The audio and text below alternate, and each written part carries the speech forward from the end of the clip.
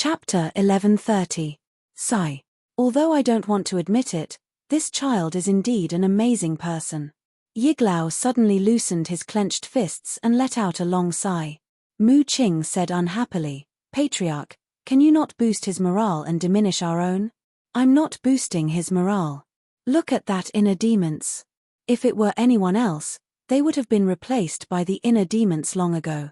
But he has a way to get along with the inner demons peacefully. Yiglao said. Mu Qing was silent. But it's precisely because of this that we have to kill him. The mysterious ancient castle, the powerful six-word divine art, and that indestructible dagger.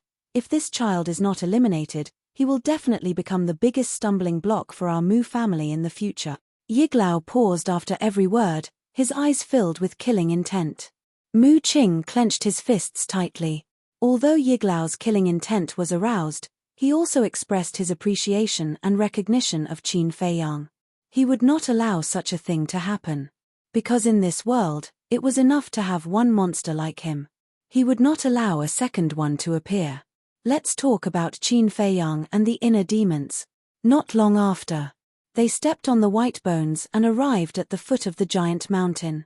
The giant mountain towered into the clouds, its entire body glowing with a dark red light and emitting a shocking smell of blood. The inner demons reached out and touched the rock wall, exclaiming, "This is actually dyed red with blood." Qin Feiyang's pupils shrank, and he said in a deep voice, "I think that the blood of those creatures who accidentally trespassed on the demonic island should have been absorbed by this giant mountain after they died." The inner demons said, "Do you mean that this giant mountain is a life form?" "I don't know." Qin Feiyang shook his head and suddenly raised his arm. Battle chi surged, and he punched the rock wall with all his strength. Boom! There was a loud explosion. But the giant mountain didn't even budge. There wasn't even a single crack on the rock wall that he had struck. This, Qin Feiyang was dumbfounded. One had to know. Now that he was a 4-star battle saint, it was no exaggeration to say that this punch was enough to destroy mountains and rivers. However, at this moment, it was actually unable to do anything to a giant mountain. Something was off. Qin Feiyang and the inner demons looked at each other and jumped up at the same time toward the peak of the mountain. Along the way, they carefully observed the cliff, but they didn't find anything. A dozen breaths later, the two of them finally reached the peak of the mountain. They stood at the edge of the cliff and looked ahead. The peak of the mountain was the same as the other places. It was completely devoid of life, like a land of death. Moreover, other than pieces of large and small protruding rocks, there was nothing else to be seen. Filled with suspicion, the two of them carefully searched the mountain peak. When they reached the center of the mountain peak, they were surprised to find that there was a tunnel entrance on the ground. The entrance was not big, only enough for 2 or 3 people to walk side by side.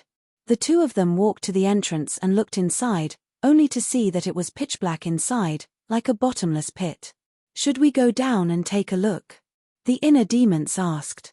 "Nonsense, of course we should," Qin Feiyang said. "Then let's go." The two of them were like newborn calves who weren't afraid of tigers. They directly jumped into the entrance and walked down the tunnel side by side. The tunnel was spiral-shaped and poured downwards. They didn't know where the end was. After walking for about 100 breaths, a rock cave suddenly came into their sight. The two of them were invigorated and quickly walked to the front of the rock cave. Immediately, they saw a cloud of black fog inside the rock cave. The rock cave was about 100 feet long.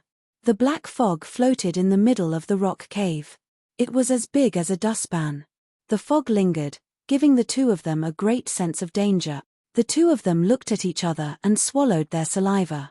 They stepped on the void and walked toward the black fog. They could clearly feel that the closer they got, the stronger the mysterious power that was isolated outside the ancient castle. Finally, the two of them walked to the front of the black fog. They felt that the black fog in front of them seemed to be sealing a terrifying demon. They couldn't help but break out in cold sweat. The same mysterious power, the same fog. Why do I feel that this place is somehow related to the Black Dragon Glacier? The inner demons transmitted. Connected. Qin Feiyang was stunned and said in surprise, You mean, there might be a strange heart and eye in this black fog? The inner demons nodded. Qin Feiyang frowned and suddenly gritted his teeth. Let's go and have a look. The two of them took a deep breath and stepped into the black fog. Immediately, the two of them stared at each other, full of surprise.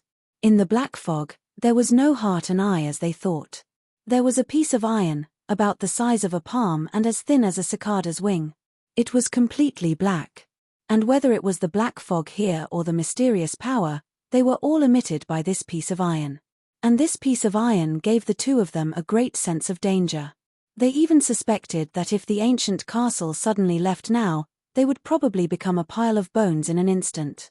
This can't be some kind of divine iron, right? The inner demons carefully observed for a while and suddenly said in surprise. Divine iron. Qin Feiyang's eyes suddenly lit up. Divine iron was a legendary divine object, a necessary material for creating divine artifacts. But then, he frowned and shook his head. If it's divine iron, it shouldn't emit such a demonic power, but before he finished speaking, Qin Feiyang's eyes focused. Looking at the surface of the iron, he found that there were actually small dragon patterns on the surface of the iron. Immediately, his eyes lit up and said, "This is not a piece of iron at all. It's a dragon's reverse scale." Reverse scale. The inner demons' pupils shrank and said in surprise, "What kind of dragon's reverse scale can release such a terrifying power?" Qin Feiyang was also pondering this question. Suddenly, the two of them trembled slightly at the same time. Then, they looked at each other at the same time, their eyes full of horror. The inner demons said, "It seems that this place really has something to do with the demon dragon's heart and demon dragon's eye in the Black Dragon Glacier." Qin Feiyang guessed, maybe this reverse scale came from the same dragon as the demon dragon's heart and demon dragon's eye. The demon dragon mentioned by the Mu family? The inner demons asked. Qin Feiyang nodded. If that's the case, then this reverse scale is a treasure. Quickly find something to put it away, lest it be lost by the ancient castle again.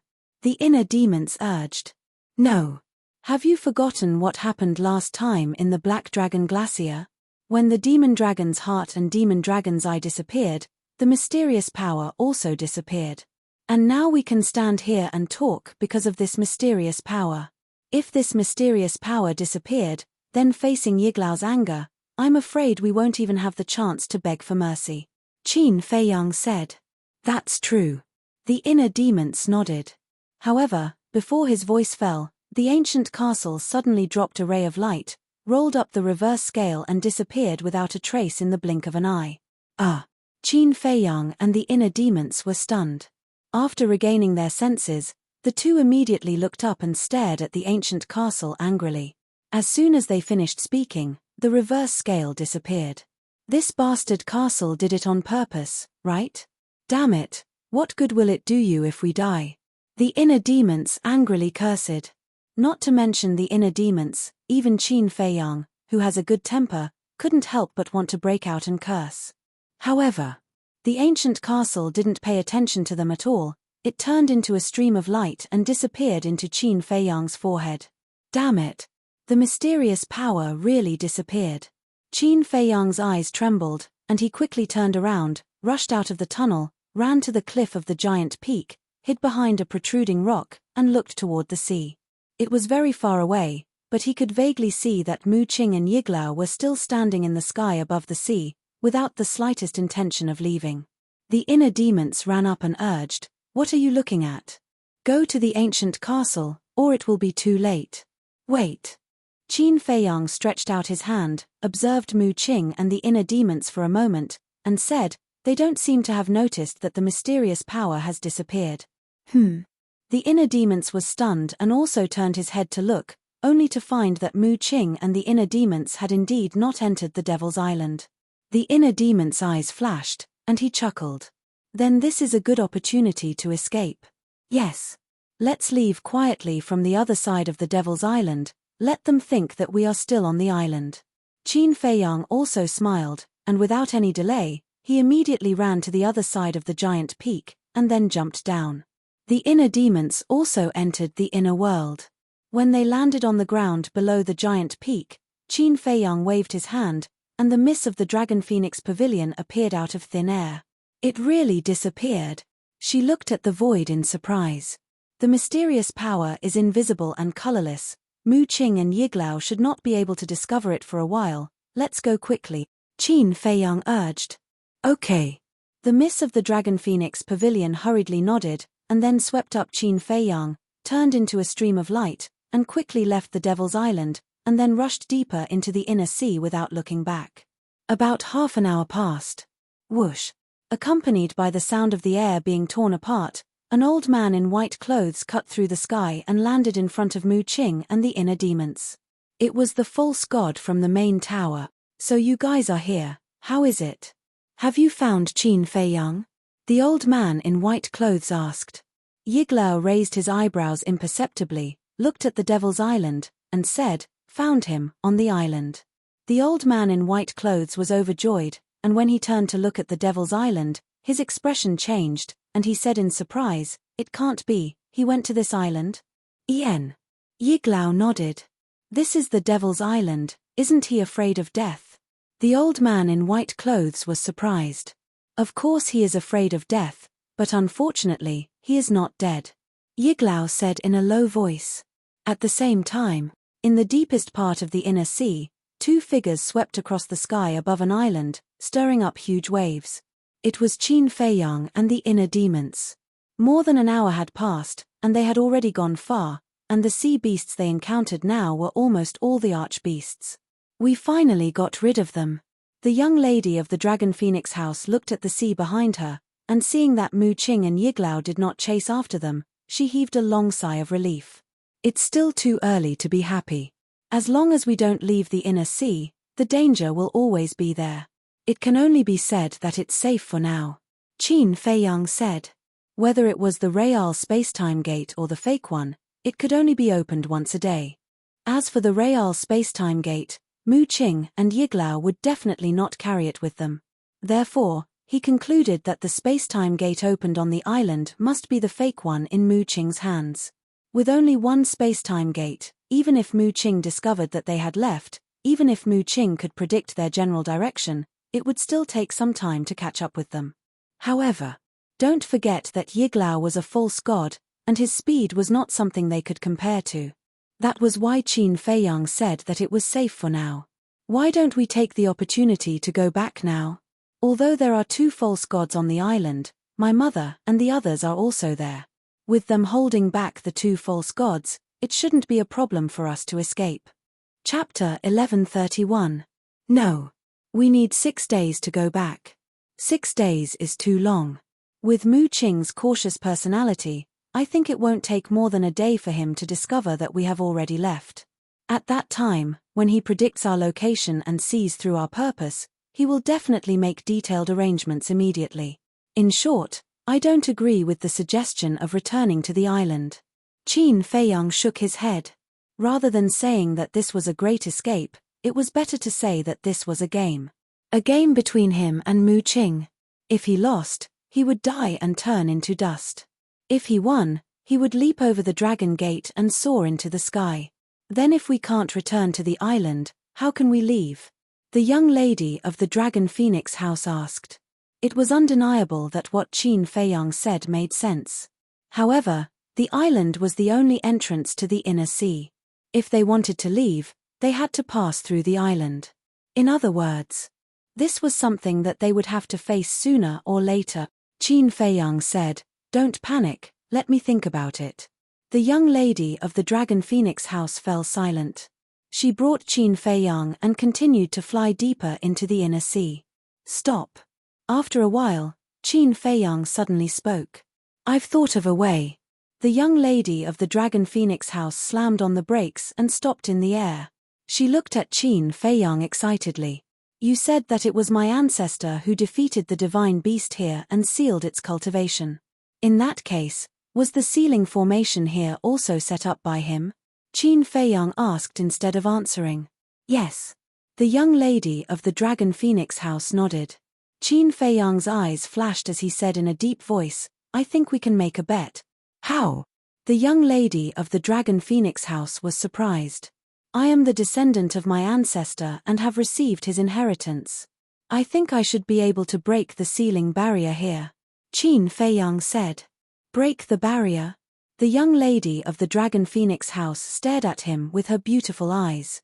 In the past, the Qin Emperor roamed the four seas and left behind countless legends. In the current world, there was probably no one who dared to say that they had the ability to break the sealing barrier he had set up. However, the person in front of him might really be able to do it. This was because he was the second person in history to possess the purple gold dragon blood. The most important thing was, at that time on the Divine Island, the appearance of the Mermaid Emperor's divine consciousness was also because of this person. This represented limitless possibilities. Qin Feiyang said, "Let's go. Let's hurry to the border between the Endless Sea and the Inland Sea." The young lady of the Dragon Phoenix Pavilion nodded and picked up Qin Feiyang. Then, she took a mysterious step and tore through the air at lightning speed. This was a perfect support-type battle art. Qin Feiyang asked, "Your mother has countless perfect battle arts. She should also have divine arts, right?" "Yes." The young lady of the Dragon Phoenix Pavilion nodded. Qin Feiyang asked curiously, "Then why haven't I seen you use your divine technique?" "I didn't. My mother said that my cultivation is still too weak at the moment, so I shouldn't bite off more than I can chew. She said that I should wait until I reach the semi-divinity realm before she will give me the divine art." The young lady of the Dragon Phoenix house said. Qin Feiyang was stunned and sighed, "You're really lucky. Why do you say that?" The young lady of the Dragon Phoenix Pavilion did not understand. Qin Feiyang said with melancholy, "I also have a mother who loves me dearly, but all these years, I have only seen her a few times." The young lady of the Dragon Phoenix Pavilion looked at him with a complicated expression and comforted him. "Mother has also told me about your matter. Don't be depressed, because sooner or later, you two will truly be reunited." "Thank you." Qin Feiyang smiled and said, "Oh right, after being together for so many days, I still don't know your full name. Is it convenient for you to reveal it?" The young lady of the Dragon Phoenix Pavilion was silent for a moment, then laughed. "You can just call me Ruo Shuang." Qin Feiyang smiled helplessly. This woman was obviously hiding her surname. However, he was puzzled. What was there to hide? Time flew. Night fell. Devil's Island. That little bastard still hasn't appeared. Is he really planning to waste time with us? Yiglao looked at the giant peak in the middle of the Devil's Island, his brows tightly knitted together. Mu Qing and the old man from the main pagoda also had frustrated looks on their faces. Time passed breath by breath. Suddenly, on the left side of the Devil's Island, a sea beast with a low cultivation suddenly jumped out of the sea and barged into the Devil's Island. Mu Qing and the other two only casually glanced at the sea beast before looking away. But very quickly, then, they realized that something was amiss. Impossible. Suddenly, the three of them exclaimed in unison and turned to look at the sea beast again. They saw that the sea beast was actually alive and kicking on the island, without any signs of life.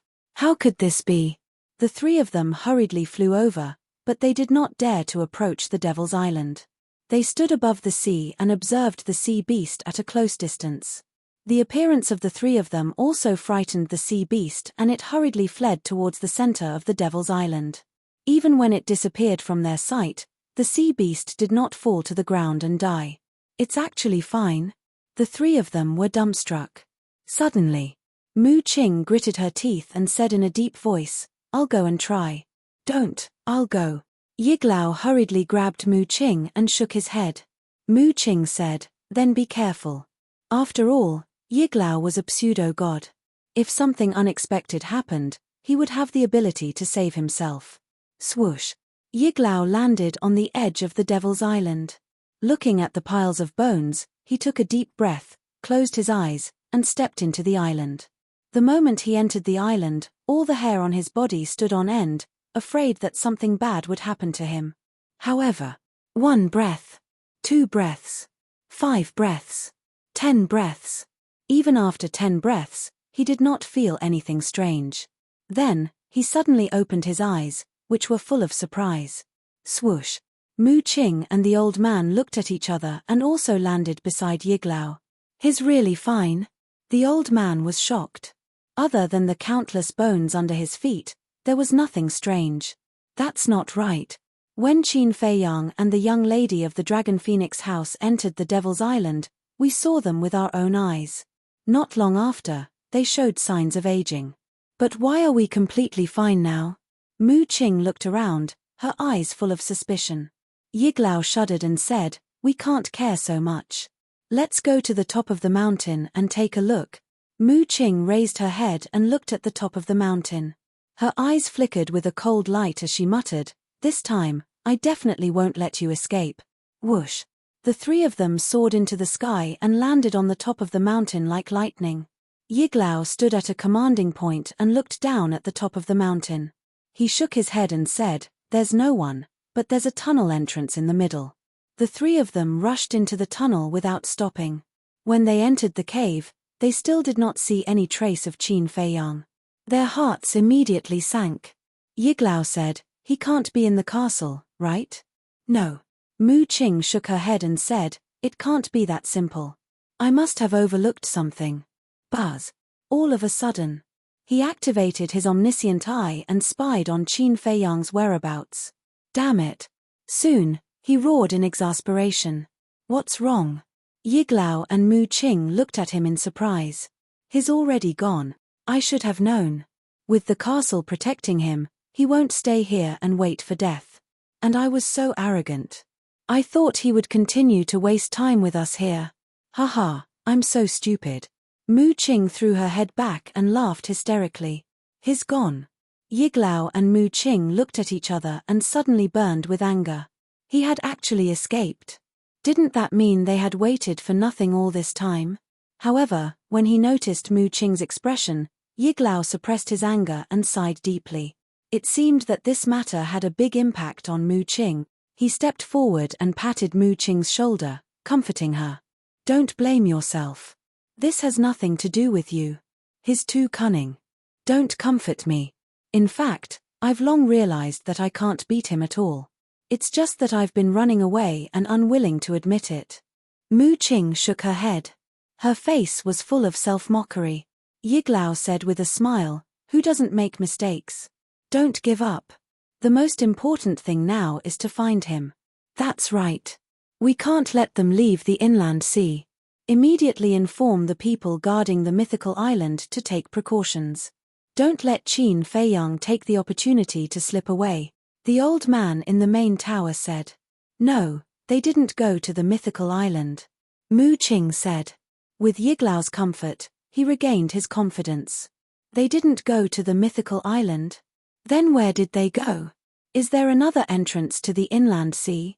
Yiglao was surprised. Mu Qing said, "They went deeper into the inland sea, but I can't guess why they did that." "Then what are we waiting for? Go after them," the old man in the main tower urged. Then, he rushed out of the tunnel and rushed toward the depths of the inland sea at his maximum speed. "If we go after them now, can we still catch up?" Yiglao muttered to himself as he followed behind the old man with Mu Qing. Mu Qing said, "It doesn't matter if we can't catch up now. It will be dawn in a few hours, and we can open the space-time door again." Yiglao's eyes lit up. He laughed and said, "That's right. As long as we have the space-time door, no matter how far they run, we can catch up with them." Time flew by. Midnight. The inland sea was shrouded in darkness. However, whether it was Mu Qing's group or Qin Feiyang's group, they could see everything around them clearly. Because at their cultivation level, there was no difference between day and night. In the sky above the sea, huge waves surged and strong winds howled. The auras of emperors filled every corner of the deep sea. The young lady of the Dragon Phoenix pavilion flew with Qin Feiyang while pointing at the sea ahead. She smiled and said, "We're here." Qin Feiyang raised his head and looked over. He saw an island several kilometers away on the surface of the sea. That island was very strange. It was only about half a mile wide and more than 10,000 feet tall. However, its length could not be measured with numbers. It was like a huge dragon that extended to the ends of both sides. That island is called Dragon Island. It is the boundary between the endless sea and the inland sea. It runs through the entire inland sea. And Dragon Island is the same as the island of gods. It has been tempered by your ancestor with divine power. The young lady of the Dragon Phoenix Pavilion said. Tempered by divine power? Qin Feiyang was stunned. Yes. After being tempered by divine power, even if you bombard it, you won't be able to destroy it. Unless your cultivation level surpasses your ancestors. The young lady of the Dragon Phoenix Pavilion said. I see. Qin Feiyang mumbled. Whoosh. More than 10 breaths later, the two of them descended above Dragon Island. The young lady of the Dragon Phoenix Pavilion waved her hand. A wave of battle aura appeared and pounced toward the void ahead. Buzz. When the battle aura reached the center of Dragon Island, a purple gold light curtain suddenly appeared in the void and blocked the battle aura. When the battle aura dissipated, the purple gold light curtain also disappeared. That's the sealing barrier. Chapter 1132. Qin Feiyang walked forward and extended his hand into the air. The purple gold light screen appeared again. A strong sense of intimacy arose spontaneously. Ancestor, is this your aura? Qin Feiyang muttered. Inside this sealing barrier, he could feel a domineering aura that made all living things submit. The miss of the Dragon Phoenix house walked to his side and said, Now is not the time to think of someone. Quickly try and see if you can break this sealing barrier. If they couldn't break it, then their trip would have been in vain. Qin Feiyang restrained his thoughts. The power in his body roared out from his palm, rushing towards the sealing barrier. However, the barrier did not move at all. Seeing this, the miss of the Dragon Phoenix house's face immediately paled. Don't worry. I believe it can be done. Qin Feiyang whispered. The purple gold dragon chi gushed out and rushed towards the barrier. A scene that surprised the two of them appeared. The sealing barrier actually absorbed all of the purple gold dragon chi. Could it be effective? The miss of the Dragon Phoenix house trembled, her eyes burning with a strong flame of hope. Qin Feiyang could not help but feel refreshed. The purple gold dragon chi in his energy reserve poured out, continuously flowing into the sealing barrier.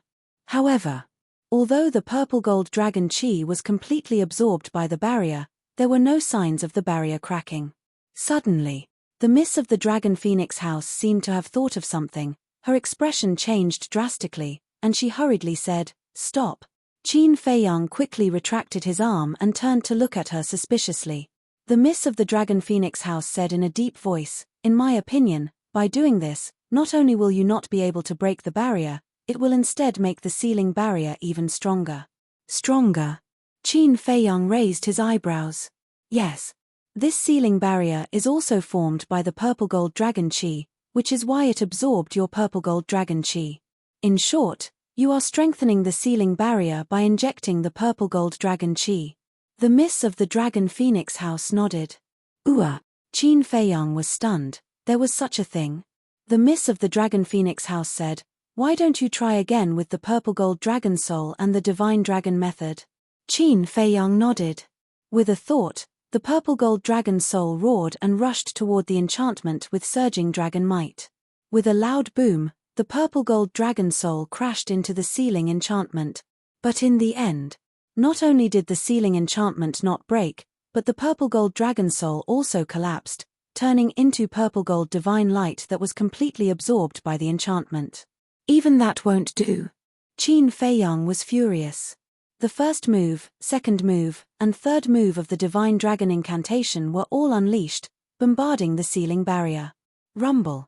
One after another, loud noises exploded above the Dragon Island, shaking the heavens and the earth. But the result was the same as before. The sealing barrier did not react at all. The miss of the Longfeng house sighed and said, It seems that you are thinking too much. Qin Feiyang couldn't help but smile bitterly. Don't waste time, let's go. If we are lucky, maybe we can reach the island before Mu Qing and the others find out. The young lady of the Dragon Phoenix house said. That's the only way. Qin Feiyang sighed helplessly, raised his head to look at the sealing enchantment, and turned to leave. But just as he took a few steps, he suddenly stopped. What's wrong? The miss of the Longfeng house was puzzled. Qin Feiyang asked, when we were on the island that day, how did the Mermaid Emperor's divine sense appear? At that time, I was busy running for my life. How could I remember this? Maybe he sensed your aura and appeared on his own. The Miss of the Longfeng House shook her head. No. If that's the case, he should have appeared the last time I came to Qinghai. Because last time, I even went to the bottom of the lake to take a look. So, there must be another reason. After Qin Feiyang finished speaking, he fell into deep thought. He remembered that when he was running for his life on the island, he was seriously injured by the chief pagoda master, and his body was badly mutilated.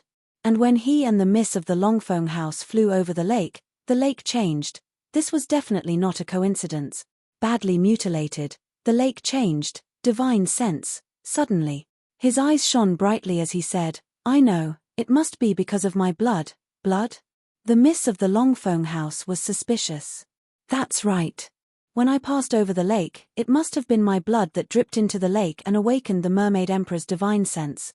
Since my blood can awaken the Mermaid Emperor's divine sense, then it should be able to break this sealing enchantment. After Qin Feiyang finished speaking, he quickly cut the tip of his index finger, and a drop of purple gold dragon blood flowed out from the wound. Buzz. As soon as the purple gold dragon blood appeared, the purple gold light screen that had disappeared suddenly appeared on its own, emitting a dazzling divine light. The Miss of the Longfeng House was stunned. This is the reaction of the bloodline power. It has sensed the purple gold dragon blood. Qin Feiyang's spirits were lifted. Previously, he had ignored the purple gold dragon blood. But in fact, the purple gold dragon blood was the real bond between him and his ancestor. Because blood was thicker than water, under the nervous, perturbed, and expectant gaze of the Miss of the Longfeng House, Qin Feiyang raised his arm and pointed his index finger at the sealing enchantment. Buzz. When the drop of purple gold dragon blood touched the sealing enchantment, a crack immediately appeared on the enchantment, and then it turned into a light door that led to the endless sea. It's broken. The Miss of the Longfeng House was extremely excited. Even when she received the news that Qin Feiyang had snatched the divine crystal, she had not been so excited. Because this was a desperate situation. For the past few days, she had been in despair. Now that she suddenly saw a way out, how could she not be excited? Let's go. She couldn't wait to rush through the light door and appear on the other side of the sealing enchantment. Qin Feiyang shook his head and laughed. He also stepped out, crossed the light door, and landed beside the Miss of the Longfeng House. The light door closed. The purple gold light screen also quickly disappeared into the void, as if it had never appeared. I've finally escaped. He looked at the inner sea, his face full of hope. That's right. The Miss of the Longfeng House nodded and took out the image crystal. Qin Feiyang knew that she must have informed the mysterious lady. As expected. Not long after, the mysterious lady's shadow appeared and immediately asked, How are you guys? Did the people from the main tower and the Mu family catch up to you? The Miss of the Longfeng House smiled and said, We have already left the inner sea. Left? The mysterious lady was stunned and frowned. We have been hiding on the island, why didn't we see you guys? The middle-aged man also had a suspicious look on his face. The Miss of the Longfeng House said, We didn't return to the island. We left from the Dragon Island. Dragon Island? What's going on? Why didn't we know that there was an entrance to the Dragon Island? The two of them were bewildered. It's Qin Feiyang. His purple gold dragon blood can break the seal enchantment. The Miss of the Longfeng House explained the previous situation in a simple and clear manner. I see. Only then did the two of them come to a realization. The mysterious lady looked at Qin Feiyang in disbelief and said, Give us the coordinates, we will go there immediately. Okay. The Miss of the Longfeng House nodded. After giving the mysterious lady the coordinates, she turned off the image crystal and looked at Qin Feiyang. She smiled and said, After we meet up with Mother and the others, we will be completely safe. Qin Feiyang smiled, looked up at the night sky, and said, It should be early in the morning now. Yeah, what's wrong? The Miss of the Longfeng House was puzzled. After being chased for so long, I definitely have to watch a good show. The corner of Qin Feiyang's mouth lifted as he took out the image crystal. Buzz. The next moment. Mu Qing's shadow appeared in the air. Seeing that it was Qin Feiyang, Mu Qing immediately flew into a rage out of humiliation and roared, "You still dare to send me a message?" He thought that Qin Feiyang was deliberately provoking him. Of course. Qin Feiyang did it on purpose. Qin Feiyang smiled and said, "It's past midnight. Are you preparing to use the all-seeing eye to predict my location and then open the space-time gate to chase me? Are you afraid? If you are, then quickly surrender." Mu Qing sneered. "Afraid? You misunderstood. I sent you a message to tell you that there is no need to go through so much trouble. I will directly give you my current coordinates," Qin Feiyang said. After he finished speaking, he gave Mu Qing the coordinates. "What do you mean?" Mu Qing raised his eyebrows. "Nothing. I just want to help you save some time seeing how hard you are chasing me. Hurry up, I will wait for you here." Qin Feiyang chuckled and turned off the image crystal. "You really gave him the coordinates? Have you forgotten that the space-time gate can directly teleport them out of the inland sea? You just escaped and you are already like this. Are you arrogant?" The young lady of the Dragon Phoenix house glared at him angrily. "Of course I didn't forget. And the coordinates I gave him are not the coordinates outside the barrier, but the coordinates inside the barrier. In other words, when they are teleported over, they will be inside the barrier," Qin Feiyang said. "Ah." The young lady of the Dragon Phoenix house was stunned and said angrily, "Why didn't you say so earlier? I just turned off the image crystal and you scolded me. Did I have the chance to say anything?" Qin Feiyang was helpless. I'm sorry." The young lady of the Dragon Phoenix house was rather embarrassed. Qin Feiyang's eyes flashed and said, "Actually, I have another purpose for doing this." "What is it?" The young lady of the Dragon Phoenix house was stunned and asked. "At that time on the island, Mu Qing was considered outside, and we were in the inner sea. He couldn't predict our exact location. And now, he is in the inner sea, and we are outside. That's why I want to see if he can use his all-seeing eye to accurately predict our current location," Qin Feiyang said. "There's no need to test it, right? Because whether it is our inner sea or his inner sea, there is a sealing barrier in between," the young lady of the Dragon Phoenix house said. Qin Feiyang said, "It's better to be careful. I don't want to fall." "It's better to be careful," the young lady of the Dragon Phoenix house muttered. This little guy was too cautious. No wonder he could survive until today even in the face of so many strong enemies. Swish. In the blink of an eye, Mu Qing, Yiglao, and the old man from the main pagoda finally appeared. Looking at Qin Feiyang and Mu Qing raised her eyebrows and said, "I thought you were playing some tricks again. I didn't expect you to really be here. Do you think I'm you? How can an honest person like me play tricks?" Qin Feiyang's face was full of disdain. Chapter 1133. Yiglao and the old man from the main pagoda pounced towards Qin Feiyang almost at the same time as Mu Qing's word. At this moment, Qin Feiyang stood in front of the enchantment, only a few meters away from Mu Qing and the other two. For Yiglao and the other two fake gods, such a close distance, wouldn't it be easy to capture them? Yiglao and Mu Qing had full confidence that as long as Qin Feiyang didn't enter the ancient castle, they would definitely not be able to escape today. However, Mu Qing felt a sense of unease in her heart. Because Qin Feiyang's current behavior was too strange. Facing two fake gods, not only was he not nervous at all, he even crossed his arms in front of his chest with a playful expression. "What exactly is wrong?" Mu Qing muttered to himself and suddenly looked down at Dragon Island. Qin Feiyang was so calm, there must be a reason. Could it be that there was an ambush below? But no. At such a close distance, even if there was an ambush on the island, it would be too late to rescue Qin Feiyang. All of this was said to be slow, but the whole process only happened in an instant. "Little bastard, let's see how you can run." Yiglao and Mu Qing had already rushed to the front of Qin Feiyang and the Miss of Longfeng house, within reach. They laughed. Now, even if Qin Feiyang wanted to enter the ancient castle, it was already too late. However, just when the two of them thought that they would definitely be able to catch Qin Feiyang, they suddenly bumped into the void and fell down like a dog eating feces, looking extremely embarrassed. The purple gold light screen appeared.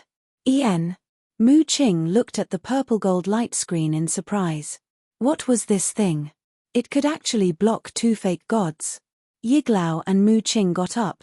Their faces were also full of disbelief. Suddenly, the two of them seemed to have realized something as they lowered their heads and scanned the Dragon Island below.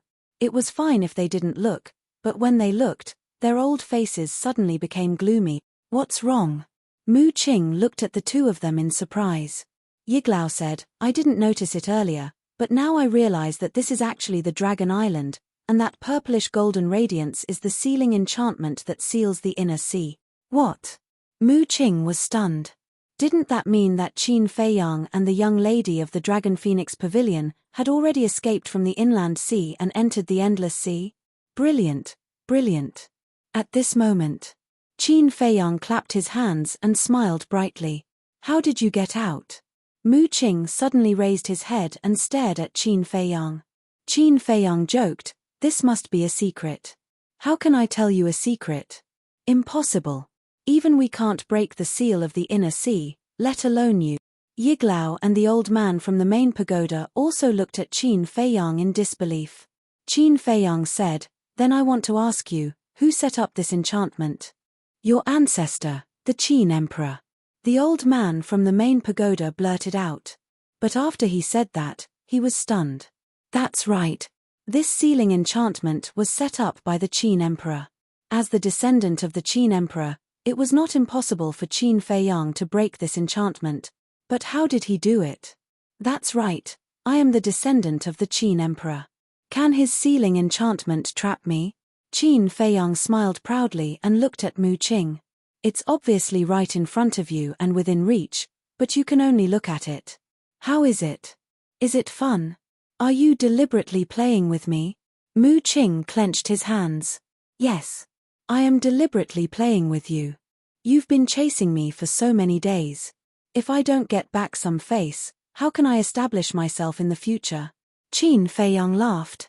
Mu Qing said, whether it's the Great Qin Empire or the Forgotten Continent, there's no place for you now. That's not necessarily true. Qin Feiyang smiled faintly and said, based on your cautious personality, after receiving my message, you should have used the all-seeing eye to predict my location, right? So what? Mu Qing said in a deep voice. Then I can rest assured. You're in the internal sea, so you can't accurately predict my location. And now, the space-time gate in your hand will only open tomorrow morning. In other words, I have one day to arrange my affairs. And one day is completely enough. Qin Feiyang said with a smile. Mu Qing was about to go crazy. He did not expect that all of this was part of Qin Feiyang's plan. This made him doubt his own ability again. Could it be that he really could not compare to this person? Suddenly, Yiglao sneered and said, don't forget, we still have the Real Spacetime Gate. Then you'd better do it as soon as possible. Otherwise, when we leave, it will be difficult to find us again. Qin Feiyang joked. Don't be too happy too early. Old Yi enunciated each and every word as his eyes were filled with rage. Qin Feiyang shrugged, looked at Mu Qing and said, actually, I've already seen through it. You've always wanted to compete with me, but obviously, I've won. Mu Qing was silent, only staring at Qin Feiyang. But don't worry, we'll definitely meet again. At that time, remember to work hard. Don't lose to me again, that would be embarrassing. Qin Feiyang laughed and ignored Mu Qing and the other two. He turned to look at the young lady of the Dragon Phoenix Pavilion and asked suspiciously, why isn't your mother here yet? I don't know either. The young lady of the Dragon Phoenix Pavilion shook her head and then said worriedly, did something happen again? Qin Feiyang could not help but frown. Time passed breath by breath. Mu Qing and the other two did not leave. Because returning from Dragon Island to God's Island, even with Yiglao and the other two false gods, would take 2 to 3 days. As for the space-time gate, it would open tomorrow morning, so there was no need to do so. About 100 breaths passed. Whoosh! The mysterious lady and the middle-aged man finally appeared. Why did you take so long? I thought something happened to you again. The young lady of the Dragon Phoenix Pavilion was immediately dissatisfied. How can there be so many accidents in the world? We just went to the Divine City to inquire about your teacher's situation. The mysterious lady transmitted her voice. How is teacher? The young lady of the Dragon Phoenix Pavilion asked. The mysterious lady patted her shoulder and said, Don't worry, his life is not in danger for the time being. Then, she looked at Yiglao and the other two and asked in confusion, What's going on with them? The young lady of the Dragon Phoenix Pavilion glanced at Qin Feiyang and pursed her lips. It's all because of this wicked guy. He deliberately called them over and teased them. Teased? The mysterious lady was stunned and asked curiously, How did he tease them? The young lady of the Dragon Phoenix Pavilion briefly explained. After hearing this, the mysterious lady was speechless. She turned to look at Qin Feiyang and shook her head. Brat, you're really wicked. Qin Feiyang smiled embarrassedly. The mysterious lady shook her head and smiled. She glanced at Mu Qing and the other two, then turned to look at a teleportation gate. She looked at Qin Feiyang and said, All right, let's go. Who exactly are you? Yiglao asked. Who am I? The mysterious lady's eyes flashed coldly. Don't worry, you'll know who I am soon. With that, she stepped into the teleportation gate. The young lady of the Dragon Phoenix Pavilion and the middle-aged man also walked in one after another. Qin Feiyang, next time, I definitely won't lose to you again. I'll bet everything I have. Mu Qing suddenly spoke, staring at Qin Feiyang's back, her eyes flashing with madness. I'll be waiting. Qin Feiyang stopped and said without looking back. Then, he entered the teleportation gate. The endless sea was vast and boundless. There were countless emperor beasts and saint beasts. And in the central sea area of the endless sea, there were more than 10 islands of various sizes. The largest island was thousands of miles long, like a continent floating on the sea. And on one of the islands, there were villages everywhere. It was hard to estimate how many there were. But there were no exceptions. Outside every village, there was a stone tablet with a giant golden tiger engraved on it. At this time, it was late at night. All the villages were closed, looking extremely deserted. At the same time, 2 men and 2 women stood side by side in the sky above the island, scanning the villages below. It was Qin Feiyang's group of 4. The mysterious lady smiled faintly. All the tribesmen of the Sky Tiger tribe are here. You can check. Are you sure they're all here? Qin Feiyang frowned. There were more than 1 million people in the Sky Tiger tribe. He couldn't check them all. Kid, am I so unworthy of your trust? The mysterious lady glared at him angrily. What do you think? Qin Feiyang glanced at her indifferently. With a wave of his hand, Yang Wei appeared out of thin air. Qin Feiyang smiled. Go. Okay. Yang Wei nodded, unable to hide the joy on his face. He scanned the villages on the island, turned into a stream of light, and flew down. In a short while, the island became lively. Lights were brightly lit and noises could be heard from all directions. Where are the divine crystals? The mysterious lady retracted her gaze and asked Qin Feiyang. Qin Feiyang said, Don't worry. I'll give them to you after I leave with them. Leave with them? Are you kidding? You can't even protect yourself now. How are you going to protect them? Furthermore, the Sky Tiger tribe doesn't only have a few dozen or a few hundred people. There are more than 1 million people. How are you going to settle them? The mysterious lady, the middle-aged man, and the young mistress of the Dragon Phoenix house were all shocked by Qin Feiyang's words. I know that too. But I can't be at ease leaving them here with you. Qin Feiyang frowned. The mysterious lady said, Are you worried that I'll use them to threaten you one day? Yes. Qin Feiyang nodded without hiding anything. The mysterious lady smiled helplessly and sighed. Actually, I'm not as bad as you think. Is that so? Qin Feiyang raised his head and looked at her suspiciously. Yes. There are some things that I can't tell you yet. But I can swear that I have no ill intentions towards you now. Furthermore, I won't threaten you to do anything anymore. The mysterious lady spoke very seriously and her attitude was very sincere. There was no trace of faking it. Qin Feiyang frowned and said, Why do I feel like I've heard a joke? Brat, do you believe that I'll kill you?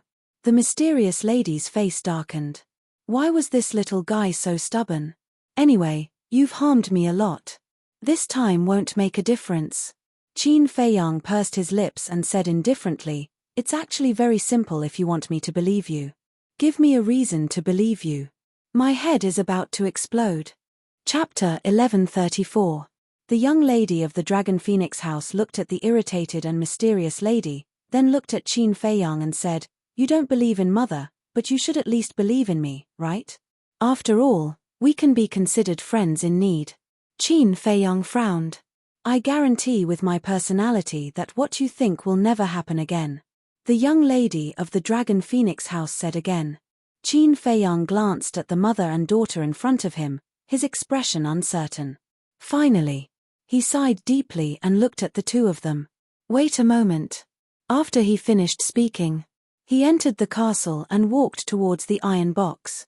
Fatso frowned. "Boss, we risked our lives to snatch this. Are we really going to give it to them?" Hey, Fatso, don't be mistaken. The divine crystal was snatched by this emperor and Qin Feiyang. What does it have to do with you? The spirit snake emperor said unhappily. Fatso said angrily, "What do you mean by that?" Although Fat Lord did not contribute, Fat Lord is also risking his life with you. TSK. The spirit snake emperor laughed disdainfully, looked at Qin Feiyang, and said, "Although Fatso is very shameless, this emperor agrees with him. If we give the divine crystal to them like this, we will be at a loss." "Then what do you mean?" Qin Feiyang looked at it suspiciously. "Last time, we agreed that if we snatched the divine crystal, you would agree to this emperor's request. Now, it's time for you to fulfill your promise. This emperor wants the divine arts. Of course, this emperor also knows that you don't have any extra divine arts, but now is your chance." The spirit snake emperor laughed sinisterly. Qin Feiyang's face darkened. This guy's appetite was not small, to actually keep thinking about the divine arts. "I understand." After looking deeply at the spirit snake emperor, Qin Feiyang stepped forward to open the iron box, took out the divine crystal, and appeared outside again. Looking at the divinity crystal in Qin Feiyang's hand, the mysterious lady's eyes lit up with desire. Qin Feiyang was even more surprised and asked, "Can you tell me what this thing is for?" The mysterious madam rolled her eyes and said, "Don't give me that. If I tell you, you definitely won't give it to me." Qin Feiyang was extremely helpless. He lowered his head and looked at the eye crystal suspiciously, then casually threw it to the mysterious madam. The mysterious madam was startled. She quickly caught the divine crystal and glared at Qin Feiyang. She said angrily, "This is a treasure, be careful." "How precious." Qin Feiyang was curious. "Don't try to trick me." The mysterious lady snorted and lowered her head to size up the divine crystal. Her eyes shone brightly. Qin Feiyang glanced at her, then lowered his head and fell into deep thought. The miss of the Dragon Phoenix house walked to his side and asked in a low voice, "Are you thinking about where to go in the future?" "Yeah. I definitely can't stay in the Forgotten Continent, and I can't go back to the Great Qin Empire. Where should I go? The world is so big, is there no place for me, Qin Feiyang?" Qin Feiyang sighed. "Now you really can't stay in the Forgotten Continent, because the main tower and the Mu family will definitely not let this matter go. And although we want to protect you, facing the alliance of the main tower and the Mu family, we are powerless." The miss of the Dragon Phoenix house said. The mysterious madam put away the divine crystal and looked at Qin Feiyang, saying, "I think you should return to the Great Qin Empire." "Why?" Qin Feiyang turned to look at her and asked suspiciously. "Because as long as you return to the Great Qin Empire, even if Mu Qing can predict your location, he won't dare to bring people to cause trouble. Moreover, it has been more than half a year since you last went back. Don't you want to go back and see your mother?" The mysterious madam said. "Yes. But you also know that the Emperor's decree only said that within 10 years, my mother and anyone related to me will not be harmed. It didn't say that they won't kill me. If I go back now, I will definitely be killed by them." Qin Feiyang said. "That's right. Let's not talk about the Emperor, just the Imperial Tutor will definitely not allow you to continue growing. But I believe that with your intelligence, you definitely have the ability to deal with it." The mysterious madam smiled. Qin Feiyang's eyes flickered. The mysterious madam said, "Of course, this is only my personal suggestion. As for what to do, it is still up to you to decide. Think about it carefully." Qin Feiyang gritted his teeth and said, "No need to think about it, I will return to the great Qin Empire immediately. I knew you would make this choice." The mysterious madam smiled. Knowing that there are tigers in the mountain, but still heading towards it. Perhaps in the eyes of others, Qin Feiyang's way of doing things was a bit stupid, but she praised it. Because no matter what difficulties one encountered, one couldn't blindly run away. Only by bravely facing them could one become braver. What about you guys? Aren't you afraid that the Great Tower and the Mujiao will come to trouble you? Qin Feiyang looked at the three and asked. We are all fake gods, what is there to be afraid of? What's more, now that we have the divine crystal in hand, even if they find us here, they can't do anything to us. The mysterious madam sneered. Qin Feiyang's eyes flashed with a strange light. The mysterious madam's words were not difficult to understand. With the divine crystal in hand, the world is mine. It turned out that the importance of the divine crystal was beyond his imagination. Looking at Qin Feiyang's eyes, the mysterious madam raised her eyebrows and said, "Boy, I advise you not to have any bad ideas." Qin Feiyang pursed his lips and said, "Now that I have given you the divine crystal, shouldn't you give me some reward? You can't let me work for nothing, right? Doesn't the concealment art count? And those perfect battle techniques I gave you before, were they all blown by the wind? So young man, don't be too greedy." The mysterious madam said meaningfully. "Do you think I'm a 3-year-old child? Although I don't know what the divine crystal is used for, I can imagine that even if all the perfect battle techniques are combined, they can't be compared to the divine crystal." Qin Feiyang sneered. The mysterious madam was a little angry, but she suddenly thought of something and looked at Qin Feiyang proudly and said, "Now that the divine crystal is in my hands, what can you do to me if I don't give you any reward? What can I do to you? At most, I will just curse you behind your back, saying things like burning the bridge after crossing the river, shameless things like that." Qin Feiyang said indifferently. "How dare you?" The mysterious madam's veins were bulging. Qin Feiyang said, "What's there to be afraid of? I used to curse you behind your back a lot. Little bastard, aren't you afraid of being struck by lightning?" The mysterious madam said angrily. "Who are you to me? Will I be struck by lightning if I curse you? You think too much." Qin Feiyang snorted coldly. The mysterious madam was so angry that her body was trembling, and her eyes were filled with anger. Seeing this scene, the young lady and the middle-aged man hid at the side and snickered, their eyes meaningful. "What about me?" Qin Feiyang looked at the mysterious madam playfully. After this period of time, he did not find any malicious intent on the mysterious madam's face, so his mentality was relaxed. "What about it? Humph. Sooner or later, you will understand how laughable your current actions are." The mysterious madam snorted and said, "Don't say that I am unreasonable. I will satisfy you once more. Tell me, what do you want this time?" "Divine art," Qin Feiyang blurted out without hesitation. "Are you deliberately looking for a beating?" "No." The mysterious madam was so angry that her teeth itched. The moment he opened his mouth, he was talking about the deity technique. Did he think that the deity technique was something that could be found on the market? Qin Feiyang said with a sneaky smile, "Stop pretending, your daughter said that you have other divine arts." The mysterious madam turned her head and glared at the young lady of the Dragon Phoenix Pavilion. The young lady of the Dragon Phoenix Pavilion panicked and glared at Qin Feiyang angrily. She looked at the mysterious madam and smiled embarrassedly. "Mother, I was just saying it casually." "You can't even say it casually," the mysterious madam shouted, and then looked at Qin Feiyang, and said, "I don't have any divine art, but I can give you some more perfect battle arts." "Stingy," Qin Feiyang muttered. "Then do you want it or not?" The mysterious madam said angrily. "Yes. Definitely. It's a waste if you don't want it." Qin Feiyang hurriedly nodded, and brought Lu Hong and the others, as well as Wolf King and the other beasts, out of the castle. After coming out, everyone stared at the mysterious madam with burning eyes, like a group of bandits. What are you doing? Seeing this, the mysterious madam was extremely vigilant. She felt that in the eyes of these guys, she was like a delicious cake. Didn't you say? Give us some perfect battle arts.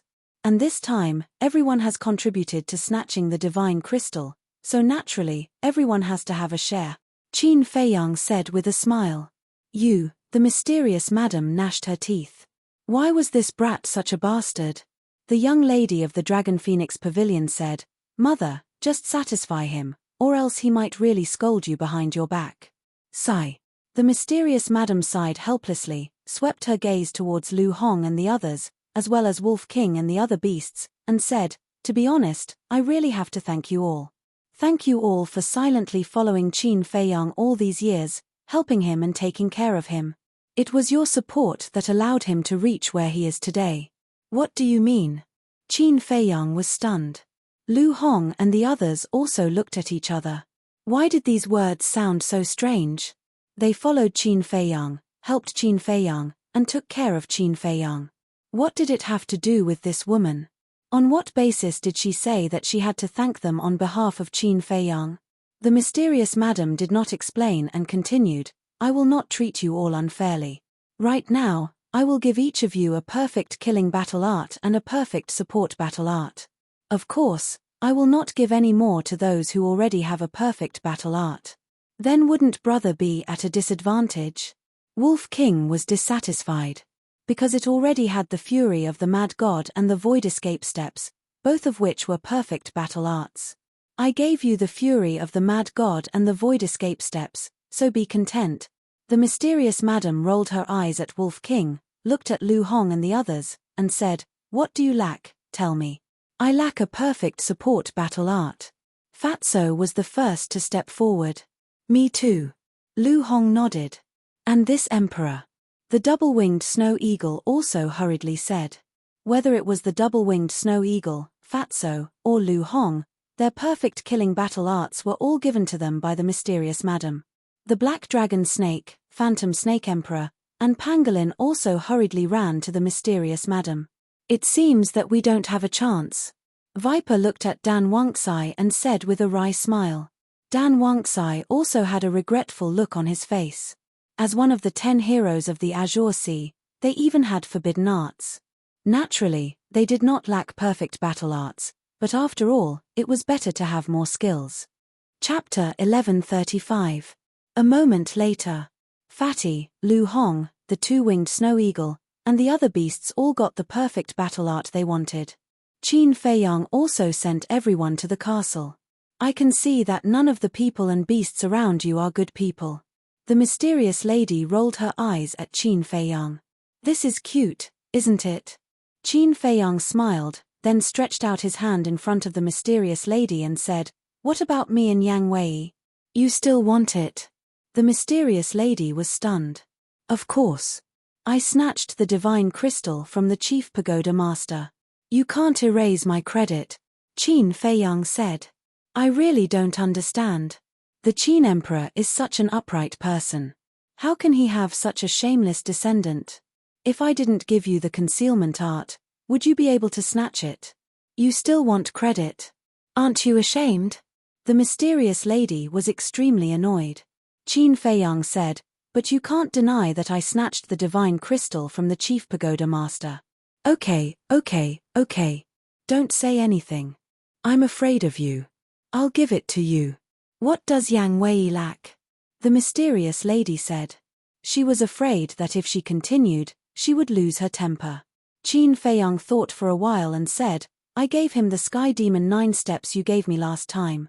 He still lacks a perfect battle art. The mysterious lady took out 2 jade slips from her Chenkuan bag and threw them to Qin Feiyang. She snorted and said, Now don't scold me behind my back. Of course not. You're such a good person. If I still scold you, wouldn't I be a heartless person? Qin Feiyang grabbed the 2 jade slips and grinned. The mysterious lady rolled her eyes. Qin Feiyang chuckled mischievously and lowered his head to check the 2 jade slips. The 2 battle arts were Tiger Taming Art and Dragon Rising Art. Tiger Taming Art had a total of 4 moves. The first 3 moves all had the lethality of a perfect battle art. The power of the 4th move was even stronger than the previous 3 moves. It had already reached the peak of a perfect battle art. Qin Feiyang was somewhat surprised.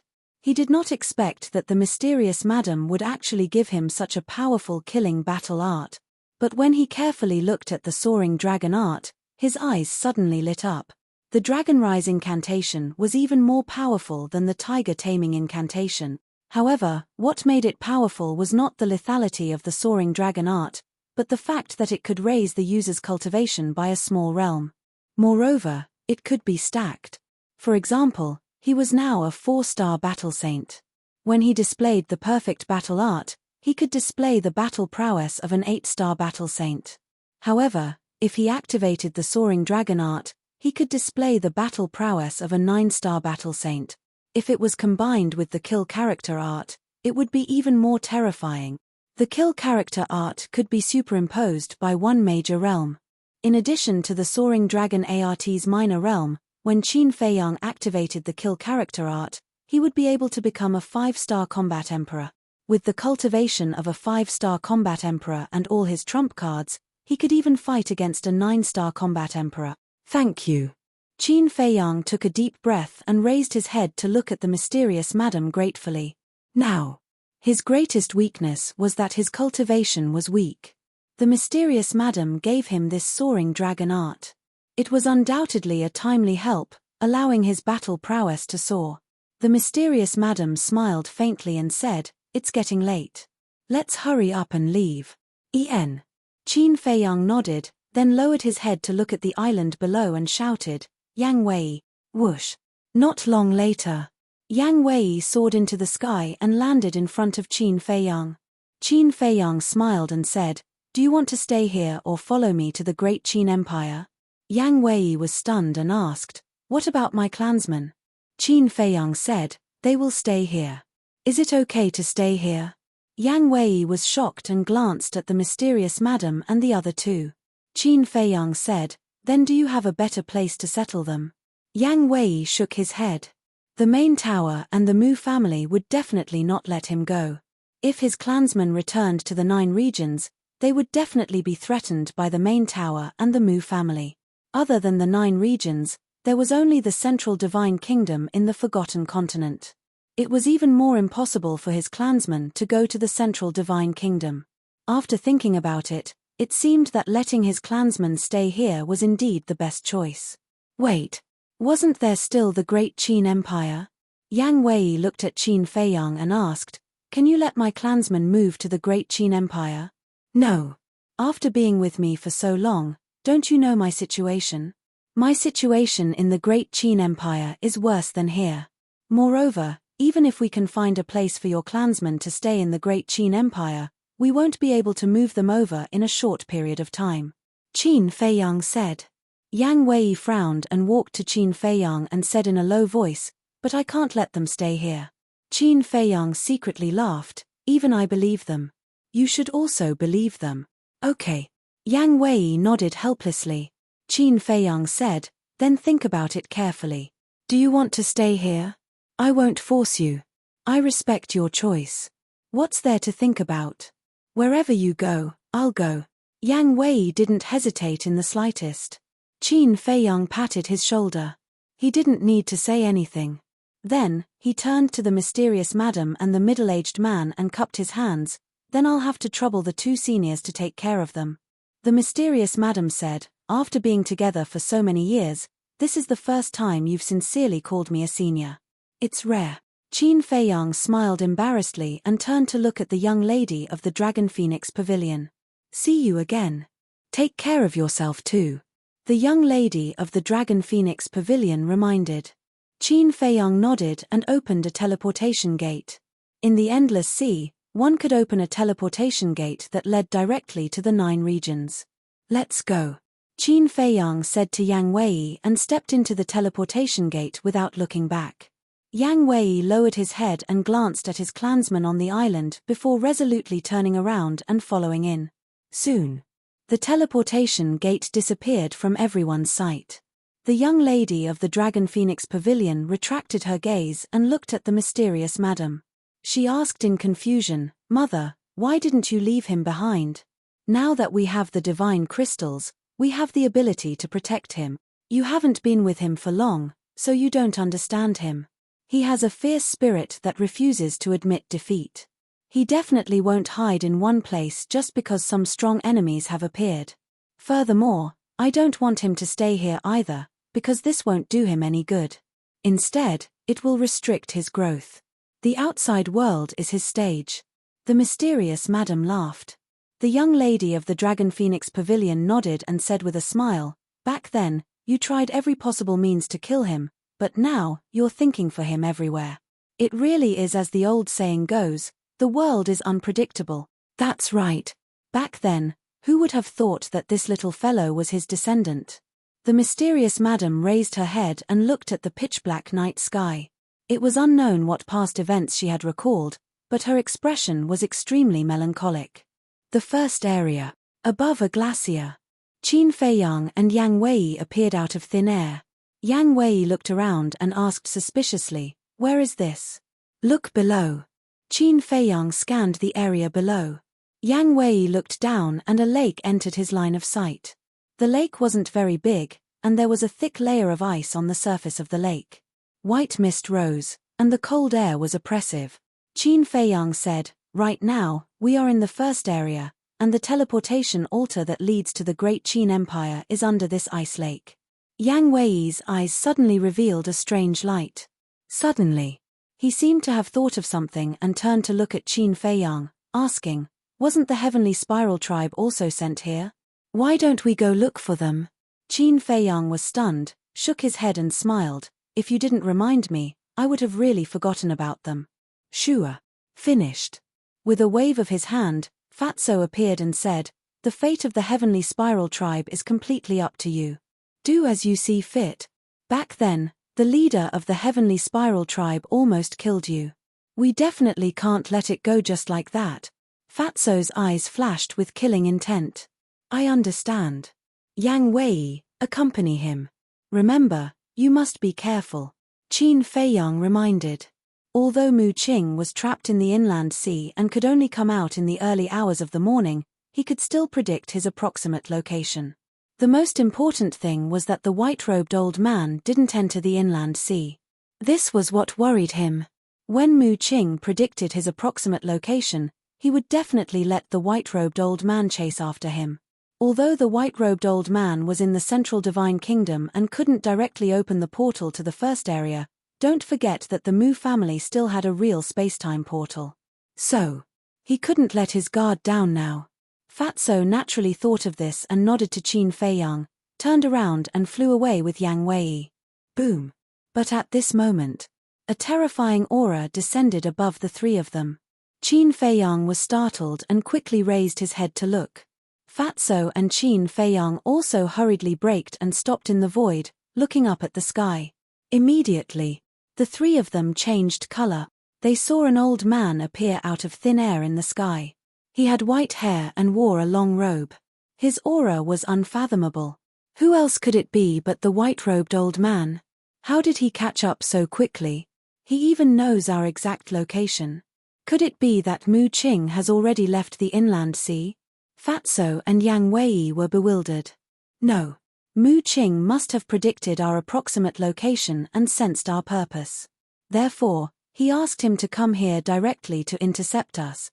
This bastard, I really don't dare to be careless for a moment. Let's go. Qin Feiyang's eyes darkened. He turned into a stream of light and plunged into the ice lake below. Fatso and Qin Feiyang didn't dare to hesitate and immediately dived into the ice lake. Sure enough, he's here. The white-robed old man smiled coldly. Terrifying divine power poured down and pounced on Qin Feiyang and the other two. Boom. The entire ice lake instantly exploded. It's over. Feeling the surging divine power, Yang Wei and Fatso's hearts sank. If they were imprisoned by this divine power, they wouldn't be able to break out even if they opened the door of potential. However, Qin Feiyang was very calm. He stared at the bottom of the lake, his eyes flickering. Suddenly, with a wave of his hand, he grabbed Fatso and Qin Feiyang and instantly disappeared without a trace. Inside the ancient castle. What are we doing in the ancient castle? If we're trapped here, won't we be doomed? Yang Wei looked at Qin Feiyang in surprise. Fatso was also suspicious. However, as if he suddenly thought of something, his eyes flashed.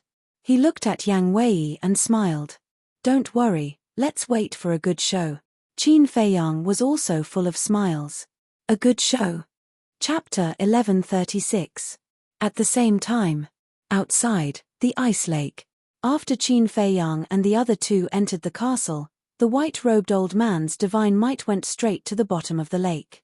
Who dares to disturb my meditation? Immediately, a pleasant voice sounded from the bottom of the lake, but it was filled with a bone-piercing chill. Following closely, a mighty divine might rushed out from the bottom of the lake, like a torrent of beasts, rolling up monstrous waves and pouncing towards the white-robed old man standing in the air. The white-robed old man was surprised. Not good. Suddenly, he seemed to have thought of something, and his face suddenly changed. Without any hesitation, he retreated like lightning. However, the speed of the divine might was even more terrifying, instantly imprisoning him in the air. Dong. At the same time, a huge snow python rushed out from the ice lake and floated in front of the white-robed old man. Its eyes seemed to be condensed from ice, emitting a great pressure. I'm sorry, I didn't mean to offend you. When the white-robed old man saw the snow python, his body and mind trembled, and he quickly apologized. If you didn't mean it, then you did it on purpose. The snow python looked at him playfully. I didn't mean it. The white-robed old man shook his head, his eyes filled with fear. Since you didn't do it on purpose, did you come here to court death? If that's the case, then I'll fulfill your wish. The snow python's eyes turned cold, raised its huge tail, and slapped the white-robed old man's body. Ah! The white-robed old man screamed, his body cracked on the spot, and blood stained the sky. Like a meteorite, he smashed into the glacier below. The snow python's strength was too strong. In front of her, even the white-robed old man who was only one step away from becoming a war god had no power to fight back. At the same time, on the surface of the ice lake, two heads popped out. It was Qin Feiyang and Yang Wei. Who is she? How can she be so strong? Yang Wei secretly asked, looking at the snow python above, his eyes were filled with fear. Qin Feiyang said, she is the guardian of the teleportation altar. According to my guess, she should be a real god. A real god? Yang Wei's eyes trembled. No wonder Qin Feiyang and Fatso said that there would be a good show to watch. What was the difference between a fake god meeting a real god and seeking death? Don't bother about them, let's go. Qin Feiyang called out and rushed to the bottom of the lake. This was not the first time he had come here, so he easily found the entrance and entered the cave below the ice lake. I didn't expect there to be such a place in the first district. Looking at the grotto and the teleportation altar, Yang Wei's face was filled with hope.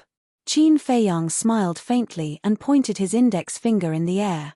Battle chi surged out and gushed towards the teleportation altar. Wang. Very soon. The teleportation altar was activated. Whoosh. But at the same time, the snow python transformed into a meter long and appeared in the cave. Greetings, senior.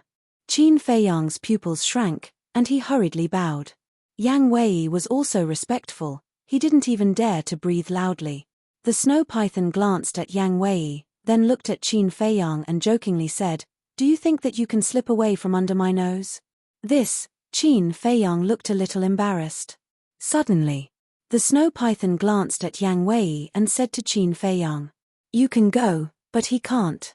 Why? Qin Feiyang wondered. The snow python said, because he's not from the great Qin Empire, he can't set foot in that place. There's such a rule. What about the Mu family? They also went to the great Qin Empire a lot, why don't you care? Qin Feiyang frowned.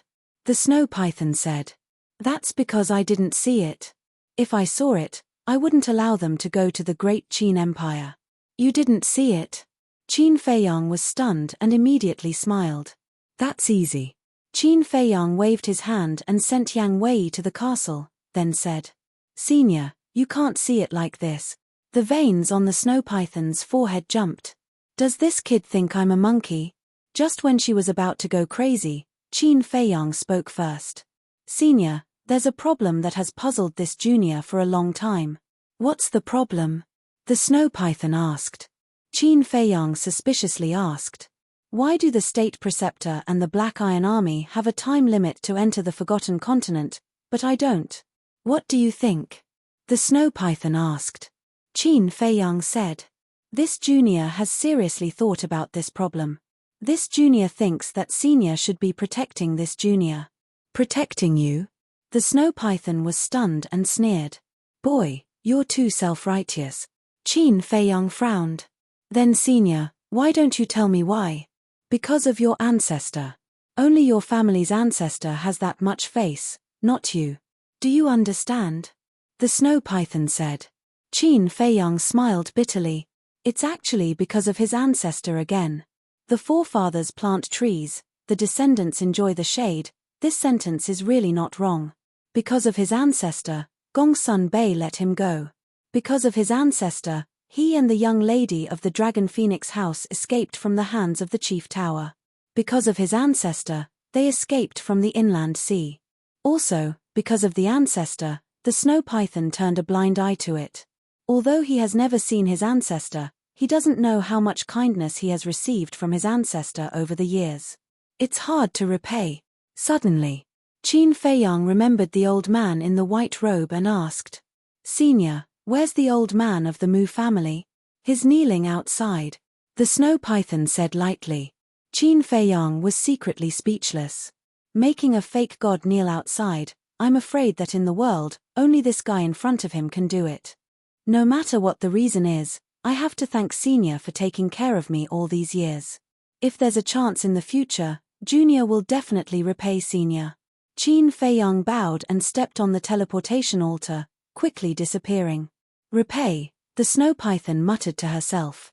But in the next moment, she couldn't help but be annoyed. Originally, she came to stop Yang Wei, but in the end, Qin Feiyang repeatedly changed the topic, and she forgot about this matter. Little guy, you dare to play tricks with me, just you wait, next time you won't be able to finish your meal. She snorted coldly, flew out of the cave, and landed on the ice lake. She saw the old man in the white robe, kneeling on the snow. The snow python looked down at him condescendingly and said, I just heard Qin Feiyang say that your Mu family often goes to the great Qin Empire. The old man in the white robe tensed up. This is slander. Slander. The snow python sneered. Do you still remember the promise you made to me when you came to the Forgotten Continent? I remember. The old man in the white robe nodded. The snow python said. Then tell me. The old man in the white robe said. At that time, we promised that we would stay in the Forgotten Continent forever, and never set foot in the great Qin Empire again. That's right. At that time, I couldn't bear it, so I allowed you to stay in the Forgotten Continent, but what about you? It's fine if you don't know how to be grateful, but you also went against me behind my back. Now tell me, how should I resolve this matter? The snow python said lightly. Although her tone was calm, it was filled with a great pressure. The old man in the white robe's face changed. He hurriedly said, Master, we really didn't go there, it's Qin Feiyang who is slandering us, please investigate. Still quibbling. You've disappointed me too much. Originally, if you were willing to admit your mistakes and repent, I would be merciful and let your Mu family live. But now, the snow python's eyes flashed coldly. Hand over the gate of time and space. What? The old man in the white robe's eyes trembled. The gate of time and space is the Mu family's biggest reliance. It can even be said that the gate of time and space is related to the Mu family's lifeline. Now that they want him to hand over the gate of time and space, isn't this putting the Mu family to death? The snow python said. You can choose not to hand it over, but your Mu family will be destroyed today. The old man in the white robe's face instantly turned pale. He hurriedly said, I'll hand it over immediately. As he spoke, he took out the gate of time and space. This is the Real Gate of Time and Space. Vast and mighty. The snow python looked at the gate of time and space, then looked at the old man in the white robe. "This is your last chance, take care of yourself." After saying that, she flashed and landed in front of the old man in the white robe. She rolled up the gate of time and space and entered the ice lake without looking back. The surface of the lake gradually calmed down, and a thin layer of ice slowly condensed. The old man in the white robe powerlessly collapsed on the snow. His old face was full of pain and despair. This time, he came out with full confidence to snatch the divine crystal. However, in the end, not only did he fail to snatch the divine crystal, but he also lost the 9-star war emperor. Now, even the gate of time and space is gone. This loss is too great. It can't even be described as disastrous.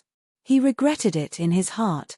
If he knew this would happen, he wouldn't have done it in the first place. At the same time, the hatred in his heart towards Qin Feiyang had already risen to an unprecedented level. Because all of this was caused by Qin Feiyang. Great Qin Empire, Butterfly Valley. The old man is long gone. Now, the people guarding this place are the invincible Black Army of the imperial capital. In the valley, the invincible Black Army stood straight with halberds in their hands. In a blink of an eye, there are more than 100 of them. Furthermore, these people were all battle saints. The strongest person is a deputy commander of the invincible Black Army, who is a 9-star war saint. A 9-star war saint is definitely the strongest existence in the 9 states of the Great Qin Empire. Because the strongest prefecture master in the history of the 9 states is not stronger than a 9-star war saint. For example, the ugly old woman Zhu Yu was only a 9-star war saint. Therefore, in the years that the invincible Black Army has been stationed in the spirit state, the spirit state has never been peaceful. Of course, with the invincible Black Army, Wang Hong, the current prefecture master, is only in name. Swoosh! In the sky above Butterfly Valley, a white figure appeared out of thin air. It is Qin Feiyang. Who is it? Qin Feiyang didn't hide his aura at all. Therefore, the invincible Black Army stationed in the Butterfly Valley discovered him immediately. 14th Prince. However, when they saw Qin Feiyang's real face, they all changed color. Clang. Following that, one by one, they waved their halberds and rushed into the sky, surrounding Qin Feiyang. The void here was instantly filled with a murderous aura. They really think highly of me. They sent so many people to guard here. Chapter 1137. Qin Feiyang, you shouldn't have come back. Along with a loud shout, a burly man flew up to the sky. His eyes were as cold as a blade. Greetings, Deputy Commander. The invincible Black Army bowed. Qin Feiyang turned his head to look at the burly man and said indifferently, a 9-star battle saint is able to become the deputy commander of the invincible Black Army. It seems like the great Qin Empire has exhausted its talents. How dare you? How dare you talk to me like this with your cultivation base? The burly man shouted. If it was in the past, he could only endure such undisguised contempt. This was because the person in front of him was the son of the Supreme Emperor. But now, this person was just a pitiful worm that everyone wanted to beat up. Even if he was killed here, no one would care. Qin Feiyang smiled and said, my cultivation base is not strong, but it is still easy for me to kill you. How arrogant. The burly man was furious. He looked at the invincible Black Army and shouted, what are you waiting for? Have you forgotten the Emperor's order? Kill anyone who sees this thief. Boom. The invincible Black Army that surrounded Qin Feiyang suddenly unleashed their aura and attacked together. The halberds in their hands emitted a monstrous light. Kill him, Qin Feiyang muttered to himself. If he had heard this in the past, he would have been sad and pained. But now, he felt nothing. It was as if it had nothing to do with him. But he had not really let it go. He was in despair. He no longer had any hope.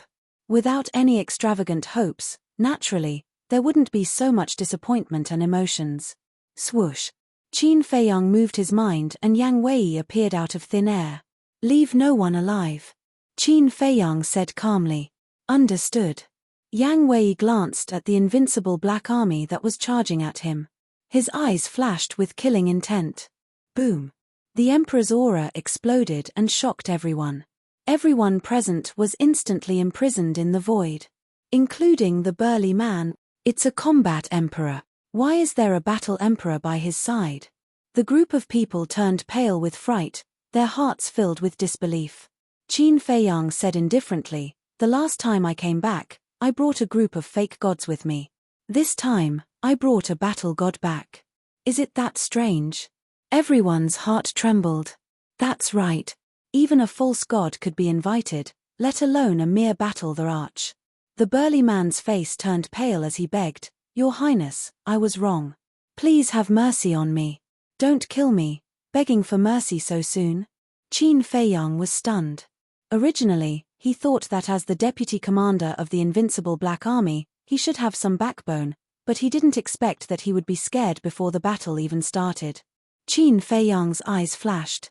He said to Yang Wei, "Keep him." "All right." Yang Wei nodded. The formless emperor's aura was like a sharp blade.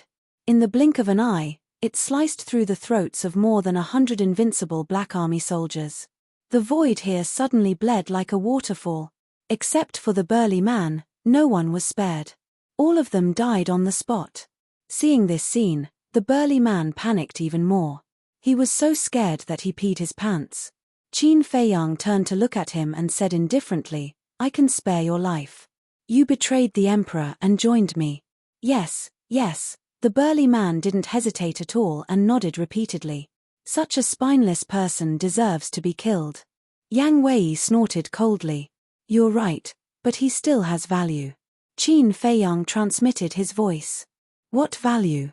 Yang Wei frowned. Qin Feiyang said to himself, "I have to ask him to take me to the imperial capital and cripple his cultivation." "Understood."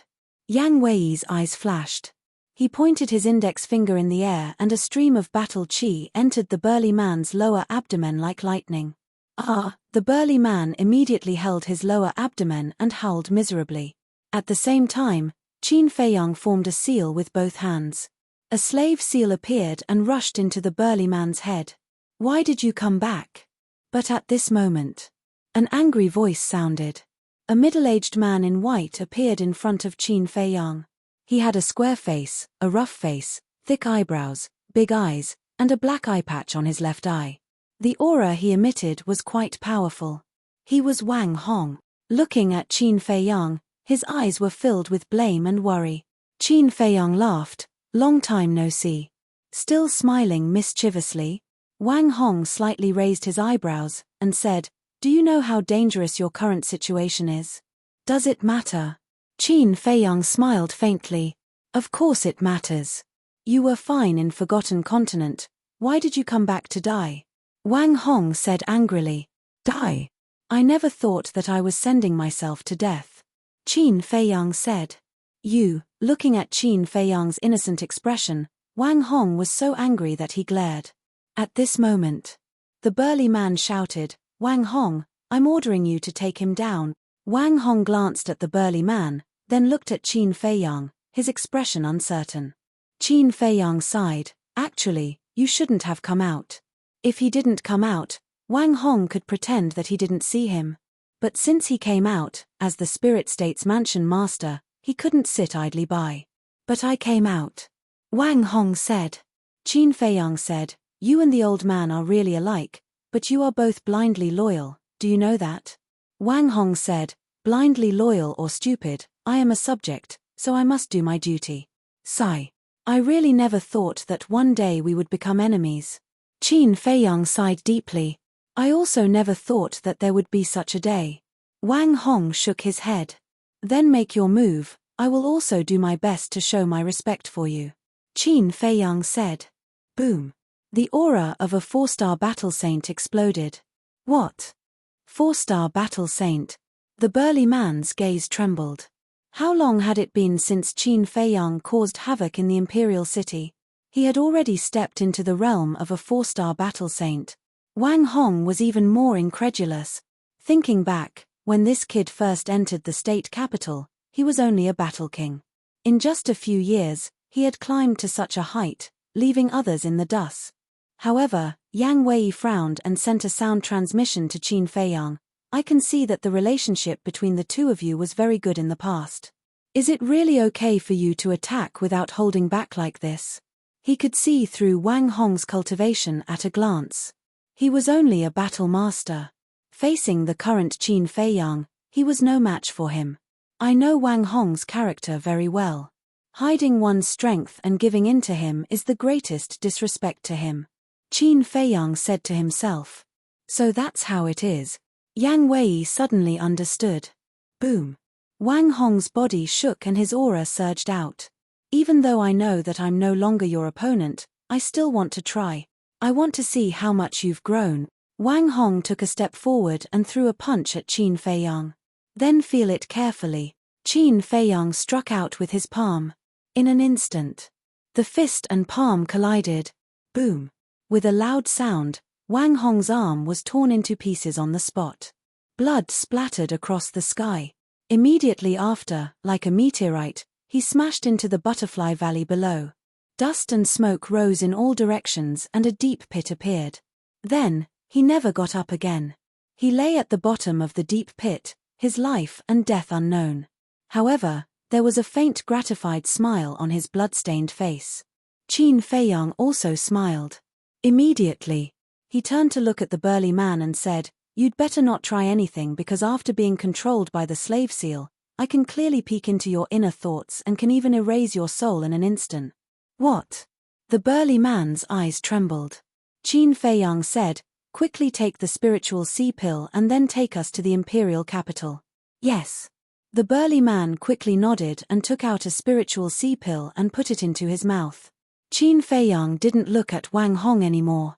He landed in front of a dead soldier of the invincible Black Army. He took off the armor and put it on. Then, he swallowed an illusion pill and changed into an unfamiliar face. Time passed by breath. After the burly man repaired his sea of qi and wiped the blood off his body, he took Qin Feiyang to the secret chamber below the Butterfly Valley. As for Yang Wei, Qin Feiyang sent him to the castle. As for Wang Hong, Qin Feiyang of course would not really kill him. He just made him faint. After a while, Qin Feiyang and the burly man entered the secret chamber and came to the teleportation altar. Qin Feiyang looked at the burly man and said, "You should have family in the imperial capital, right? What do you want to do?" The burly man was surprised. Qin Feiyang smiled and said, "I just want to tell you, don't play any tricks. Otherwise, not only will you die, but your family will also be implicated." He was worried that this person was not afraid of death and appeared in the pagoda, exposing his identity in front of Old Man Qin. One had to know. Old Man Qin was not only a false god, but the pagoda was also located in the back mountain of the imperial palace. If his identity was exposed, he would not be able to escape even if he had a pair of wings.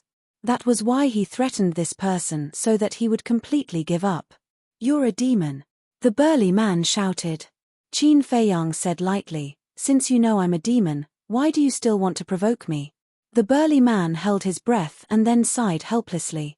Battle chi surged and the teleportation altar quickly recovered. Pagoda. 9 blood-red altars were neatly arranged on the ground, emitting an ancient and cold aura. Next to each altar, there was a stone tablet with different words engraved on it. Ling state, Yun state, He state, You state, Feng state, etc. The 9 altars were dim. Suddenly, the teleportation altar of Ling state suddenly shone with a resplendent blood light. 2 figures appeared on the altar out of thin air. It was Qin Feiyang and the burly man. At the same time as the altar recovered, the pagoda's door opened rapidly. Outside the door, an old man with white hair and a white beard stood. His white robes were spotless and his aura was otherworldly. He was the guardian of the pagoda, Old Man Qin. "Greetings, Old Man Qin." Qin Feiyang jumped down from the altar and followed behind the burly man. He walked quickly to Old Man Qin and bowed. Old Man Qin glanced at Qin Feiyang and then at the burly man, asking, "Do you have news of Qin Feiyang?" "No." The burly man shook his head. Old Man Qin frowned and shouted, "Then why did you come back? Don't you know that leaving your post without permission will result in death?" "Spare me, Old Man Qin." The burly man knelt on the ground hurriedly and said, "I have something important to do and have to return home." "Old Man Qin, please make an exception. I promise that it won't take more than 3 days. Old Man Qin frowned and said, 3 days is too long. 1 day at most. You have to return to Butterfly Valley tomorrow morning. All right. Thank you, Old Man Qin. The burly man was grateful. With that said, he stood up and opened the teleportation gate, bringing Qin Feiyang in. Wait. But suddenly. Chapter 1138. Have we been discovered? Qin Feiyang and Old Man Qin's body stiffened. They stopped, looked at each other, braced themselves and turned to look at Old Man Qin.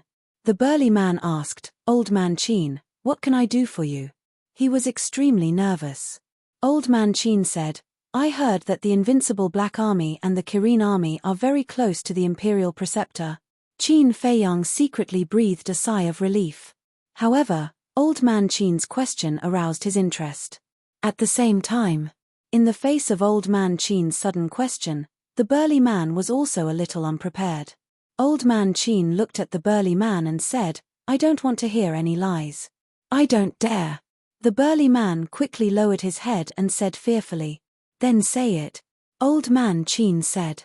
The burly man hesitated for a moment, looked up at Old Man Qin and said, To be honest, it's not that we are very close to the Imperial Preceptor. It's because the Imperial Preceptor has a high status and we dare not disobey his orders. Old Man Qin said, Then what do you think of the Imperial Preceptor? After that, Old Man Qin looked at Qin Feiyang and said, You can also tell me your opinion. Qin Feiyang was stunned and hurriedly shook his head, I don't dare to talk nonsense. It doesn't matter. There's no one here except me. And what you're going to say next, I won't mention it to anyone. Old Man Qin said. Qin Feiyang turned to look at the burly man. The burly man also looked very embarrassed and didn't speak for a long time. Looking at the expressions of the two, Old Man Qin frowned and then looked at Qin Feiyang and said, You say it. Qin Feiyang said in fear, Old Man Qin, I'm just an ordinary soldier in the Invincible Black Army. How dare I evaluate the Imperial Preceptor? Just say it. Why are you talking nonsense? Moreover, because you're an ordinary soldier in the Invincible Black Army, I want to hear your opinion the most. After all, the people who are in contact with the Imperial Preceptor the most are some commanders. It's hard to guarantee that they won't be soft-mouthed. Old Man Qin glanced at the burly man as he spoke. The burly man's eyes trembled. Old Qin's words could be said to have a profound meaning. Qin Feiyang's eyes flashed. He cupped his hands and said, Then I will speak frankly. Yes. Old Man Qin nodded. Qin Feiyang said, This lowly one thinks that Imperial Preceptor is deceiving his superiors and concealing the truth with one hand. Old Qin's eyes instantly emitted a fierce light when he heard this, and he seemed to be overbearing. He looked at Qin Feiyang and asked, How do you know? Although the Grand Preceptor always says that he is thinking for His Majesty, many people know that he has a hidden agenda. Qin Feiyang said. Continue. Old Qin said. I won't mention those trivial matters. Let's just talk about Qin Feiyang. Back then, the Imperial tutor guessed that Qin Feiyang might be in the Forgotten Continent. Logically speaking, he should have reported such an important matter to His Majesty as soon as possible. But he didn't. He directly sent the Great Commander to the Forgotten Continent to kill Qin Feiyang. This is enough to show that his motive for killing Qin Feiyang is not simple. There is one more thing. This lowly one heard that the Imperial Preceptor once went to the Forgotten Continent alone. Qin Feiyang said. Old Qin's eyes flashed. He was silent. Qin Feiyang also did not say anything. Because he believed that with Old Qin's intelligence, he would definitely be able to hear something from his words. For him, this could be considered a piece of good news. Because Old Qin definitely did not ask this on a whim. He definitely already suspected the Imperial Preceptor. A moment later, Old Qin waved his hand and said, Okay, you can leave. This lowly one will take his leave. Qin Feiyang and the burly man bowed and saluted. Then, they opened another teleportation gate and walked in one after another. Inner city. In a luxurious mansion, in front of a hall, Qin Feiyang and the burly man appeared out of thin air. Sir! Outside the main hall, 4 guards were standing straight. Seeing the burly man suddenly appear, The four were stunned. "Sir, aren't you in the spirit state? Why did you suddenly come back? Could it be that you already know Qin Feiyang's whereabouts?" When they came back to their senses, the four hurriedly went up and asked. "There is still no news of Qin Feiyang. This time, I came back to take care of something. You guys guard outside. Without my order, no one is allowed to come in." The burly man glanced at the four and ordered. Then, he led Qin Feiyang straight into the hall. After closing the door, the burly man turned to Qin Feiyang and said, "I have brought you into the imperial capital. Now, shouldn't you also remove the slave seal? Do you think I am stupid? If I remove the slave seal now, you will immediately inform the imperial preceptor and the emperor. Then, won't I become a turtle in a jar?" Qin Feiyang sneered. The burly man's eyes darkened as he asked, "Then, when will you be willing to remove the slave seal? Don't be hasty. When I am safe, I will naturally set you free." Qin Feiyang smiled faintly. The burly man said in a deep voice, "This time, you came back to see the Empress. But now, the Empress is imprisoned in the Violet Light Palace and is guarded by the Kirin army. Without my help, you can't enter at all." Violet Light Palace. Qin Feiyang clenched his fists as a cold light flashed in his eyes. He glanced at the burly man and sneered, "If you want to use this to threaten me, then you are gravely mistaken." With that, he took out the image crystal. Buzz. A moment later, a middle-aged man appeared in the void. He was thin but as straight as a pine tree. He wore a purple armor, and his hair was mottled with white hair. He exuded an aura of vicissitudes. And on his battle armor, there was an eye-catching Chilean pattern. That's right. He was the commander of the Kirin army. "You are." Looking at Qin Feiyang, the commander of the Kirin army had a trace of suspicion on his face. Qin Feiyang smiled and said, "We haven't seen each other for half a year. Have you already forgotten me? Haven't seen each other for half a year?" The commander of the Kirin army was even more confused. "Looks like I need to remind you." Qin Feiyang smiled. With a slight thought, he activated the slave seal. The commander of the Kirin army immediately held his head and cried out in pain. Qin Feiyang stopped activating the slave seal and smiled. "Now, do you know who I am? It's you. You dare to come back?" The commander of the Kirin army looked at Qin Feiyang in disbelief. Ever since he was controlled by Qin Feiyang, he had been trying to find a way to break the slave seal, but no matter what he did, he could not break it. So, when he felt the familiar pain, he immediately knew who the person in front of him was. "Come to my place right now. I'm at the mansion of the deputy commander of the invincible Black Army." Qin Feiyang then gave the commander of the Kirin army a set of coordinates. In less than 3 breaths, the commander of the Kirin army landed in the grand hall and looked at Qin Feiyang with a trace of surprise in his eyes. He asked, "You've reached the 4-star Battle Saint realm?" Qin Feiyang nodded. "Good job." The commander of the Kirin army gave him a thumbs up. Qin Feiyang smiled and asked, "How's my mother?" The commander of the Kirin army didn't answer. Instead, he glanced at the burly man. Qin Feiyang thought to himself, "Don't worry. When this is over, I'll make him disappear from the spiritual state." The commander of the Kirin army narrowed his eyes and sighed. "Can you stop messing around? This won't do you any good. Do you think there's any room for improvement in my relationship with the emperor?" Qin Feiyang sneered. "Why not? As long as you lower your head and apologize, I'm sure the emperor will forgive you."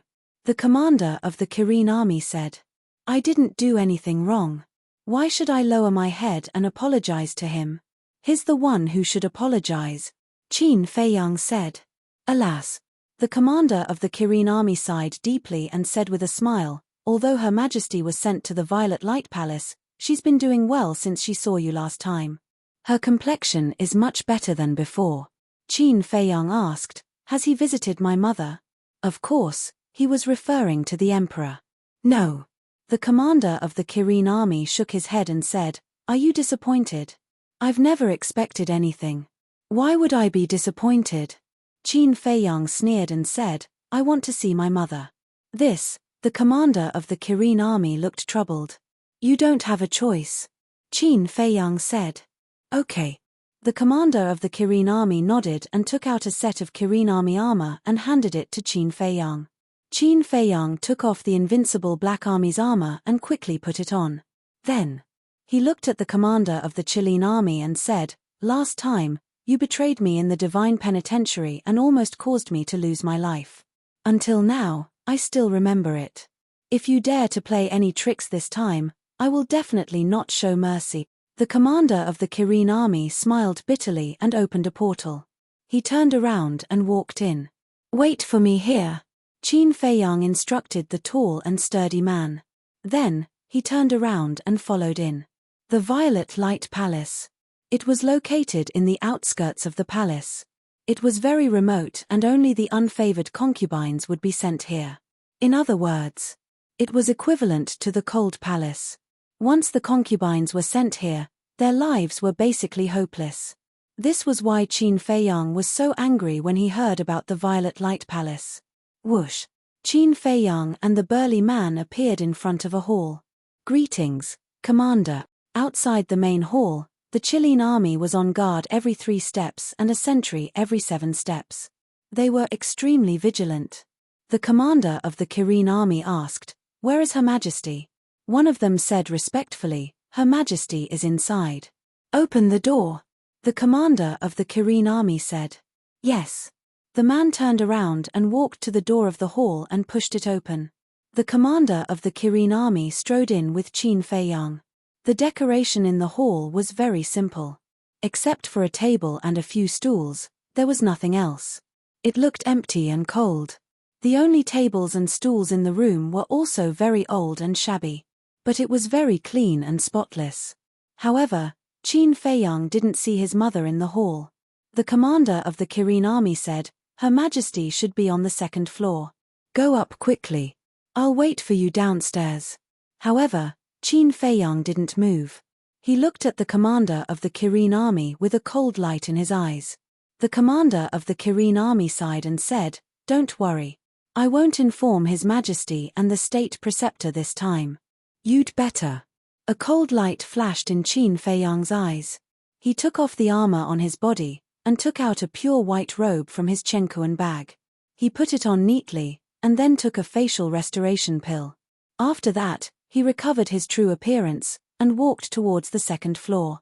At this moment, a woman in white was sitting at a wooden table in the hall on the 2nd floor. Although her clothes were a bit old, it didn't affect her temperament. Chapter 1139. On the table. There was water, flour, and sugar. The woman sat in front of the table with a rosy face, making all kinds of exquisite pastries. 2 maids sat beside her to help.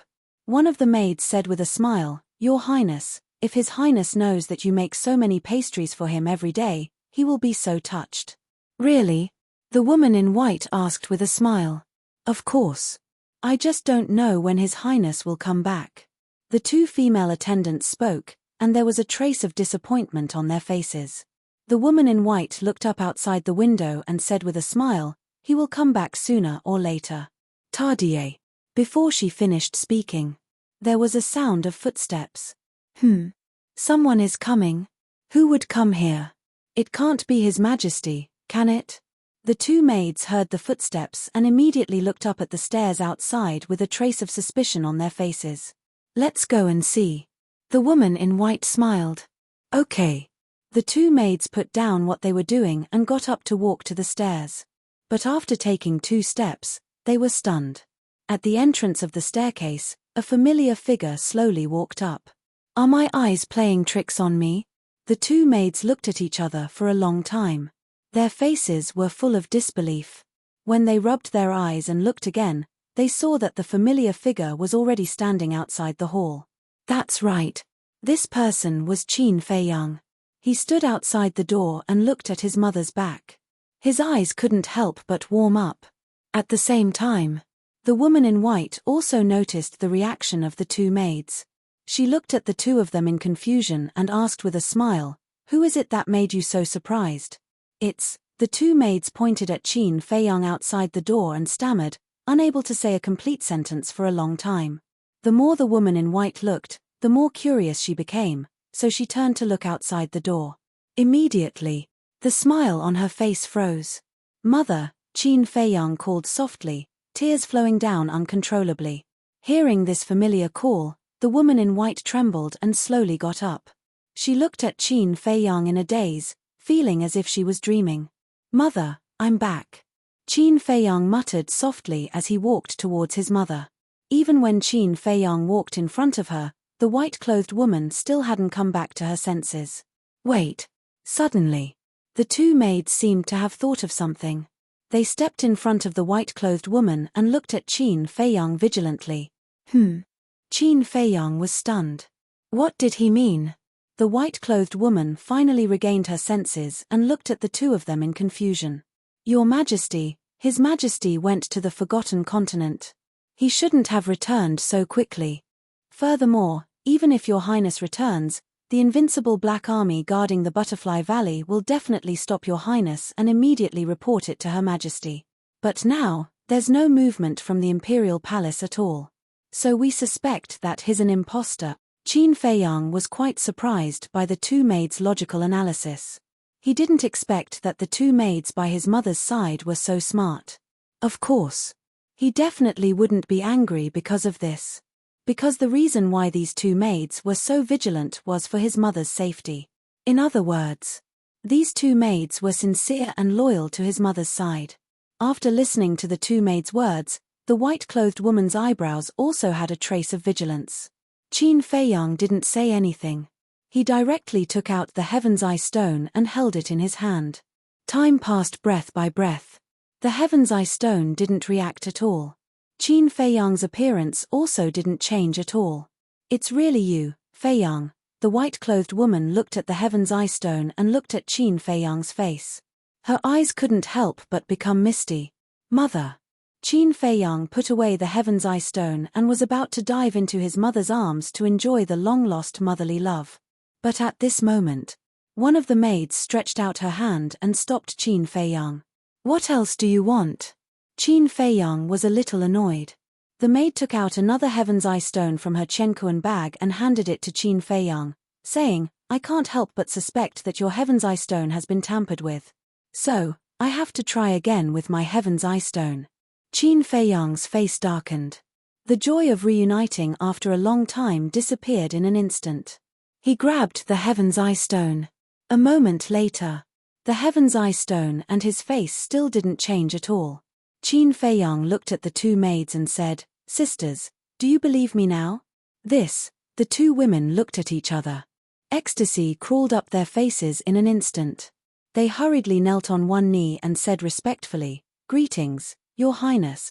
Qin Feiyang rubbed his forehead, his face full of helplessness. The white-clothed woman smiled and said, "Feiyang, don't blame them. They have good intentions." "I know." Qin Feiyang nodded. He looked at the two maids and said with a smile, "Both of you, get up. I'm no longer Your Highness. Don't be so courteous to me. No. In our eyes, you've always been our 14th Highness." The two maids got up and looked at Qin Feiyang with resolute eyes. Qin Feiyang smiled and looked at his mother's face. Indeed, as the commander of the Kirin army said, his mother's condition was much better than before. She looked full of energy. "Come, let mother see if you've changed." The white-clothed woman grabbed Qin Feiyang's hand and sat by the wooden table. She carefully looked at Qin Feiyang from head to toe. Qin Feiyang remained silent with a smile on his face. A moment later, the white-clothed woman smiled and said, "You've changed. You've become more mature, more steady, and more charming. There should be many girls who like you." "Mother," Qin Feiyang's face turned red. The two maids looked at each other and couldn't help but snicker. "You're still laughing?" Qin Feiyang stared at them. He had a lot of things to say to his mother, but he didn't know what to say after these two girls made fun of him. The two girls had been with the white-clothed woman for many years. They were loyal and devoted. When they saw Qin Feiyang staring at them, not only were they not afraid, they even stuck out their tongues at Qin Feiyang. They looked quite cute. Qin Feiyang shook his head helplessly. "Your Highness, when did you come back? Why is there no movement at all? Yeah, isn't it strange? Did Your Highness bribe the invincible Black Army in Butterfly Valley?" The two girls asked curiously. Yeah, Feiyang, what's going on? The white-clothed woman also thought of this and looked at Qin Feiyang suspiciously. Qin Feiyang smiled bitterly and said, how can I bribe them? However, I can still kill them. Kill them? I heard that the invincible Black Army isn't the only one guarding Butterfly Valley. There's also a deputy commander of the invincible Black Army. He is a 9-star battle saint. The two maids were bewildered. So what if he's a 9-star battle saint? Qin Feiyang sneered. The two maids held their breaths. Aren't these words too domineering? The white-clothed woman was slightly taken aback. Then, she carefully sized up Qin Feiyang's cultivation. Her eyes suddenly lit up and said, you've broken through to 4-star battle saint. Yes. Qin Feiyang nodded. So fast. Your Highness is indeed the #1 monstrous genius of the great Qin Empire. The two maids were shocked and their eyes were filled with admiration. However, one of the maids quickly said, that's not right. Even if your Highness is a 4-star battle saint, it's impossible for you to kill a 9-star battle saint. I say, why do you have so many questions? Can't you let me get along with my mother? Qin Feiyang was angry. Aren't we just happy? Since your Highness is impatient, we won't ask any more. The two maids smiled embarrassedly and retreated behind the white-clothed woman. Then, they kept quiet. Qin Feiyang was extremely helpless. He looked at the white-clothed woman and asked in confusion, Mother, isn't it forbidden to bring maids into the Amethyst Palace? Why are they here? We have to thank the commander of the Kirin army for this. Yes, he's a good person. The two maids spoke again. What do you mean? Qin Feiyang frowned. When Her Highness was sent to the Amethyst Palace, we also wanted to come with her. After all, Her Highness has treated us like family all these years. We couldn't bear to part with her. But His Majesty didn't allow it. He said that the people of the Cold Palace didn't need maids to serve them. Later, the commander of the Kirin army came to visit Her Highness. Seeing that Her Highness was too lonely and bored here, he went to His Majesty to plead for Her Highness. After several pleas, His Majesty finally agreed to let us come over to accompany Her Highness. The two maids sighed. Hearing these words, Qin Feiyang couldn't help but clench his fists. As the saying goes, a day together as husband and wife means endless devotion for the rest of your life. Was there a need to go so far? Not even 2 maidservants. All right, it's all in the past. Don't mention it again. The white-clothed woman waved her hand and smiled. Looking at Qin Feiyang, she said, Tell me, what have you been doing in the Forgotten Continent for the past half a year? Okay. Qin Feiyang nodded. Suppressing the anger in his heart, he recounted his experiences during this period without holding back. The white-clothed woman was shocked to hear it. Her heart ached and she was proud. Her heart ached because in just a few months, he had experienced so many hardships. Her pride was because Qin Feiyang was able to survive under the pursuit of so many powerhouses. Just this ability alone was enough to leave anyone in the dust. It's all Mother's fault for not being able to give you a peaceful environment, causing you to encounter so many setbacks at such a young age. She blamed herself. No. I have never blamed Mother, nor do I have the right to blame Mother. On the contrary, I hate myself. Why am I so weak that I have to get permission from others to stay by my mother's side? Qin Feiyang lowered his head, his hands tightly clenched together. Looking at Qin Feiyang's pained expression, the two maids' hearts ached and tears flowed down. The white-clothed woman couldn't help but feel sad. Qin Feiyang raised his head and looked at the three of them. Releasing his hands, he smiled and said, It's not easy to meet Mother. Let's not talk about these unhappy things. Yes, let's not talk about it. The white-clothed woman nodded, then looked at the two maids, pointed at the pastries on the table, and said with a smile, Go steam these pastries and let Feiyang have a taste. Pastries? At this time, Qin Feiyang noticed that there were all kinds of pastries on the table. He asked suspiciously, Mother, you're the only one here. Why did you make so many pastries? One of the maids said, Her Majesty made these especially for you. For me.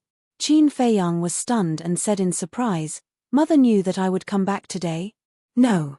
The white-clothed woman shook her head. Qin Feiyang was stunned and even more puzzled. She didn't know, but she made so many. Your Highness, you don't know, but ever since you left, Her Majesty has been making these pastries every day. Because Her Majesty didn't know when you would come back. She just hoped that you could eat the pastries she made the moment you came back so that you could feel the warmth of home. Chapter 1140. Every day, Qin Feiyang trembled both physically and mentally as he looked at the woman in white.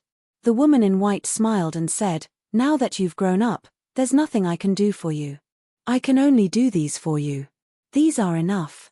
Qin Feiyang nodded hard. His voice was sobbing as he tried to control the emotions that were about to collapse in his heart. Although this was just a small matter, anyone could do it once in a while. But day after day, year after year, he believed that no one in the world could do it except his great mother. Every single one of these pastries represented her longing and motherly love. Glancing at Qin Feiyang, the two maids didn't say anything. They silently cleaned up the pastries on the table, feeling sad. Qin Feiyang and the woman in white were also silent. The atmosphere in the hall seemed a little heavy. Suddenly, Qin Feiyang gritted his teeth and looked at the woman in white, saying, "Mother, come with me." The woman in white was stunned. She shook her head and was about to speak. Qin Feiyang said again, "I know Mother has her difficulties and can't leave the capital, but it's okay to leave for a while, right? I just want to live with Mother alone for a while, even if it's only for a month or even half a month." The woman in white lowered her head and didn't say anything. Alas! At this time, a sigh sounded. Then, the commander of the Kirin army walked into the hall and looked at the woman in white, saying, "Your Majesty, if you just leave for a month or so, it shouldn't be a problem." Qin Feiyang, the woman in white, and the two maids immediately looked up at the commander of the Kirin army. The commander of the Kirin army said, "His Majesty and the state preceptor won't come here unless something important happens. So as long as we don't say anything, no one will know that you've left. I'll try my best to hold them back and not let them come here while you're away. But what if they find out? Not only you will be implicated, but they will also be held accountable." The woman in white said, "Your Majesty, we're not afraid." The two maids immediately said in unison. The commander of the Kirin army smiled and said, "I'm not afraid. At worst, I'll be dismissed." The woman in white shook her head. She looked at Qin Feiyang and said, "Feiyang, I also want to go out with you and have a look. However, I have already killed Qin Zhong and Qin Yi. I can't implicate them anymore. Can you understand?" Qin Feiyang closed his eyes and nodded painfully, "I understand." Empress, the two maids still wanted to say something. However, the white-clothed woman frowned and shouted, "Don't forget who you are." The two maids turned pale and didn't dare to persuade him again. They took the pastries and left. Although the white-clothed woman was very amiable right now, once she got angry, let alone these maids, even the civil and military officials would be afraid. The Chilean army commander sighed deeply and didn't say anything more. He turned around and left silently. The woman in white looked at Qin Feiyang guiltily and said with a smile, "Child, can you forgive your mother?" "Mother, you're too serious." Qin Feiyang squeezed out a stiff smile and asked, "By the way, how is the little prince now?" The woman in white smiled and said, "Your father cares about him and takes care of him." "Of course, he's very good." Qin Feiyang suddenly stood up and said angrily, "He's not my father." The woman in white's smile froze. Qin Feiyang immediately realized that he had lost his composure. He quickly lowered his head and said, "I'm sorry, Mother. I shouldn't be angry at you, it's okay." The woman in white waved her hand, but her eyes were a little sad. When would the grudge between this father and son be resolved? After a while, the two maids returned with 2 plates of piping hot pastries. The woman in white grabbed a piece of pastry and handed it to Qin Feiyang. She smiled and said, "Eat some." Qin Feiyang nodded and took a bite. Suddenly, his eyes were filled with tears. It still tasted the same as when he was young. "Eat more if you like it." The woman in white smiled. "Okay." Qin Feiyang held back his collapsing emotions. He picked up the jade plate and stuffed the pastries into his mouth one by one. His mouth couldn't hold them all. He didn't know what to say. But he knew that he had to finish these pastries. Because these were made for him by his mother. It was his mother's love for him. When the two maids saw this scene, they silently shed tears. They felt injustice for Qin Feiyang. He was such a good prince. Why did the emperor treat him so ruthlessly? He didn't want much. He just wanted to be with his mother. And in the world, which child didn't want to be with his mother? However, the emperor wanted to deprive her of even this. She had to meet him secretly. That was too cruel. The 2 plates of pastries were wolfed down by Qin Feiyang just like that. He put down the jade plate, wiped the tears on his face, got up, looked at the woman in white, and said, "Mother, I'm leaving." So soon. The woman in white was a little caught off guard. "I have something important to do," Qin Feiyang said. The woman in white got up and said, "Well, you have to take good care of yourself outside. Don't tire yourself out." "I know." Qin Feiyang nodded, turned to the 2 maids, bowed, and said, "I'll have to trouble you two to take good care of my mother in the future." "We will." The 2 maids nodded. Qin Feiyang knelt on the ground. After kowtowing to his mother 3 times, he got up resolutely and quickly disappeared from the sight of the 3. His Highness doesn't have anything important to do. He doesn't want to stay any longer. One of the maids sighed. Yes. His Highness's love for Her Highness is deep in his bones. He's afraid that the longer he stays, the more reluctant he will be to leave Her Highness. The other maid sighed in a low voice. Hearing the 2 maids' words, the woman in white trembled and murmured, "Feiyang, I'm sorry," back to Qin Feiyang. He walked down the stairs silently. Just as the 2 maids said, he didn't want to stay any longer. He was afraid that if he stayed any longer, he would be reluctant to leave his mother. Now, as long as he knew that his mother was well, he could rest assured. "Why did you come down so quickly?" The commander of the Kirin army stood in the center of the hall and asked Qin Feiyang. But when he saw the tears on Qin Feiyang's face, he regretted asking that. Qin Feiyang didn't answer him. He said, "Help me keep an eye out. I don't want my mother to be hurt again." After saying that, he opened a teleportation door. The commander of the Kirin army nodded and asked, "What's your next plan?" "I don't know." Qin Feiyang shook his head. His eyes were full of confusion. Then, he walked into the portal without looking back. The next moment, he appeared beside the burly man, put on the armor of the invincible Black Army, and changed his appearance. Then, he said lightly, "Let's go." "Okay." The burly man nodded. About 100 breaths later, the 2 of them arrived in the sky above the Butterfly Valley again. Qin Feiyang took off his armor and looked down. The corpses of the invincible Black Army soldiers who died in the hands of Yang Wei were still there.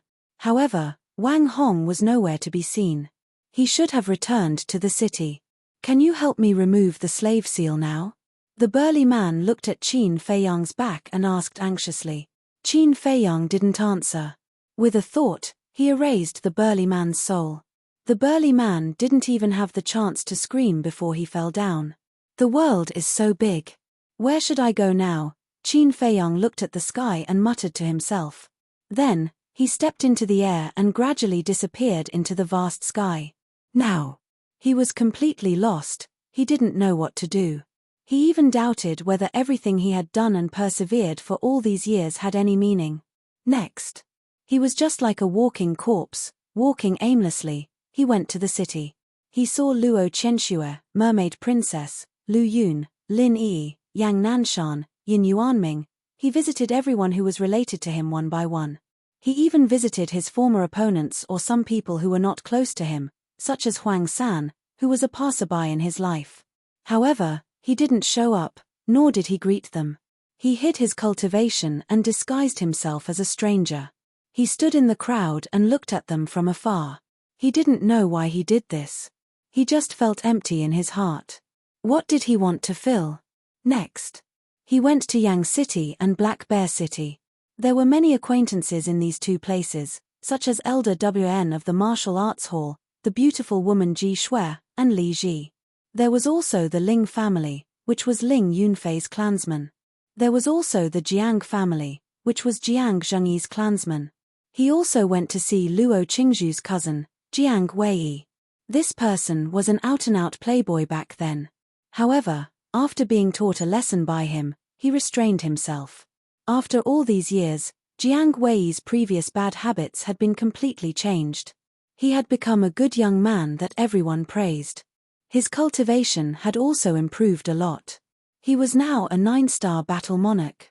9-star battle monarch was naturally incomparable to Qin Feiyang. However, in the entire Yang County, he was considered one of the best among the younger generation. However, Qin Feiyang still didn't greet anyone. He walked silently on the street like a loner. Finally, he returned to Iron Ox Town. Inside a simple and crude tea house, Qin Feiyang was wearing a set of shabby linen clothes. He was sitting by a window, drinking bitter tea while scanning the streets outside. Iron Ox Town hadn't changed much over the years. Most people were still very simple and amiable. However, due to Lin Chang's death, the former Lin family had long since fallen from grace and had declined significantly. The Zhao family was still there. The Zhao family was Zhao Shuang'er's family. However, the Zhao family wasn't like the Lin family. Under the leadership of Zhao Shuang'er's grandfather, the current Zhao family was several times stronger than before. Excluding the martial arts hall and Dan Hall, it was already the strongest overlord of Iron Ox Town. Zhao family, Zhao Shuang'er. If Zhao Shuang'er didn't die, perhaps the Zhao family today would be even stronger. Qin Feiyang whispered. Back then in the Swallowpan mountain range, the scene of Fengling Zhao Shuang'er, Ling Yunfei, Luo Qingzhu, and Jiang Zhengyi being killed by Zuren and the others was still vivid in his mind. If everyone didn't die, aside from Jiang Zhengyi, with the talent of Luo Qingzhu and the others, they would probably be the same as Linyi, the pride of the state capital. Sigh, Qin Feiyang sighed, took out a few gold coins, put them on the table, got up, and left Iron Ox Town. In the end, he returned to the place where he had lived with Uncle Yuan for 5 years. Over the years, this place had already changed beyond recognition. Even the burned wooden building had been covered by vegetation. However, although everything no longer existed, and Uncle Yuan had left without a trace, Qin Feiyang's heart calmed down as soon as he came here. Although I was born in the imperial capital and my mother is also in the imperial capital, this is my home. Chapter 1141. After that, Qin Feiyang did not go anywhere else. It took him 3 days to build a courtyard. He also built an artificial lake in front of the courtyard. From then on, Qin Feiyang stayed here. During the day, he fished by the lake. At night, he cultivated in the courtyard.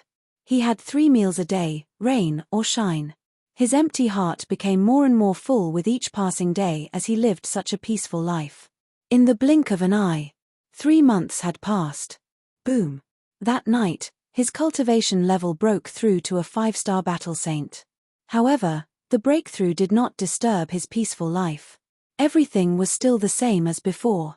He was like a hermit who lived in seclusion in the forest. He did not pay attention to the outside world and lived an ordinary life. One day, in the morning, a burly man in golden armor landed in the sky above Butterfly Valley. Where is he? Looking at the dead silent Butterfly Valley, the burly man in golden armor could not help but frown. Suddenly, he fixed his gaze on a certain spot below. There were hundreds of corpses lying on the ground and there were signs of decomposition. What happened? The burly man in golden armor was in disbelief. Where is Wang Hong?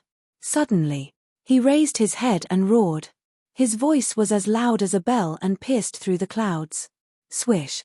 Soon, Wang Hong appeared in the sky above Butterfly Valley. Looking at the corpses below, his expression changed.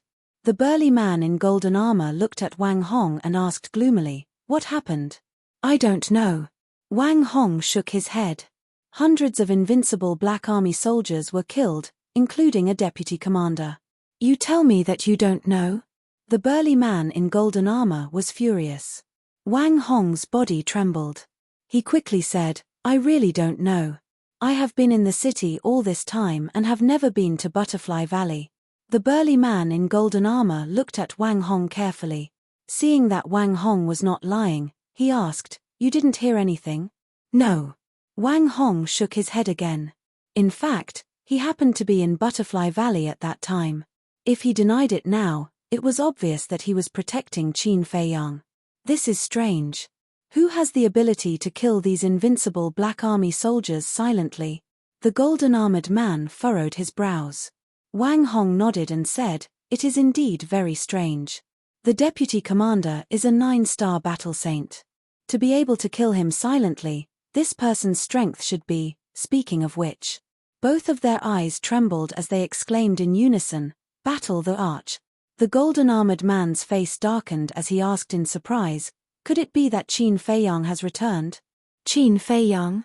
Wang Hong was startled, then shook his head. "I don't think it's him, because he's a very smart person. It's impossible for him to come back and die. Furthermore, with his cultivation, it's impossible for him to break through to the War King so quickly." "That makes sense. But it's too strange for someone to die in Butterfly Valley. I'll return to the imperial capital immediately and report this matter. You should bring some people to investigate as well. See if there are any suspicious people in the city recently.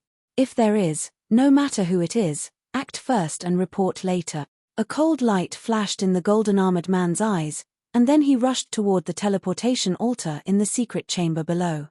"Farewell, my lord." Wang Hong bowed to see him off. After the golden-armored man disappeared, Wang Hong looked up at the sky and murmured, "It seems that the spiritual state is about to change." Then, he opened a portal and left. Noon. The golden-armored man descended on the Butterfly Valley again. But this time, he wasn't alone. He was followed by a large group of invincible Black Army soldiers. At a glance, there were at least 1,000 people. Each of them was emitting a murderous aura. The golden-armored man yelled, "Divide into 10 teams of 100 people each. Start from the imperial capital and start a thorough search. Bring back all the people and beasts above the War Saint level." "Understood." The invincible Black Army soldiers roared and scattered, disappearing in all directions like lightning. Meanwhile, in the godly palace of the imperial capital, in a certain alchemy room, a white-clothed young man sat cross-legged with his eyes closed, meditating. Dawn. Suddenly, someone knocked on the door. The white-clothed young man opened his eyes and looked at the stone door. "Come in." The stone door opened, and a red-haired man in his 20s walked into the cultivation room. He cupped his hands and said, "Greetings, master." "What's the matter?" the white-clothed young man asked. The red-haired man said, "I just received news that the invincible Black Army soldiers guarding the Butterfly Valley were all killed, including the deputy commander." "What?" The white-clothed young man stood up with shock in his eyes. The red-haired man said, "Master, do you think he came back?" "You mean Qin Feiyang?" the white-clothed young man asked. "Those invincible Black Army soldiers are very powerful. No one in the spiritual state can kill them. Besides, who doesn't know the name of the invincible Black Army in the Empire of Great Qin? Ordinary people don't dare to touch them. Most importantly, this happened in the Butterfly Valley. So, only Qin Feiyang could do it." The red-haired man said. "That makes sense." The white-clothed young man nodded. "I also found out that the dead vice commander made a trip back to the imperial capital 3 months ago. Soon after, he left again." The red-haired man said. "He went back to the imperial capital." The white-clothed young man's eyes flashed as he asked, "How long has it been since the invincible Black Army soldiers died in the Butterfly Valley?" The red-haired man said, "I'm not sure. But I heard that the corpses were rotten. If I remember correctly, the weakest invincible Black Army soldiers guarding the Butterfly Valley was a 1-star battle saint. It would take at least 2 to 3 months for the corpses to rot. Based on this, the deputy commander should have died not long after he returned to the Butterfly Valley. It seems that the murderer is most likely Qin Feiyang." The white-clothed young man's eyes flashed. "What should we do now?" the red-haired man asked. The white-clothed young man waved his hand and said, "Don't worry about this. I will arrange it. You just need to investigate the movements of the Emperor and the others." "Yes. Then, I will take my leave." The red-haired man bowed to the white-clothed young man and turned to leave the alchemy room. "Qin Feiyang, ever since your bloodline power reverted to its ancestral state, I have been waiting for you to come back. Now, you have finally come back. I really want to know what kind of expression you will have when you find out my other identity, the white-clothed young man murmured. Before he could finish his sentence, he disappeared without a trace. 1 day.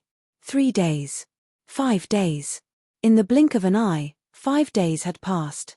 Thousands of invincible Black Army soldiers had entered the Yang and Pan counties. Because these two counties were under the jurisdiction of the spiritual state, the arrival of the invincible Black Army caused the people of these two counties to be in a constant state of panic. In the past, they didn't know what the invincible Black Army was. But over the years, the invincible Black Army had been stationed in the imperial capital. One person told 10, and 10 told 100, and everyone knew about it. Therefore, when a large number of invincible Black Army soldiers appeared, everyone was in danger. However, Qin Feiyang didn't know about all this, and he didn't want to know. But it didn't mean that he didn't expect it. In fact, he had expected all of this. Because even if Wang Hong didn't report it to the imperial capital, the people in the imperial capital would find out sooner or later. It was just a matter of time.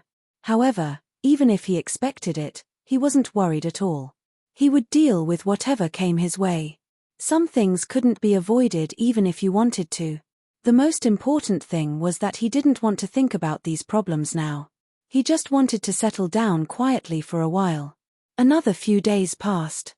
In the morning, as usual, Qin Feiyang woke up from his cultivation early in the morning and sat by the lake to fish quietly. The sun rose, and the golden sunlight spread over the lake. A gentle breeze blew from the mountain stream in the distance, and the lake sparkled. Everything was so quiet and peaceful. Boom! Suddenly, Qin Feiyang sensed from afar that dozens of powerful auras appeared in the sky above the Iron Bull town. Each of these auras contained a terrifying saint aura. "They are here," he muttered to himself without any expression on his face. He didn't even look up in the direction of the Iron Bull town. He kept looking at the floating on the lake. In fact, there were no fish in this lake at all. Because when he built this artificial lake, he didn't put any fish in. And he sat by the lake every day fishing, not really fishing, but cultivating his body and mind. In other words, he wasn't fishing for fish, but for mind. But he knew that he didn't have much time here. Because everyone in the Iron Bull town knew that he used to live here, and the invincible Black Army would definitely not forget to search here. "You're really here?" Suddenly, a hearty laugh sounded. This voice, Qin Feiyang frowned and looked up. He saw a young man in white appear out of thin air above the lake. Qin Feiyang couldn't be more familiar with that face. It was Lu Xingchen. Qin Feiyang asked suspiciously, "Why are you here?" "Why can't I be here?" Lu Xingchen asked back. He took a step forward and landed beside Qin Feiyang. "No. I mean, how did you get out of the imperial city?" Qin Feiyang said. "One had to know. From the imperial city to the spiritual state, one had to pass through the pagoda. And the pagoda was guarded by Elder Qin. Very few people in the world could sneak into the pagoda in front of Elder Qin." Lu Xingchen laughed. "Have you forgotten? My space divine item can move." Qin Feiyang shook his head and laughed. Needless to say, he had really overlooked this point. Indeed, with a space divine item that could move, entering the pagoda was a very simple matter. "Then why are you looking for me? How do you know I'm here?" Qin Feiyang said. "Of course I'm here because I miss you, an old friend. As for why I know you're here, it's actually very easy to judge because you have nowhere else to go in the Great Qin Empire." Lu Xingchen smiled faintly. Qin Feiyang shook his head and smiled, and asked again, "Then how do you know I'm back?" "Speculation. But obviously, I guessed right." Lu Xingchen said.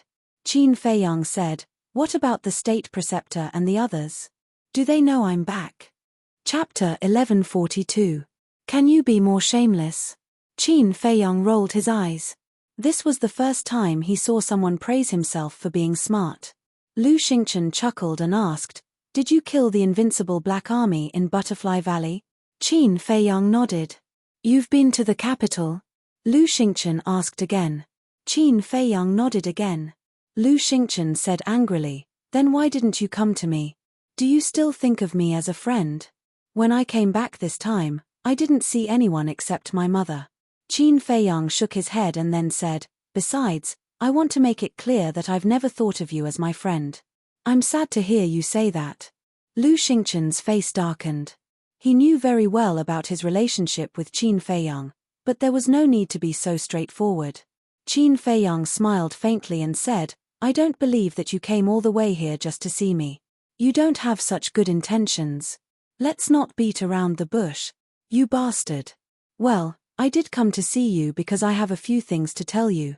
First of all, do you remember Ling Yu, Zhao Yu, Feng Ranran, and Luo Dan? Lu Xingchen asked. Of course. Qin Feiyang nodded. They're missing. Lu Xingchen said. Qin Feiyang turned to look at him in surprise. When you came back last time, they were still there, but when you left, they disappeared with you. I even went to Fengju and Yuzhou to investigate them. Do you know what I found? Lu Xingchen said mysteriously. What's the result? Qin Feiyang frowned. Lu Xingchen said, according to my investigation, although these 4 people came from Yuzhou and Fengju, there is no information about them in Yuzhou or Fengju. Impossible. Qin Feiyang said resolutely. Yuzhou and Fengju were the birthplaces of the 4 of them. Moreover, the 4 of them were such monstrous geniuses. How could they not have any information about them? I also felt that this matter was very inconceivable. Thus, I carefully investigated it. In the end, I discovered that they did not have any relatives in Yu Province and Feng Province. Many people don't even know of their existence. After that, I went to Yu Province and Feng Province to investigate. Guess what? They actually entered the sacred palace the day before the 9 underworlds Yellow Springs opened. As for their identities and origins, the Holy Sanctum's records are blank. Lu Xingchen said. So, these 4 people are really mysterious. Qin Feiyang mumbled. Lu Xingchen said, secondly, I think I saw Zhong Jin in Imperial Capital. Zhong Jin? Qin Feiyang frowned. Why did this name sound so familiar? Don't you remember? He is Zhong Ren's younger brother. He is somewhat related to you. Lu Xingchen said. So it's him. Qin Feiyang suddenly realized. After being reminded by Lu Xingchen, he remembered that Zhong Jin used to work in the resource hall of the Holy Sanctum. His aptitude was mediocre, but his character was not bad. Later, because of Zhong Ren's death, Zhong Jin was thoroughly disappointed in the Holy Sanctum. He carried Zhong Ren's corpse and left the Holy Sanctum. Thinking of Zhong Jin, Qin Feiyang also recalled some past events. He turned to Lu Xingchen and sneered, Do you have any thoughts about Zhong Ren's death? Lu Xingchen smiled bitterly. I still remember that during the temple's great gathering, Zhong Ren had already admitted defeat, but your family member, Lu Ziyuan, still killed him. And you, the representative of the inner sanctum at that time, a proud son of heaven, not only did not deal with it impartially, you even shielded Lu Ziyuan. If not for Zhong Ren's death, Zhong Jin would not have left the Holy Sanctum in a fit of anger. Qin Feiyang mocked. It's all because of the frivolity of the past. Can you not mention it again? I'm also very ashamed and regretful now. Lu Xingchen said bitterly. If you knew this would happen, why did you do it back then? Qin Feiyang shook his head and asked, Now that you see Zhong Jin appear in the imperial capital, do you feel a little flustered? To be honest, I do feel a little. But for him to appear in the imperial capital, there is clearly a problem. After all, whether it is cultivation or talent, he is not qualified to step into the imperial capital. Lu Xingchen said. There is indeed a problem. Qin Feiyang nodded and said, Let's talk about other things. Lu Xingchen nodded and was about to speak. Rumble. Crack. A loud noise suddenly came from Iron Ox Town. The 2 hurriedly raised their heads and looked in the direction of Iron Ox Town. Their eyes were filled with surprise. The loud noise was incessant, followed by a strong wave of battle. Lu Xingchen said in a low voice, Do you feel it? It's the holy aura. Qin Feiyang nodded and said, It should be the invincible Black Army that is in trouble. But in this small Iron Ox Town, is there anyone who can fight against the invincible Black Army? Let's go and take a look. Qin Feiyang's eyes flashed. He decisively put down the fishing rod and rushed to the sky, flying towards Inox Town. Lu Xingchen followed closely behind. Qin Feiyang suddenly turned his head and looked at Lu Xingchen. He did not notice before, but now he realized that Lu Xingchen's aura also carried a holy aura, 5-star battle saint. Finally, he saw Lu Xingchen's cultivation clearly, but even his jaw almost dropped. How did this person do it? One had to know. He had opened the door of potential and received the inheritance of his ancestor, causing his bloodline to revert to its ancestral state. That was why he could break through to 5-star battle saint so quickly. But Lu Xingchen actually caught up to him? This was too inconceivable. Lu Xingchen seemed to have noticed Qin Feiyang's surprise. He revealed his white teeth and smiled. Didn't I tell you before? I was once a god of war. Qin Feiyang raised his eyebrows. Lu Xingchen had indeed said this before, but he did not take it to heart at that time. He thought that Lu Xingchen was just joking. But now, hearing this sentence again, he could not help but hesitate. Could it be true? Lu Xingchen pointed to the sky in front of them and said, "Don't think about it. Look at the sky above Inox Town. It's very interesting." Qin Feiyang looked up suspiciously, and his eyes suddenly widened. Above Inox Town, a white-clothed youth was crazily slaughtering a group of invincible Black Army soldiers. He was extremely powerful. But this was not the main point. The main point was that white-clothed youth looked exactly like him. He was practically another Qin Feiyang. Lu Xingchen asked suspiciously, "Brother Qin, is he an imposter or are you an imposter? Or are you the one who arranged this?" Qin Feiyang rolled his eyes at him and said in a deep voice, "How could I arrange for someone to impersonate me? Who is this person? What's his purpose for impersonating me? That's amazing." The cultivation of those invincible Black Army soldiers were between 1-star and 4-star battle saints, but he could easily destroy them. And I can't see through his cultivation. Lu Xingchen said. Qin Feiyang said, judging from his aura, he should be a 6-star battle saint. There's actually a 6-star battle saint hidden in the spiritual state? Lu Xingchen was shocked. Not good. Suddenly, Qin Feiyang's expression changed. After such a terrifying battle, Inox Town below would have been destroyed. He quickly looked down at Inox Town. As expected, Inox Town had long disappeared, leaving behind only ruins. And there was not a single living person in the ruins. Corpses were everywhere, and blood stained the ground. Damn it! Qin Feiyang cursed silently, and his speed suddenly increased. After a few breaths, he entered Inox Town, landed on the broken streets, and walked all the way. Everywhere he passed, there were broken corpses and broken limbs, and the smell of blood was pungent. Why did they hurt these innocent people? Qin Feiyang gradually clenched his fists. Although he had only lived in Inox Town for 5 years, he already had deep feelings for the people and things here. Moreover, most of the people living in Inox Town were mortals who had no strength to truss a chicken. It was too much to not even let mortals go. In the end, he stopped in front of a dilapidated house. This was Zhao Shuang's home. When he passed by this place on his way back, he took a few glances. Everyone had a simple smile on their faces. But now, everything was gone, and only ruins were left. Why? He walked in slowly, and corpses could be seen everywhere. Fresh blood flowed on the ground, still steaming. It was like hell, and it was a ghastly sight.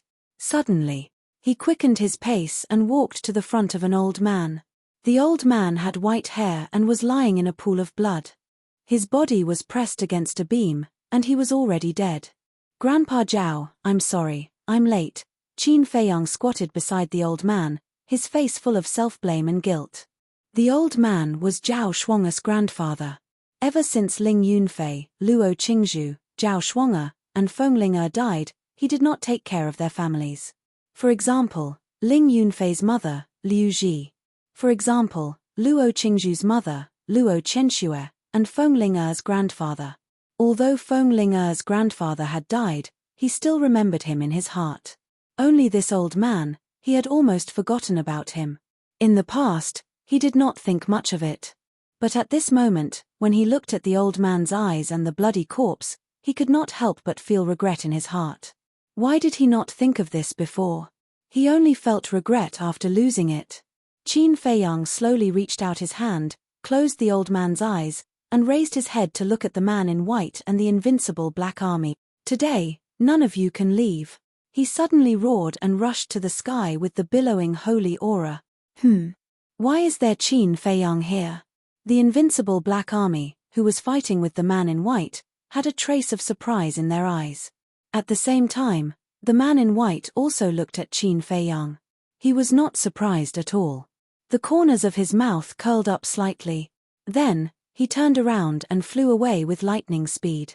Qin Feiyang waved his hand, and a red sword energy surged out. 40 sword energies soared into the sky, and the few remaining invincible black army were wiped out. Blood dyed the sky. Boom. Then, he pointed his index finger in the air, and a beam of battle energy blasted into the Iron Ox town below. With a loud rumble, the entire Iron Ox town collapsed into the ground and turned into a giant tomb. I will bring his head back and bury it with you. Rest in peace, Qin Feiyang whispered. Then, he used the phantom steps and chased after the man in white. Wait for me. Chapter 1143. In the void. The man in white took a mysterious step, moving as fast as lightning.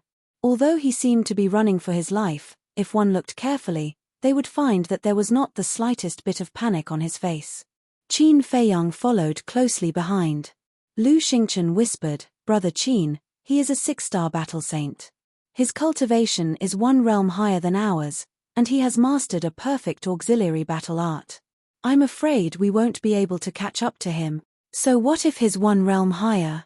Qin Feiyang smiled coldly, activated the concealment art, and disappeared without a trace. Lu Xingchen was surprised. What was this guy doing in the castle? Could it be that the castle could also move? He did not know that Qin Feiyang had already mastered a battle art that could make him invisible. He only thought that Qin Feiyang had gone to the castle. At the same time, sensing that Qin Feiyang's aura had disappeared, the man in white also stopped and turned his head to look behind him suspiciously. But just as he turned his head, he felt a pain in his lower abdomen. He suddenly looked down and his expression changed. He saw a battle aura, like a sharp arrow, entering his lower abdomen at lightning speed. Blood immediately flowed out. What's going on? The man in white was bewildered. Lu Xingchen was bewildered. It was also at this moment that Qin Feiyang appeared and stood right in front of the white-clothed man. He was very close to him. Impossible. Your castle can't be moved at all. How did you do it? The man in white was shocked and angry. Qin Feiyang did not answer. He grabbed the man in white's neck and sneered, I want to see who exactly you are. How dare you pretend to be me, Qin Feiyang? After saying that, Qin Feiyang took out a facial restoration pill and stuffed it into the man in white's mouth. The man in white's face was suddenly filled with panic. Boom. But at this moment, in the forest below, a terrifying emperor aura emerged and instantly enveloped Qin Feiyang. At the same time that Qin Feiyang was imprisoned, a white light flashed out from the forest below and landed in front of Qin Feiyang like lightning. He grabbed the man in white and retreated. There's still someone else. And it's a war king. Qin Feiyang's eyebrows raised. His aura, his black hair and clothes fluttered in the wind. He forcibly broke through the emperor pressure that was imprisoning him. Then, he looked at the white off her face, but Qin Feiyang's eyes narrowed. He felt like he had seen this pair of eyes before, but he couldn't remember where. The woman in white spoke. Her voice was bone-chilling and emotionless. She was like a god of death. Then, she took Zhongjin and left without looking back.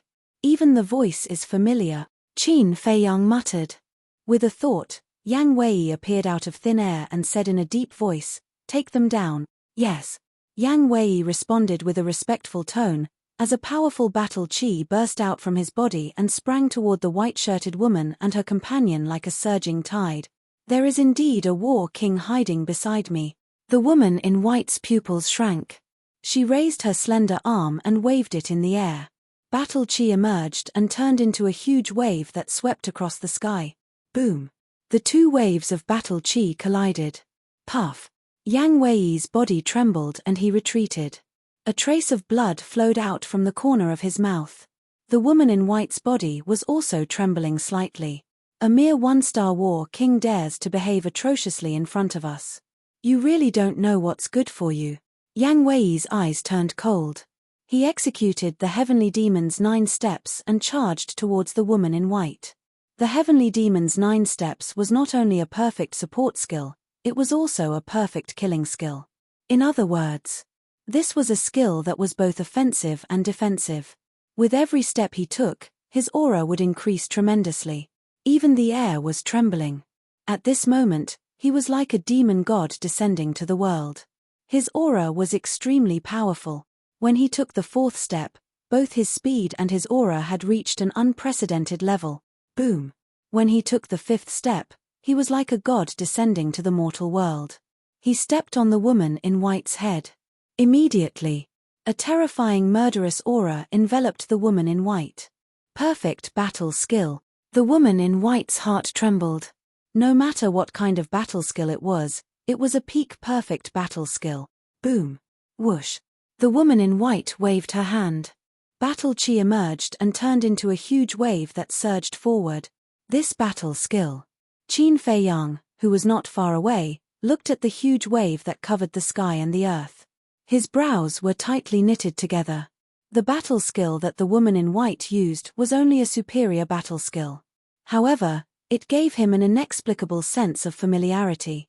Boom. Yang Wei's aura shook the heavens and the earth. Looking at the huge wave, his eyes were extremely sharp. Immediately, he took the 6th step. Accompanied by a deafening loud sound, the huge wave instantly disintegrated. He was unstoppable. Puff. The woman in white spat out a mouthful of blood. However, her eyes became colder and colder. Water long sky. She let go of the man in white and roared. Her long hair danced wildly in the air. It was as if a female demon had appeared. Her murderous aura was monstrous. Boom. Battle chi poured out like a waterfall. Huge waves that covered the sky surged in the void above. It was as if this place had turned into a vast ocean. The destructive aura swept in all directions. Water long sky. This is the 2nd move of the sunflower water art. Qin Fei Yang's gaze trembled. The memories that had been sealed in his mind for a long time gushed out uncontrollably. How is this possible? It's actually her. His face was filled with disbelief. Humph. At the same time, Yang Wei snorted coldly. He simply and violently stomped his foot. This was the 7th step. Boom. This stomp was earth-shattering. The void distorted crazily as if it was about to crack. Several huge peaks nearby collapsed in an instant. Dust and smoke billowed and the rumbling was deafening.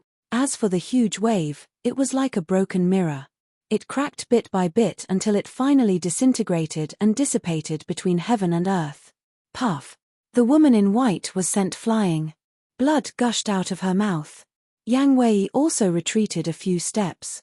However, he only suffered a slight injury.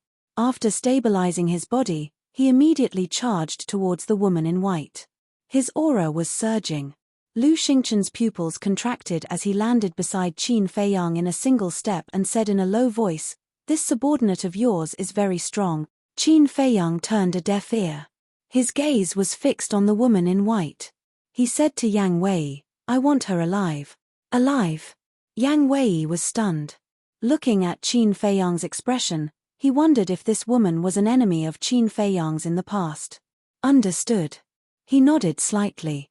His hand reached out and his battle chi turned into a huge wave that surged into the sky. Boom. In the blink of an eye, a huge hand that covered the sky appeared and grabbed towards the woman in white. "You're too naive if you want to capture me like this." The woman in white sneered. She waved her hands and waves of battle chi surged into the sky. Roar. In the blink of an eye, a water dragon that was hundreds of feet long appeared. Its ferocity was unparalleled. Qin Fei Yang's eyes shone brightly. He mumbled, "This is the 3rd move of the sunflower water art, water dragon breaking the sky." Sunflower water art? Lu Xingchen was stunned. His face was filled with surprise. He stared at the woman in white and mumbled, "The sunflower water art is not her battle art." Could she be? That's right. If it's not a coincidence, then she must be the woman we know. Qin Feiyang said. The water dragon roared in the sky and pounced towards the huge hand.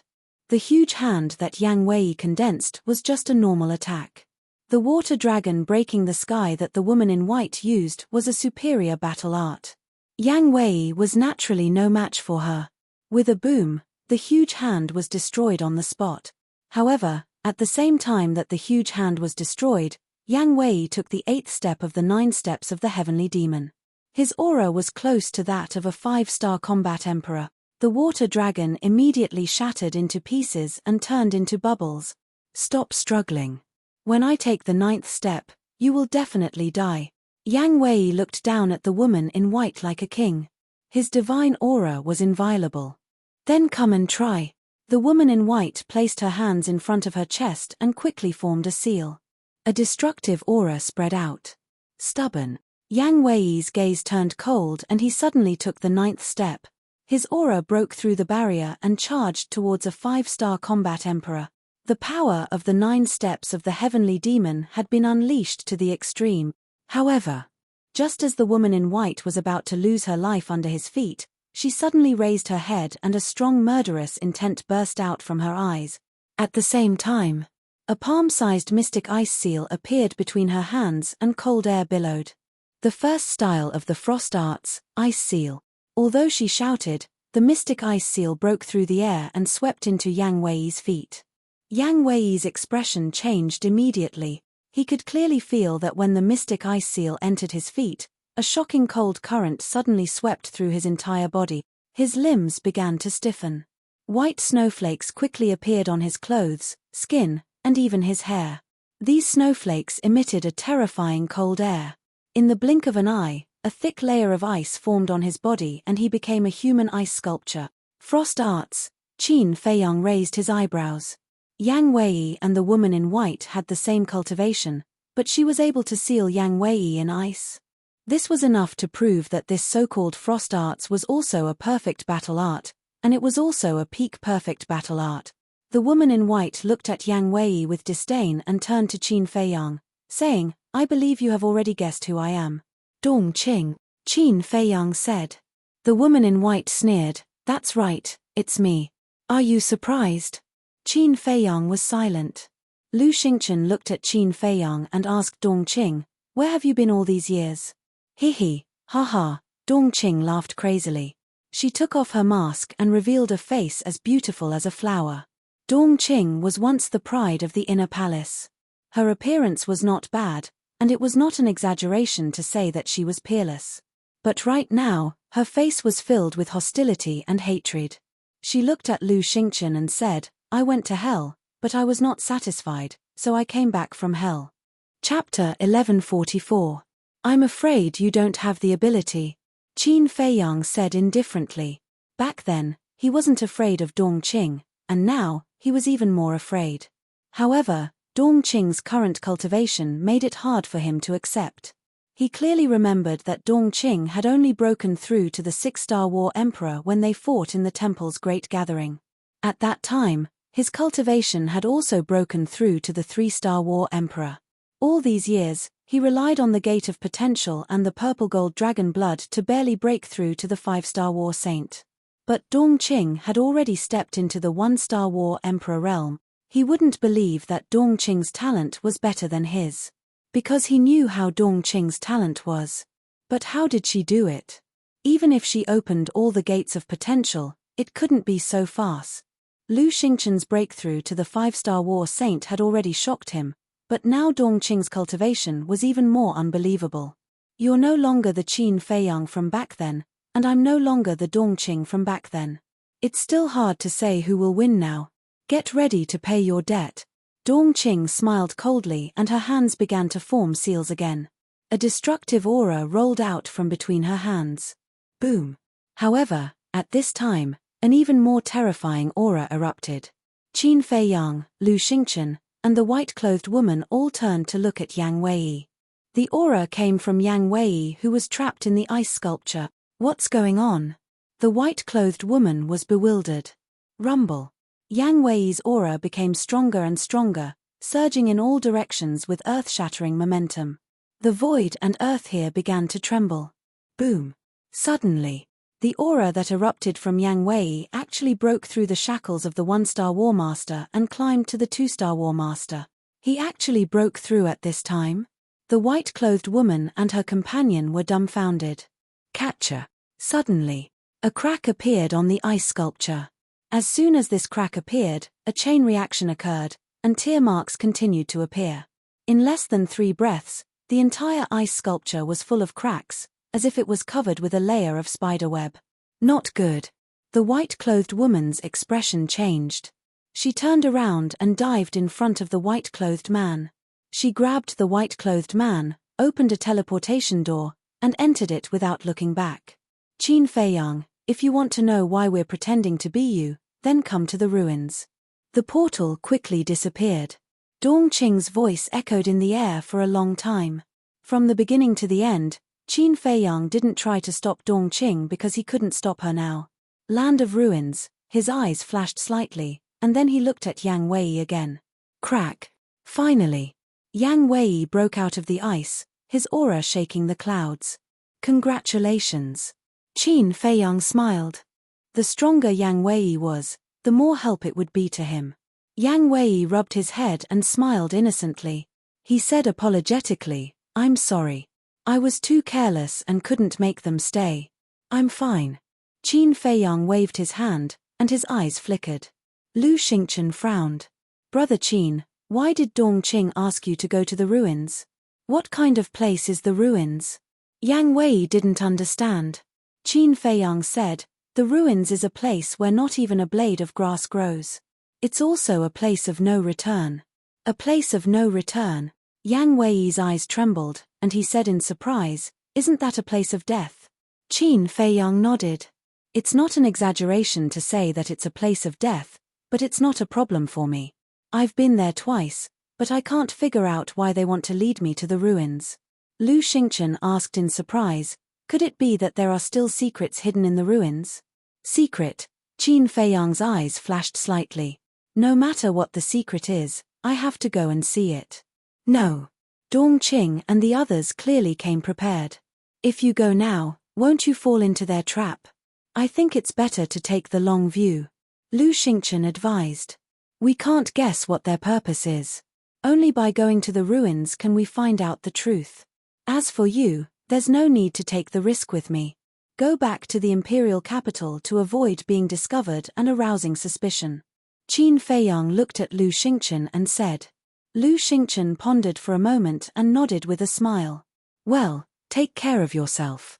When you come to the imperial capital next time, remember to come and find me. Let's go to the fragrant moon brothel for a few drinks." Qin Feiyang nodded. "Goodbye." Lu Xingchen cupped his hands and said. Then he nodded and smiled at Yang Wei. He opened the portal and walked in. After Lu Xingchen left, Yang Wei whispered, "This Lu Xingchen is not simple. You'd better be careful." Qin Feiyang was surprised and asked curiously, "How is he not simple?"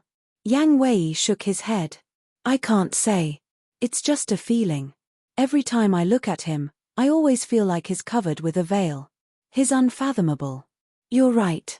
Although I've known him for many years, I still can't see through him.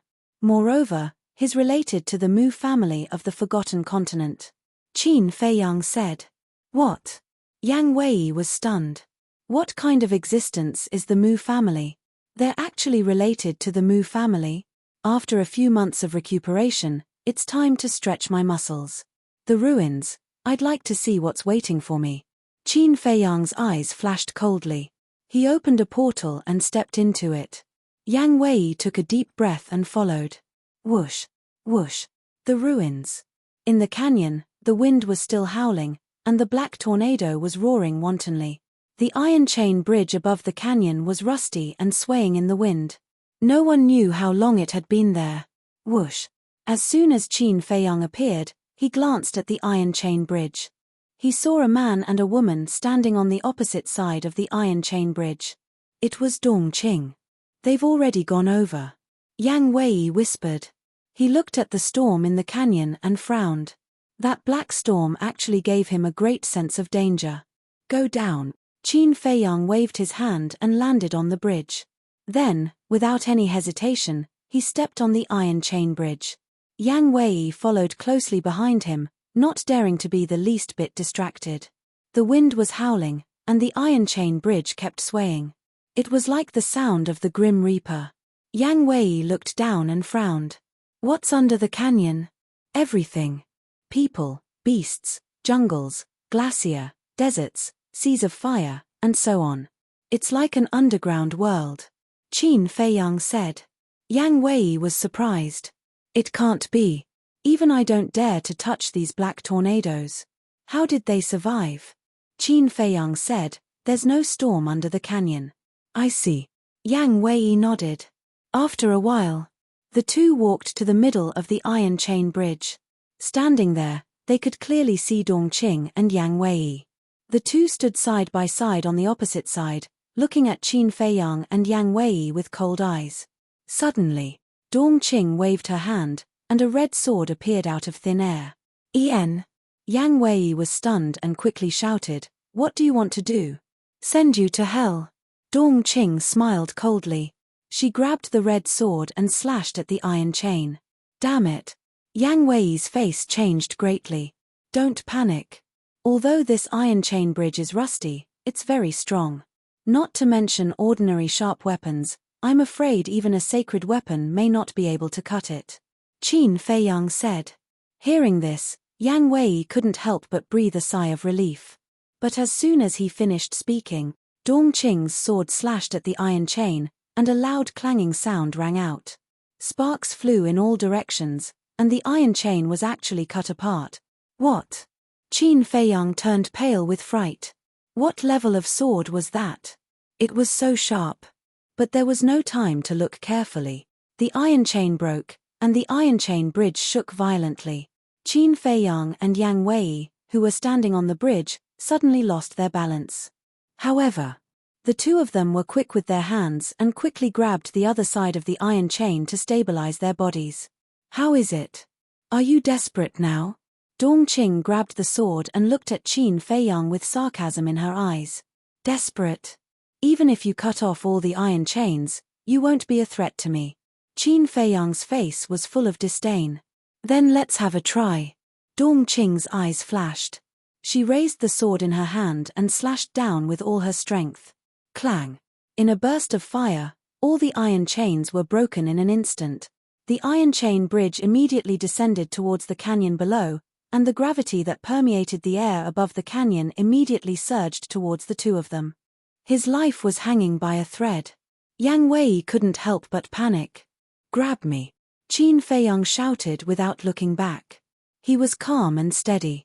Yang Wei quivered and immediately reached out to grab Qin Feiyang's shoulder. At the same time, Qin Feiyang's mind moved, and a rib appeared. When the originally dim rib bone came into contact with the surging gravity, it immediately blossomed with resplendent divine light.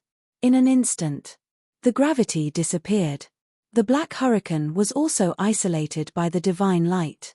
Qin Feiyang and Yang Wei stood in the sky above the canyon. The divine bone shone brightly like a full moon, shining in all directions. Dongqing frowned. But suddenly, she smiled again and gave Qin Feiyang a thumbs up from afar. She said, impressive. It seems like this is what you rely on to enter the ruins repeatedly. However, the real show is yet to come. If you have the ability, continue to chase after me. After that, she waved her hand and took the man in white to the depths of the ruins like lightning. The real show? Don't let me down. Qin Feiyang muttered to himself and shouted, let's go. Yang Wei nodded and swept up Qin Feiyang. They turned into a ray of light and flew to the other side. This woman must be brewing some conspiracy. We must be careful. In front of absolute strength, no matter what conspiracy, it is like withered branches and withered leaves. It will be annihilated with a snap of the fingers, Qin Feiyang said. Yang Wei had already broken through to a 2-star combat emperor. In addition, he had 2 perfect battle arts. It was more than enough to deal with Dongqing. As for the red battle sword in Dongqing's hand, even if it was a divine weapon, he was not afraid. Because he also had a divine weapon. This divine weapon was Chang Shui. Chapter 1145. Entering the ruins, Qin Feiyang put away the ribs and looked back at the canyon. Without the iron chain bridge, the ruins would become a real cage in the future. No one would be able to enter, and no one would be able to leave. However, since Dongqing dared to cut off the iron chain bridge, she should have some confidence. But what was her confidence? Was it the battle sword in her hand? Whoosh! The two moved as fast as lightning. Soon, Qin Feiyang saw a village. Qin Feiyang had a deep impression of this village. Because when he first entered the ruins, he came here and gave the villagers a lot of food. One of the children, in order to thank him, gave him a bamboo tube.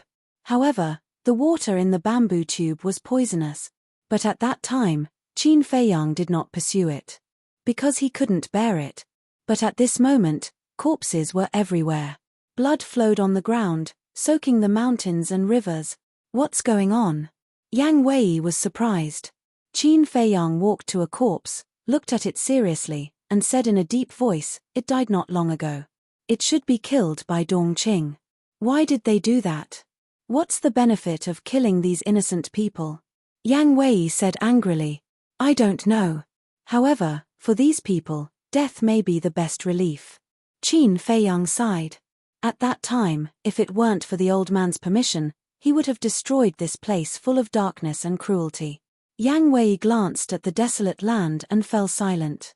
Indeed, it was better to die than to live in such a place. "Let's go," Qin Feiyang said. Yang Wei calmed down, looked ahead and frowned. "They have disappeared. How can we catch up?" Qin Feiyang waved his hand and called out, "Wolf King, lead the way." Wolf King sniffed hard and said, "Straight ahead." Yang Wei immediately rushed forward with a man and a wolf. "Stop." But not long after, Wolf King suddenly shouted again. What happened? Yang Wei stopped in the void of space and looked at it suspiciously. Wolf King said, "Something's wrong. There's the smell of blood in the air on both the left and right." "It can't be." Qin Feiyang and Yang Wei looked at each other in bewilderment. "Absolutely," Wolf King said with certainty. Yang Wei asked, "Did they split up?" "Something's wrong. Their scent is indeed heading straight ahead," Wolf King said. Yang Wei said, "If they went straight ahead, then where did the bloody smell on the left and right come from?" "I don't understand either." Wolf King shook his head. Qin Feiyang's eyes flashed. He looked at Yang Wei and said, "Let's split up and take a look. We'll meet here later." "Okay." Yang Wei nodded, turned around, and quickly disappeared to the left. Qin Feiyang and Wolf King rushed to the right. 100 breaths later, another village came into the sight of a man and a wolf, but the ground was also full of floating corpses, and the ground was dyed dark red. The strong smell of blood was nauseating. Wolf King ran to a corpse, only to see a fatal wound on the throat of the corpse. But the blood had solidified. Obviously, the corpse had been dead for a long time. It looked up at the other corpses and found that the time of death and the fatal wound were exactly the same as the corpse in front of it. How could this be? Wolf King muttered to himself and returned to Qin Feiyang's side, saying, "These people's faces are twisted and ferocious, and there's still fear in their eyes before they died. They should have seen something terrible when they were alive, and have been dead for a long time. It shouldn't be Dongqing's doing. If it's not Dongqing, who could it be?" Qin Feiyang's brows were tightly knitted. "I've carefully smelled the residual smell here, but the smell of blood here is too strong, and I can't catch the scent of the murderer. But there's still a smell of blood in the air ahead," Wolf King said in a deep voice. "Lead the way," Qin Feiyang said. Wolf King immediately ran forward. After a while, they saw another village, with hundreds of corpses lying on the ground. There was a fatal wound on the throat, and the blood had solidified and seeped into the ground. Qin Feiyang clenched his hands, turned to look at Wolf King, and asked, "Still can't catch the scent of the murderer?" Wolf King shook his head. Qin Feiyang's eyes flashed with killing intent, and with a wave of his hand, the ground was suddenly torn apart, and the whole village was buried under the ground. Then he said, "Let's go and meet up with Yang Wei." After a while, Qin Feiyang and Yang Wei met up. Qin Feiyang asked, "How's the situation? I've found a total of 6 villages, but all the people in the villages are dead, and no one is alive. I suspect that the people here should have been killed." Yang Wei said. The Wolf King asked, "Then do they all have a fatal wound on their throats?" "That's right. According to my observation, they all died from blood loss." Yang Wei nodded. Wolf King said, "How long have they been dead?" Yang Wei thought for a moment, and said, "The blood has solidified, it should be 2 or 3 days ago." Wolf King said, "We saw the same situation as you. Damn bastard, who is so cruel?" Yang Wei was furious. Generally speaking, people with the cultivation of him and Qin Feiyang, even if all the people in the ruins were killed, they would not blink an eye. It was not that they were indifferent, but that they had long been used to it. Moreover, their hands were stained with blood, so they were not qualified to scold others. But the people here were all bleeding to death because their throats were cut. This was obviously intentional. For an ordinary person, death was not terrible. After all, they only had a short lifespan of a few decades. But such a way of dying was torture. If this person is not crazy, then there must be some purpose. Qin Feiyang's eyes flickered. Yang Wei said with hatred, "What purpose can there be? He must have gone crazy." Qin Feiyang said, "We can't judge too early. Let's continue to track." Yang Wei nodded, and led Wolf King and Qin Feiyang, turned into a stream of light, and exposed themselves in front. On the way, they did not encounter many villages, but without exception, all of them had suffered misfortune. Along the way, they did not find a single survivor. Time passed breath by breath. Half an hour later, a dilapidated ancient city in the distance entered the sight of 2 people and 1 wolf. On the city gate, there were 3 ancient words engraved. "Wohu City." Wolf King said, "We're back again." "Yes." Qin Feiyang nodded. When they first came to the ruins, they also came to Wohu City and made a big scene in the city. But now Wohu City was even more dilapidated than before. As far as the eye could see, the city walls were full of holes. The buildings in the city were also dilapidated. Coupled with the dim sky, from afar, it looked like a gloomy ghost city. There was no one guarding the city gate, and it looked incomparably deserted. I really didn't expect that such a backward place would exist in the prosperous and glorious Great Qin Empire. Yang Wei took a deep look, turned to Qin Feiyang, and asked, "How long has this place existed?" According to the ancient records, the ruins already existed at the beginning of the Great Qin Empire. So the ruins should be left behind by the previous dynasty Heavenly Sun Empire. It has been at least 10,000 years since then. Qin Feiyang said. "So long." Yang Wei frowned, and said, "The people living here are really pitiful." "Not necessarily. Many people here used to be subjects of the 9 states and 18 counties, but because they committed many evil deeds, they were hunted down and had nowhere to go, so they fled here. Only those who were born here are really pitiful," Wolf King said. Yang Wei looked at Qin Feiyang, and said, "I really don't understand why the emperors of the Great Qin Empire would allow such a place to exist for so many years. I used to be very puzzled, but when I met a person, I realized that there were many powerful saint beasts sealed here. Unless it was a last resort, the ruins should not be destroyed." Qin Feiyang said. This person was naturally referring to Ren Duxing. "Who is it?" Yang Wei said. Qin Feiyang said with a smile, "It's a long story. We might meet him this time. When we meet, I'll introduce him to you." "Okay." Yang Wei nodded. While talking, the 2 men and 1 wolf were getting closer and closer to Wohu City. Suddenly, Wolf King's pupils shrank, and he exclaimed, "There's the smell of blood." The smell of blood. Could it be that the people of Wohu City have also met with misfortune? Qin Feiyang and Yang Wei looked at each other and immediately sped up. What a strong smell of blood.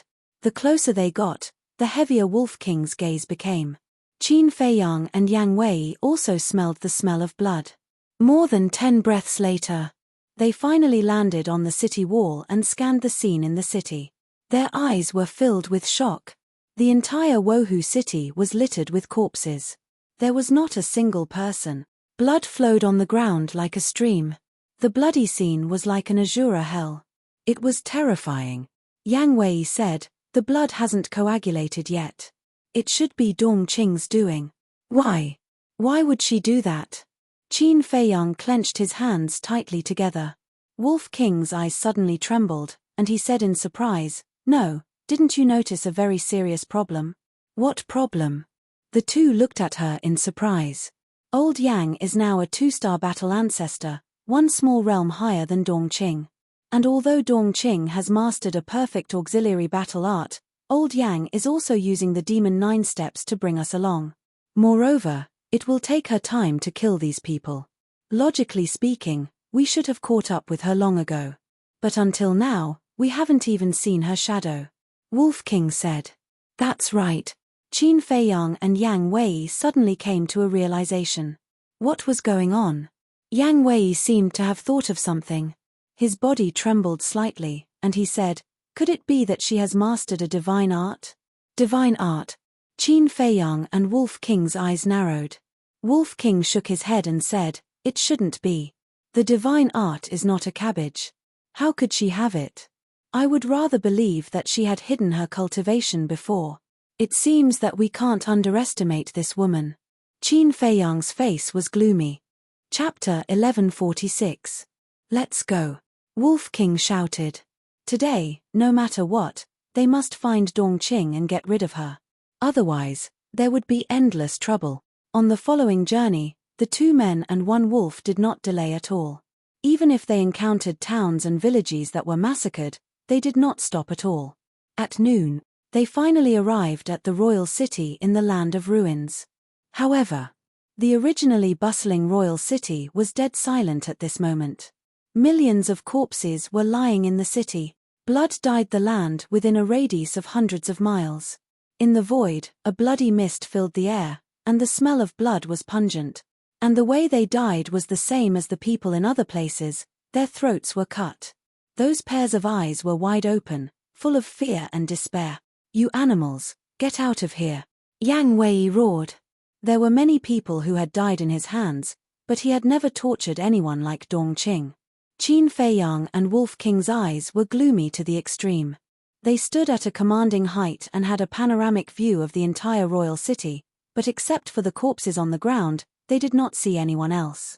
There was no trace of Dongqing and the man in white. Qin Feiyang looked down at Wolf King and asked, "Are you sure they came to the royal city?" "I'm sure." Wolf King nodded. Qin Feiyang glanced at the royal city and said gloomily, "Then they must be hiding somewhere." While speaking, with a thought, Lu Hong and the others appeared one after another. Looking at the bloody purgatory-like scene in front of them, everyone's face could not help but turn pale. Qin Feiyang shouted, "Find them, even if you turn the land of ruins upside down, find them for me." "Understood." Lu Hong nodded. Everyone immediately scattered in all directions. But suddenly, Qin Feiyang seemed to have thought of something and hurriedly said, "Wait. What?" Everyone stopped and looked back at him suspiciously. "Dongqing hates me to the bone. If she is really hiding in the dark, she will definitely not let you go. Viper and Dan Wangcai stay here, the rest go to the castle." Qin Feiyang said. "All right." Lu Hong, Fatso, and the double-winged snow eagle looked at each other and returned to Qin Feiyang helplessly. Although they all wanted to help, they had no choice. Qin Feiyang was telling the truth. Once they split up and were ambushed by Dongqing, given their cultivation bases, they would be dead for sure. Death was not a big deal. What worried him the most was that Dongqing would use them to threaten Qin Feiyang instead of killing them. In this way, they wouldn't be helping Qin Feiyang, they would be dragging him down. Qin Feiyang waved his hand and sent everyone to the castle. Then, he looked at Yang Wei, Dan Wangcai, and Viper and reminded them, "Be careful." Then, he raised his arm and pointed his index finger in the air. Battle chi gushed out and condensed into Dongqing's illusory figure. Because Dan Wangcai and Viper had been in the castle, they did not know what Dongqing looked like. After remembering Dongqing's appearance, Dan Wangcai and Viper and Yang Wei turned around and each went in a direction, starting a carpet search. Yang Wei did not say anything. A 2-star combat emperor was enough to protect himself. Dan Wangtsai was now a 1-star combat emperor, so protecting himself was not a problem. As for Viper, although he was still a 9-star combat saint, he had mastered all kinds of perfect occupation and forbidden techniques. It was no exaggeration to say that he had the ability to kill a 1-star combat emperor. So, even if Dongqing hid her cultivation base or mastered a divine art, it would not be a problem to delay for a while. Qin Feiyang lowered his head and looked at Wolf King, frowning. Can you smell them now? There is no other way. Wolf King shook his head. This place was full of the smell of blood. Even if Dongqing stood behind it, it would not be able to smell Dongqing. Let's go look for them too. Qin Feiyang said in a deep voice. Time passed by bit by bit. About an hour later, Qin Feiyang and Wolf King returned to the center of Monarch City. But Yang Wei and the other two had not returned yet. They waited quietly. Another hour passed. Whoosh! Accompanied by the sound of something breaking through the air, the three of them returned one after another. How is it? Qin Feiyang asked. I didn't find anything. Yang Wei shook his head. Me too. Dan Wangtsai said. Same. Viper followed. Wolf King immediately flew into a rage and roared, I don't believe that they will disappear from the face of the earth. Qin Feiyang glanced at it, lowered his head and fell into deep thought. Suddenly, his face was full of surprise as he looked at Wolf King and said, Did they go to the canyon below? Wolf King said, There are storms all around the canyon, how did they go down? Qin Feiyang thought, since Dongqing dared to cut off the iron chain bridge, it means that she must have something to rely on. Suddenly, a firm light flashed in his eyes, and he said, Let's go to the canyon to take a look. Feiyang, why are you here? However, just as Qin Feiyang and the others were about to leave for the canyon, a strange voice sounded in the sky. Who is it? Yang Wei and the other two immediately looked up, looking extremely vigilant. This voice, Qin Feiyang and Wolf King were stunned, and a trace of joy climbed up their faces as they quickly looked up. Immediately, they saw a middle-aged man standing in the sky. The middle-aged man was about 1.8 meters tall, neither fat nor thin, wearing a black robe, and his face was weather-beaten. White hair could be clearly seen on his temples, full of vicissitudes of life. And the most eye-catching thing was between the middle-aged man's eyebrows. There was a crescent-shaped mark between his eyebrows. Uncle Ren, Qin Feiyang affectionately called out. That's right. This man was Ren Wushuang's father, Ren Duxing. Swish. Ren Duxing glanced at Yang Wei and the other two, and with a flash, landed in front of Qin Feiyang and Wolf King, and said with a smile, Long time no see. Wolf King laughed. It has been a long time, how is it? Did you miss us? Of course. Ren Duxing rubbed Wolf King's head lovingly. Young master, he is? At this time, Viper and the other two walked over and looked at Ren Duxing suspiciously. Young master? Hearing how Viper addressed Qin Feiyang, Ren Duxing was also quite surprised. Qin Feiyang waved at Viper and the other two and smiled. Come, let me introduce you. This is Ren Duxing, a very amazing person. Viper and the other two were stunned, and the curiosity in their eyes was even stronger. They all knew what kind of person Qin Feiyang was. Ordinary people could not enter his eyes at all. However, at this moment, he actually said that the person in front of them was a very amazing person, and his words were full of respect, which was a bit unbelievable. At the same time, hearing Qin Feiyang's introduction, Ren Duxing smiled helplessly, looked at Qin Feiyang and shook his head. What amazing person, it's not as exaggerated as you said. Exaggerated? I have never admired anyone in my life, except for Uncle Ren. Qin Feiyang said. The more you say, the more ridiculous it is. Ren Duxing rolled his eyes and said, Aren't you going to introduce them? Qin Feiyang patted his head and smiled. Look at my brain, I forgot when I was happy. Uncle Ren, they are all friends I made in Forgotten Continent. Nice to meet you three. Ren Duxing cupped his hands and smiled. Nice to meet you. Viper and the other two also cupped their hands and returned the greeting with smiles on their faces. However, what made them so happy was not because they got to know Ren Duxing. It was because when Qin Feiyang introduced them to Ren Duxing, he called them friends. Although it was just a title, they felt very comfortable in their hearts. Because this meant that Qin Feiyang did not treat them as subordinates. After a simple greeting, Ren Duxing frowned and glanced at the corpses in Royal City. He looked at Qin Feiyang and said, "Feiyang, Uncle Ren knows that you have long had the idea of destroying the ruins, but isn't it too cruel for you to do this?" Qin Feiyang and the others were stunned. "Wait. You don't think that we killed these people, do you?" Wolf King said. "Who else here besides you?" Ren Duxing asked. Faced with Ren Duxing's question, Wolf King was speechless for a moment. Because if it was him, he would also have the same suspicion. After all, they were the only ones here. Qin Feiyang sighed, "Uncle Ren, these people were not killed by us." "No." Ren Duxing frowned and said, "Then who was it?" "Dong Qing." Qin Feiyang said. "Dong Qing?" Ren Duxing was slightly stunned and said in surprise, "Are you talking about the little girl of the Dong family?" "That's her." Qin Feiyang nodded. "How is this possible? Although I left the city a long time ago, I have seen her when she was a child. With my understanding of her, it should be impossible for her to do such a thing." Ren Duxing found it a little hard to accept. People change. In short, now she has lost her mind. Qin Feiyang's eyes flashed with killing intent. Seeing that Qin Feiyang did not show any sign of lying, Ren Duxing's face darkened slightly and asked, "What the hell is going on? Quick, tell me the details." Qin Feiyang nodded. He told her everything that had happened in Iron Bull Town and the ruins. After listening, Ren Duxing sighed incessantly. He shook his head and sighed, "I really didn't expect that the innocent and lively little girl back then would actually turn into such a person. It's really as the saying goes, the affairs of the world are unpredictable." After saying that, Ren Duxing asked again, "What about the old man and Schwanger? Are they all right now?"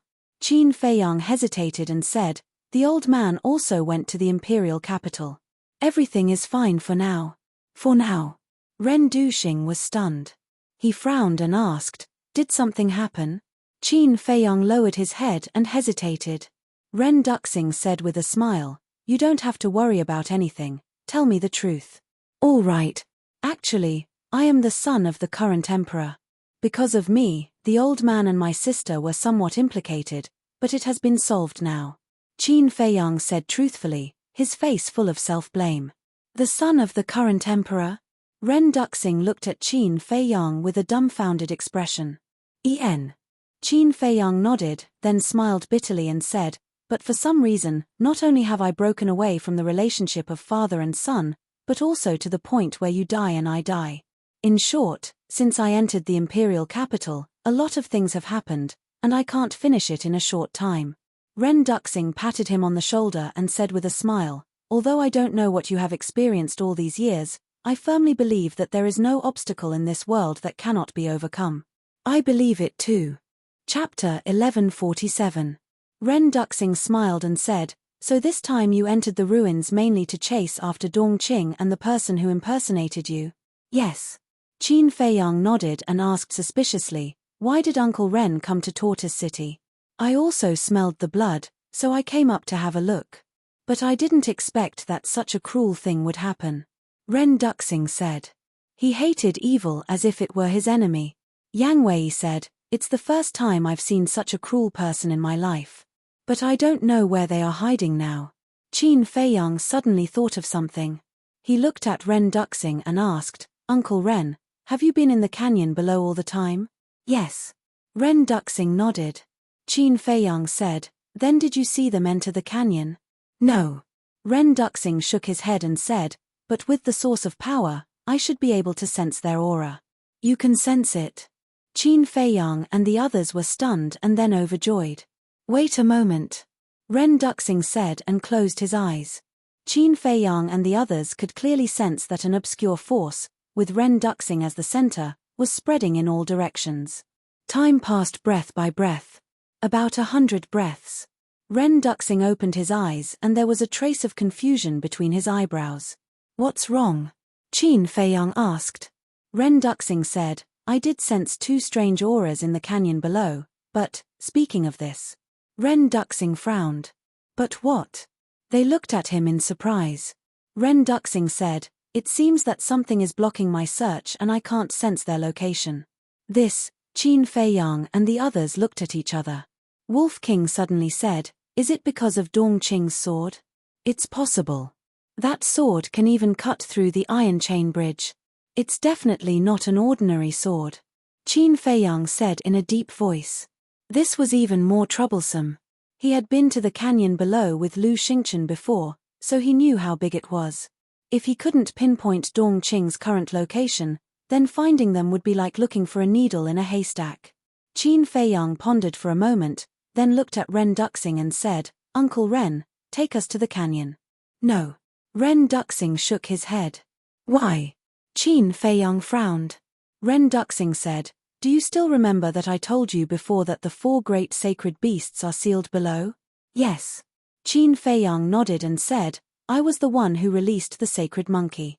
What I want to talk about is the sacred monkey. In the past, when it was first released, it was only a battle saint, but now, it's already a battle emperor." Ren Duxing said. "So fast?" Qin Feiyang was surprised. "Not fast at all. That's because it was originally a demigod vicious beast. It was only because it had sealed itself all these years that its cultivation fell to battle saint. And for an existence like it that sealed itself, when it breaks out, it doesn't need to start from scratch. As long as it absorbs enough essence, its cultivation will advance by leaps and bounds." Ren Duxing said. A demigod beast. Qin Feiyang and the others were dumbfounded. This was too shocking. Ren Duxing said, "The 4 great sacred beasts of the Grand Canyon used to be Mu Tianyang's 4 great sacred beasts. Each of them has unparalleled combat strength, and they're not something you can deal with now." Qin Feiyang asked, "What about the other 3 great sacred beasts?" Ren Duxing said, "The other 3 great sacred beasts are the sacred python, sacred eagle, and sacred lion. They're still sealed." Qin Feiyang said, "In other words, they're only battle saints now?" "Yes." Ren Duxing nodded. Qin Feiyang said, "Then let's do it this way. Before they wake up, let's get rid of them first." "That's what I think too. There's also that sacred monkey. If we don't think of a way to get rid of it now, we'll have no chance when its cultivation gets stronger," Wolf King said.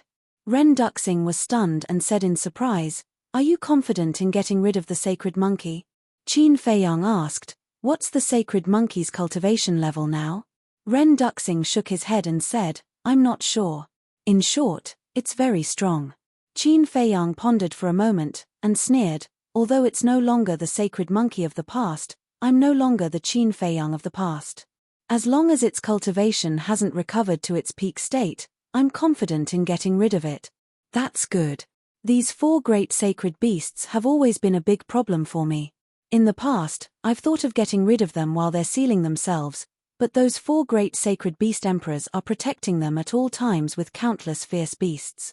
Although my strength is getting stronger day by day, they're also getting stronger. I can't find a chance at all. In the end, it's still because my cultivation is too weak and too incompetent. If it weren't for the fact that I've obtained Mu Tianyang's inheritance, I'm afraid I would have died in their hands." Ren Duxing sighed. Qin Feiyang secretly let out a long sigh. Frankly speaking, Ren Duxing suffered more than anyone else in the world, but he was also more noble than anyone else. In order to protect the thousands of creatures in the spiritual state, he had been guarding this place. He couldn't even visit his biological daughter and father. Who could compare to this kind of responsibility and breadth of mind? The Wolf King asked, "After we eliminate the 4 great sacred beasts, will you be able to leave the ruins?" "Yes. After eliminating them, I can destroy the source of power and leave this place. But, not only do we have to eliminate the 4 great sacred beasts, but we also have to kill the 4 great sacred beasts guarding them and the other fierce beasts in the Grand Canyon," Ren Duxing said. Qin Feiyang nodded. He had experienced the 4 great sacred beast emperors and other fierce beasts before, and they were ferocious by nature. If they were allowed to escape, the spiritual state would definitely be plunged into misery and suffering. No, not only the spiritual state, but the 18 counties in the 9 states would probably face a life-and-death catastrophe. This is no small matter. Are you really confident? Ren Duxing asked again. Qin Feiyang nodded heavily. Ren Duxing gritted his teeth and said, "Okay, I'll take you to the Grand Canyon now, but don't alert the sacred monkey first. Let's get rid of the sacred eagle and the others without anyone knowing." "No problem." Qin Feiyang smiled and turned to Wolf King and Viper, saying, "You guys go to the castle first and be prepared for battle at any time." "Understood." The 2 men and 1 wolf nodded. Qin Feiyang waved his hand and sent the 2 men and 1 wolf to the castle. Then, he looked at Ren Duxing and said, "We can move now." Ren Duxing took a deep breath, and a cold light flashed in his eyes as he said, "Let's go to the sacred lion's nest first." With a wave of his sleeve, he swept up Qin Feiyang and Yang Wei and rushed towards the Grand Canyon. Suddenly, Qin Feiyang said, "Uncle Ren, there's a question that I can't figure out. Since the sacred monkey has already broken out of the seal, why didn't it help the other 3 sacred beasts break out of the seal?" Ren Duxing shook his head. "I'm not sure either, maybe it's not the right time." At this time, Yang Wei said again, "I also have a question in my heart." "Please speak." Ren Duxing said. Yang Wei said, "What exactly is the source of power that you're talking about?" "It's very complicated. I'll explain it to you simply. The storm in the canyon, as well as the gravity, all come from the source of power. In other words, the source of power is equivalent to a control mechanism." Ren Duxing laughed. Yang Wei said, "So you're saying that if you control the source of power, you can control those storms and gravity?" "Yes." Ren Duxing nodded. "That's strange." Yang Wei frowned. "What's strange?" Ren Duxing did not understand. Qin Feiyang also looked at him suspiciously. "Since you can control those storms and gravity, why don't you just use those storms and gravity to kill them? Even I am afraid of the destructive power of the storm and gravity. It should be very easy to get rid of them," Yang Wei said. Qin Feiyang was startled for a moment, then suddenly said, "That's right, Uncle Ren, why don't you do that? If I could do that, I would have done it a long time ago." Ren Duxing laughed bitterly. "What's the reason?" Qin Feiyang and Ren Duxing did not understand. Ren Duxing said, "Cultivation." "Cultivation?" Qin Feiyang and Ren Duxing looked at Ren Duxing suspiciously. If they didn't look, they wouldn't know. However, what scared them wasn't how high Ren Duxing's cultivation was. On the contrary, Ren Duxing's cultivation was lower than they had imagined. He was only a mere 5-star war master. Ren Duxing laughed. "Feiyang, are you very disappointed?" Qin Feiyang laughed bitterly. It would be a lie to say that he wasn't disappointed. He remembered that when he saw Ren Duxing in the past, the impression that Ren Duxing gave him was that other than being great, he was also unfathomable. But he didn't expect him to be so weak. Ren Duxing shook his head and laughed. "It's not that I'm too weak, it's that you've grown too quickly. If you were still the war emperor, I would still be unfathomable in front of you." Qin Feiyang laughed bitterly. This was the truth. Let's get back to the main topic. Although I have control of the source of power, due to my cultivation, I am unable to truly control the gravity and storm. I can only travel through the gravity and storm at will. Ren Duxing said. "So it's like that." Qin Feiyang suddenly understood. But then, he suddenly frowned and said, "That's not right. When my sister and I left the ruins, you seem to have controlled the storm to intercept us." "Yes. But that wasn't actually control. I used my battle chi to push those storms in front of you." Ren Duxing laughed. "So that's how it is." Qin Feiyang suddenly understood. Yang Wei said, "Since this source of power is so terrifying, can we not destroy it?" "That's right. If we can take it away, it will definitely become a great killing weapon." Qin Feiyang's eyes lit up. "You're too greedy. There are some things that we can't get just because we want them. Furthermore, I'm not interested in anything else right now. I just want to leave this place and reunite with Shuang-Er and the old man," Ren Duxing said. Qin Feiyang clenched his fists and said in a low voice, "Believe me, I will, and it won't be long." "Of course I believe you.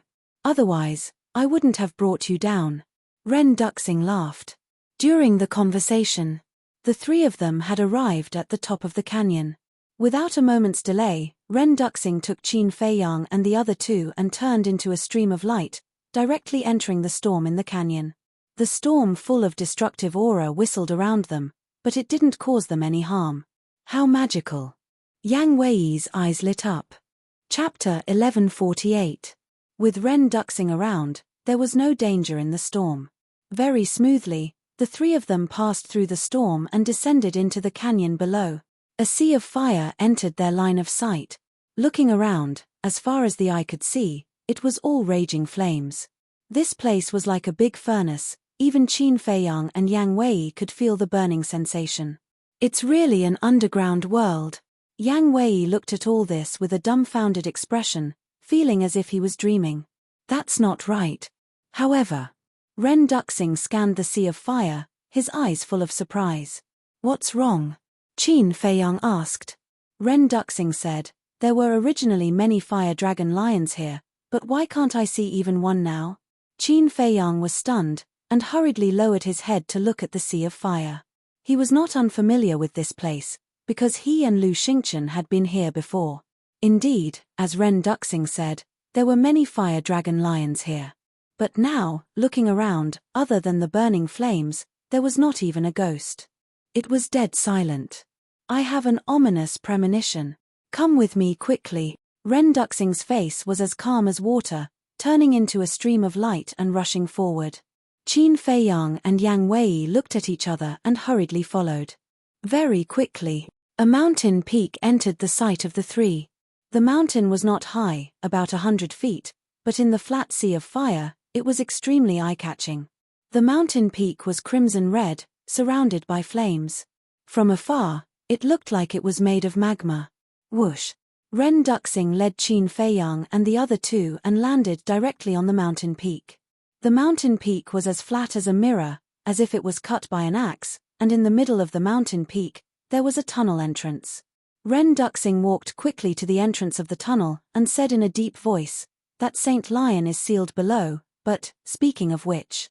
Ren Duxing raised his head and scanned the mountain peak, the uneasiness on his face growing stronger. But what? Qin Feiyang frowned.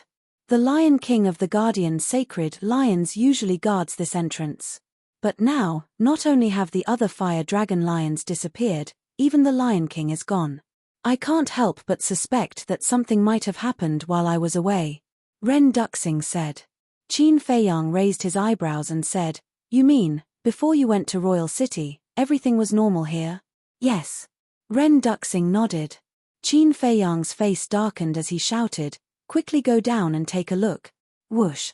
With a wave of his hand, Yang Wei swept up the two of them and rushed into the tunnel like lightning. Inside the tunnel, heat waves surged. Not long after, Qin Feiyang and the other two were sweating profusely.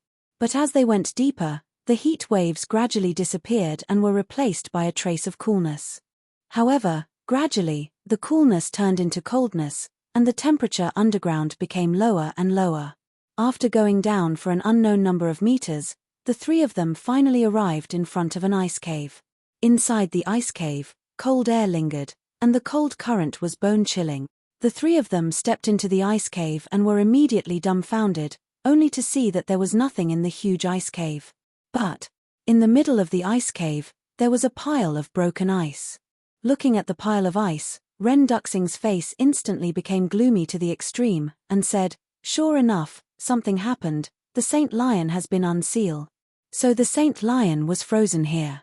And those broken pieces of ice were the ice that sealed it.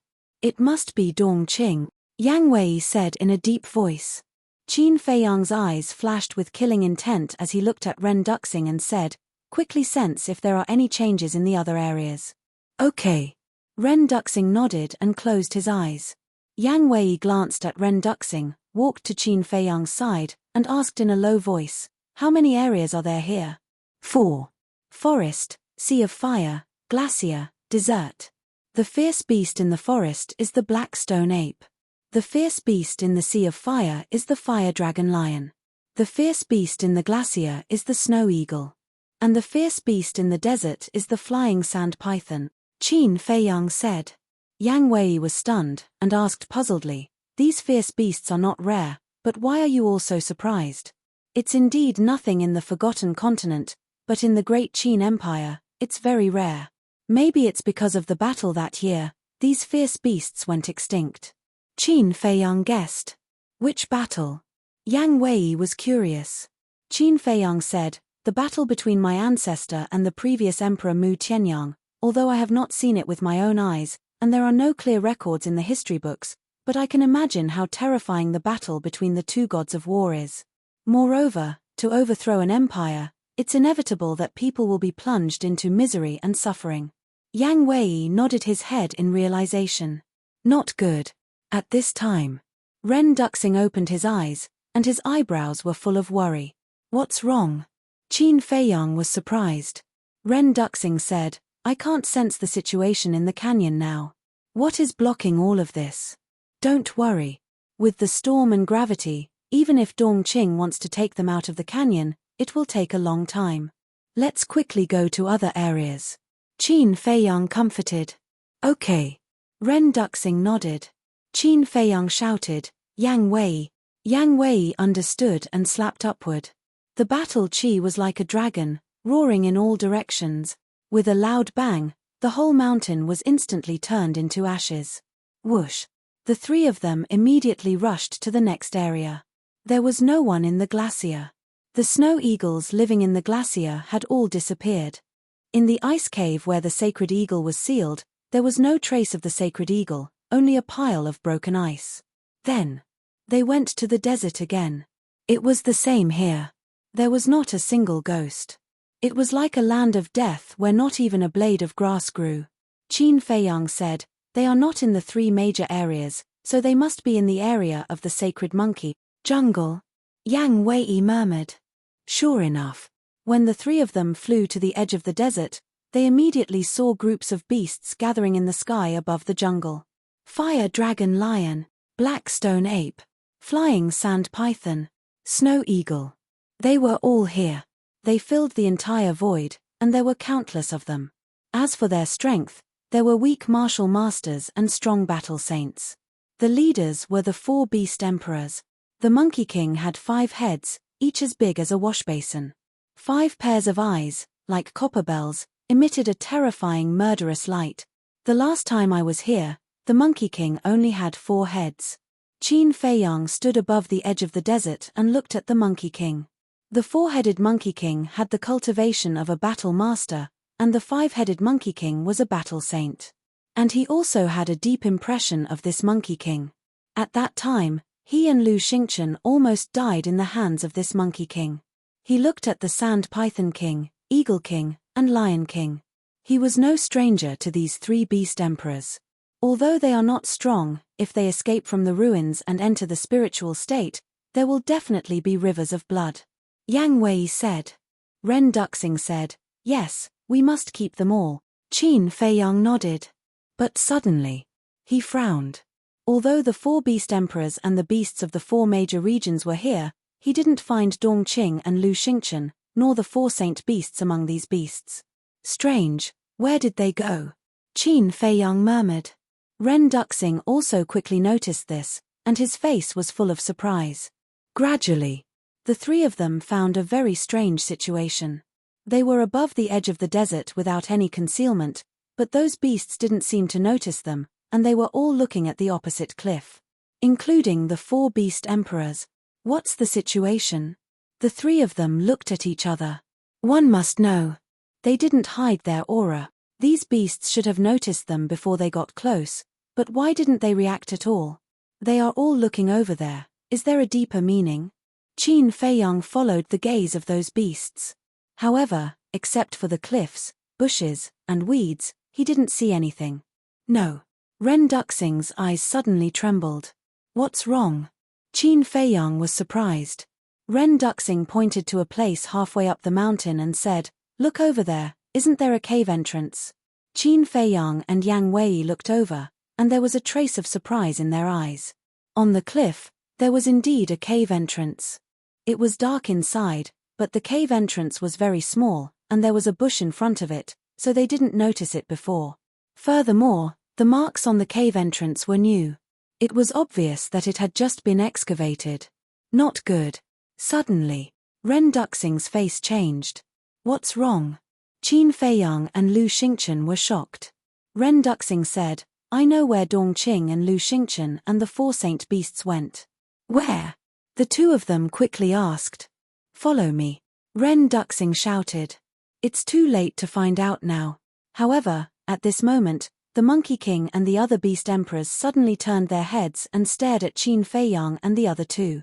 The other ferocious beasts also looked at the three of them in unison, their eyes filled with ferocity. Ren Duxing's eyes trembled, looking at the four beast emperors, and said in a deep voice, they really went in? Yes. The source of power has trapped us for so long, of course we have to destroy it before we leave. The Monkey King smiled coldly. What? They want to destroy the source of power? Qin Feiyang was shocked, and quickly looked at the cave entrance and asked, Uncle Ren, is the source of power not with you? No. Ren Duxing shook his head. Qin Feiyang was shocked, haven't you already mastered it? Why don't you carry it with you? Him. The Monkey King smiled disdainfully and said, what kind of divine object is the source of power? With his strength, even if he has mastered it, he can't take it away. He can only destroy it. I won't let you succeed. Ren Duxing was furious. Is that so? Now that we are all gathered here, a mouthful of saliva from each of us is enough to drown you. How are you going to fight us? The Monkey King said contemptuously. So what if there are more of us? Yang Wei took a step forward, and a terrifying emperor's aura poured out from his body like a volcanic eruption. The Monkey King grinned and said, I know you're a combat emperor, but it's useless. Clang. Before his voice faded away, a shocking sword chi swept out from the desert below, rolling up yellow sand and slashing toward Qin Feiyang and the other two. Be careful. Yang Wei shouted. He pushed Qin Feiyang and the other two away with a palm and then used the Sky Demon 9 steps. In an instant, he took 9 steps. His aura soared to that of a 6-star combat emperor. Chapter 1149. However, not only was the sword chi not destroyed, but Yang Wei's leg and thigh were also torn into pieces by the sword chi. Fresh blood flowed out. Hiss. That heart-wrenching pain made Yang Wei suck in a breath of cold air. His face also showed a look of panic. The destructive power of this sword chi was several times more terrifying than he had imagined. If this continued, even his body would be torn into pieces by the sword chi. In the nick of time, he hurriedly flashed to the side and dodged the fatal blow. It can't be. Looking at this scene, Qin Feiyang and Ren Duxing, who were not far away, were dumbfounded. A 2-star combat emperor's cultivation with the perfect 9 steps of the heavenly demon couldn't block a sword chi? Who exactly was it? So terrifying. You're really lucky. At this moment, a bone-chilling voice sounded from the desert below. Boom. Following closely, a white-clothed woman rushed out from the ground, causing a sandstorm to fill the sky. She landed in front of Qin Feiyang and the other two. It's you. Qin Feiyang's eyes darkened. That's right. This person was Dongqing. He originally thought that Dongqing had followed the 4 sacred beasts to destroy the source of power. He didn't expect her to be hiding here. Yang Wei consumed a healing pill and a regeneration pill. He stood in front of Qin Feiyang and shouted, You two go and stop the 4 sacred beasts. I'll stay here and delay her. You. No. Dongqing raised her arm and shook her index finger. Her face was full of contempt. In her other hand, she was holding a crimson sword, which was extremely sharp. Yang Wei glanced at the red battle sword and said coldly, No matter what level of weapon you have in your hand, don't think of getting past me. You're overestimating yourself. Dongqing smiled disdainfully and took a step towards Yang Wei. Her red battle sword buzzed and emitted a terrifying sword light. Qin Feiyang's pupils shrank. He took out a rib and threw it to Yang Wei. Don't go all out. Just delay her. As soon as he finished speaking, he waved his hand and swept up Ren Duxing before flashing towards the entrance of the cave. Is he really okay? Ren Duxing was bewildered. Don't worry. Qin Feiyang said. Even if there was a problem, they could only let Yang Wei stay. After all, Only Yang Wei had the ability to contend with Dongqing. At the same time, Yang Wei grabbed his ribs and rushed towards Dongqing without hesitation. In an instant, the rib bone and the red sword collided in the air. Clang! A metallic sound exploded, resounding through the heavens and earth. A destructive aura spread out in all directions with the two as the center. The Monkey King and the other Beast Emperor's pupils shrank. They hurriedly led their subjects and fled without looking back. But even so, many beasts were still affected and died. Their blood splashed across the sky. For a moment, the place was filled with thunderous roars. At the same time, after the collision, Yang Wei and Dongqing retreated several feet, their faces pale. Dongqing immediately raised her eyebrows. This rib bone could compete with the battle sword in her hand. Yang Wei also lowered his head to look at his ribs. However, there was only a white mark on his ribs. Suddenly, his confidence skyrocketed. Swish! He looked up at Dongqing and said, "The real battle begins now." He took the 9 steps of the heavenly demon again. His clothes fluttered in the wind, and his aura pierced through the sky. He was like a god of war descending to the world. Dongqing looked up at Qin Feiyang and Ren Duxing.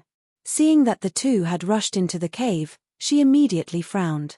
"Since you want to die, I'll fulfill your wish." She suddenly withdrew her gaze and stared at Yang Wei. Her cold eyes were like a poisonous snake, making one's scalp tingle. Clang! Crack! Rumble! A fierce battle began immediately. The two fought in the desert and the jungle. The sky was dark and the earth was dark, and the wind was strong. At the same time, using the phantom steps, Qin Feiyang brought Ren Duxing into a dark and gloomy passageway at lightning speed. Ren Duxing said anxiously, "Feiyang, before we get rid of them, we can't let them destroy the source of power." "I understand." Qin Feiyang's eyes were hazy. He asked, "How far is the source of power from here?" Ren Duxing said, "Not far. With your current speed, you'll arrive soon." Boom! But as soon as he finished speaking, a deafening sound came from the depths of the passage. The ground suddenly trembled violently. "Oh no, they've already started." Ren Duxing's expression changed. Qin Feiyang was also anxious. Suddenly, a cold light burst out from his eyes. With a thought, Viper and Wolf King appeared out of thin air. He shouted, "Go out immediately and kill all those descendants."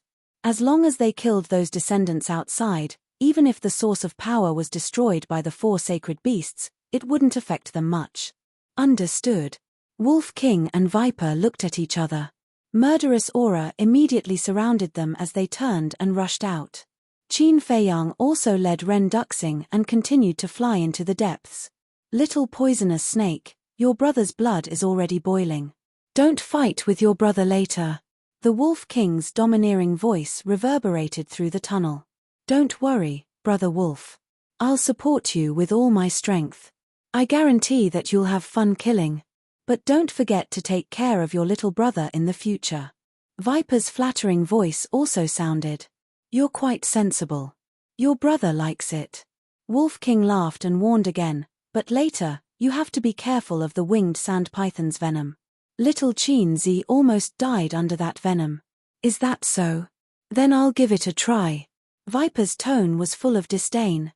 "Say, who do you think is stronger between the two of them? Is there a need to say? It's definitely Dongqing. He, when Dongqing kills him, Qin Feiyang will no longer have an expert to protect him. At that time, this emperor will definitely torture him. Yes. He must pay back the debt he owed in the past 100 times. Monkey King and the other 3 sacred beast emperors stood in the distance. Looking at the battle between Dongqing and Yang Wei, they sneered again and again. They didn't realize that the god of death had arrived. "Haha, ants, your brother is here. Quickly kneel down and worship." Suddenly, a wild laughter resounded through the sky. Wolf King rushed out of the passage like a bolt of lightning. After glancing at Yang Wei and Dongqing, he rushed toward Monkey King and the other 3 sacred beast emperors. Viper followed closely beside him. His skin, long hair, and even his eyes had turned green. He was like an evil spirit with poisonous gas soaring into the sky. Seeing a man and a wolf, Monkey King, and the other 3 sacred beast emperors' fierce eyes were also filled with an astonishing murderous light. At the same time, in the distance, Dongqing also looked at Wolf King and Viper. Her face suddenly changed and she angrily shouted, "You idiots, that man is a 9-star battle saint. Why are you still not running?" She also couldn't figure out why Qin Feiyang had so many experts hiding around him. Although a 9-star battle saint was vulnerable in front of her, for Monkey King and the other sacred beasts, it was undoubtedly a disaster. What? 9-star battle saint? Hearing Dongqing's voice, Monkey King and the other 3 sacred beast emperors trembled. "Run!" Monkey King roared. The group of beasts gathered at the back were like birds startled by the twang of a bow. They covered their heads and fled. "Run!"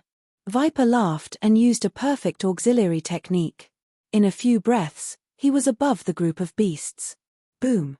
That astonishing poisonous gas poured down like a waterfall. In a flash, a huge poisonous gas boundary was formed and trapped all the beasts inside, including Monkey King and the other 3 sacred beast emperors. "It's poisonous." Sand Python King's face changed. Viper glanced at the 4 sacred beast emperors and fixed his eyes on Sand Python King. He said, "I heard that even young master was almost killed by your venom. I'm really curious how poisonous your venom is. Then I'll show you." Sand Python King raised his head and roared. A terrifying wave of venom flooded the sky and rushed toward Viper. He had full confidence in his venom. Splash! Viper didn't dodge and was drowned by the venom. "You didn't dodge? You're courting death." Sand Python King sneered. In his view, Viper was already a dead man. But suddenly, Viper raised his arm and wiped the venom on his face. He looked down at Sand Python King contemptuously and shook his head. "Your venom is nothing but disgusting. How is this possible?" Sand Python King glared. Monkey King, Eagle King, and Lion King were also in disbelief. They knew better than anyone how terrible the venom of flying sand python was. Even a 9-star battle saint couldn't be unscathed. However, this human was covered in venom but still acted as if nothing had happened. "I can't do it. Kill him for me." Sand Python King shook his head crazily and roared.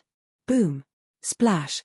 In a flash, all the flying sand pythons in the poisonous gas boundary opened their bloody mouths and spat venom. There were more than 100,000 flying sand pythons here. What kind of scene would it be if they spat venom together? It was hard to imagine. In short, at this moment, the void was full of venom. It was like a huge wave that covered the sky and rushed toward Viper. The contempt on Viper's face became stronger. Suddenly, his pores opened, and the poisonous gas of the venom was sucked into his body. At this moment, all the ferocious beasts stared at Viper in disbelief. Their eyeballs almost fell out. He actually took the initiative to absorb the poisonous gas of flying sand pythons. Is this guy still human? Comfortable. Then now, I'll let you have a taste of my poisonous gas. Viper's face was full of enjoyment. He didn't know if it was an illusion, but his aura had strengthened a little. As soon as he finished speaking, he waved his hand and thousands of strands of poisonous gas fell down. Like gangrene attached to the bones, it drilled into the bodies of those flying sand pythons. Hiss! At this moment, all the winged sand pythons howled in pain in the air. Their bodies were decaying at a speed visible to the naked eye. In less than 5 breaths, only white bones were left and fell down. This, Sand Python King was scared silly. Monkey King, Eagle King, and Lion King were also trembling in fear. How could a human have such a terrible poison in his body? Whoosh! At this moment, Wolf King entered the poisonous gas boundary. He was now a 3-star battle saint. Naturally, his speed couldn't keep up with the 9-star battle saint Viper. Chapter 1150. Sorry, I killed too many on a whim. Viper smiled embarrassedly and said, but I will leave the Sand Python King to you. It is a big fish. Wolf King looked at the Sand Python King and laughed. It is indeed a big fish. The Sand Python King's eyes turned cold. Such a disdainful attitude was simply a naked humiliation to it. But Wolf King turned a blind eye to the Sand Python King's cold eyes and joked, how can you be so stupid? You want to compete with Viper in terms of poison, aren't you looking for trouble? Bastard. Go to hell. The sand python king flew into a rage out of humiliation.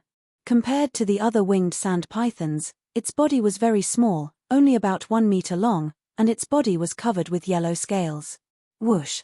At this moment, its body was shining brightly like a bright arrow, carrying monstrous anger, shooting toward Wolf King. Wolf King smiled disdainfully. After all these years, the Sand Python King's cultivation had also broken through, and it was now a 1-star battle saint. But for Wolf King, a 3-star battle saint, it was naturally nothing in his eyes. It stood up like a human, and its body expanded in the wind. In the blink of an eye, a gigantic wolf appeared out of nowhere, and its holy aura roared in all directions. What? This momentum has surpassed us. The Monkey King, Eagle King, and Lion King all changed their expressions. A firefly's light wants to compete with the sun and the moon. You are overestimating yourself. Wolf King smiled coldly. He slapped with his claws, and even the battle aura was not seen. Accompanied by a painful roar, the Sand Python King was sent flying on the spot. Its body was split into 4 or 5 pieces, and blood splashed in the sky. Dead. Theta Wang was dumbfounded. Although the Sand Python King and Wolf King were 2 small realms apart, it should not be killed instantly, right? Run. The Monkey King suddenly roared. For a moment, the herd of beasts was in chaos, and they rushed toward the poisonous gas barrier one after another. However, the poisonous gas barrier was as solid as a rock. No matter how hard it was hit, it did not shake at all. Instead, it was the ferocious beasts that died one after another under the poisonous gas. I'll deal with you the same way you dealt with little Qin back then. Despair. Wolf King laughed madly as he slaughtered in all directions. With the poisonous gas barrier in place, the Monkey King and the other beasts had nowhere to run. They could only wait for death in despair. Dongqing's face sank as she watched the man and wolf slaughtering their way through the crowd.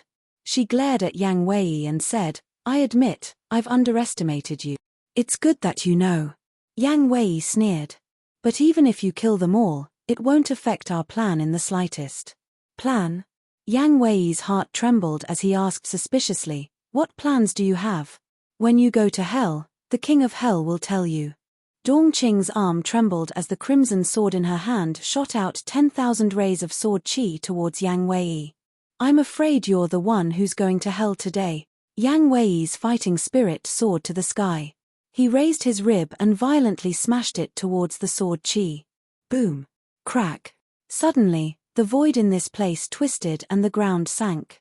A wave of destructive air rushed out in all directions like a raging wave in the ocean, destroying everything. Whether it was Wolf King's slaughter or Yang Wei's fierce battle, both had reached the climax. Corpses were everywhere, and blood flowed like a river.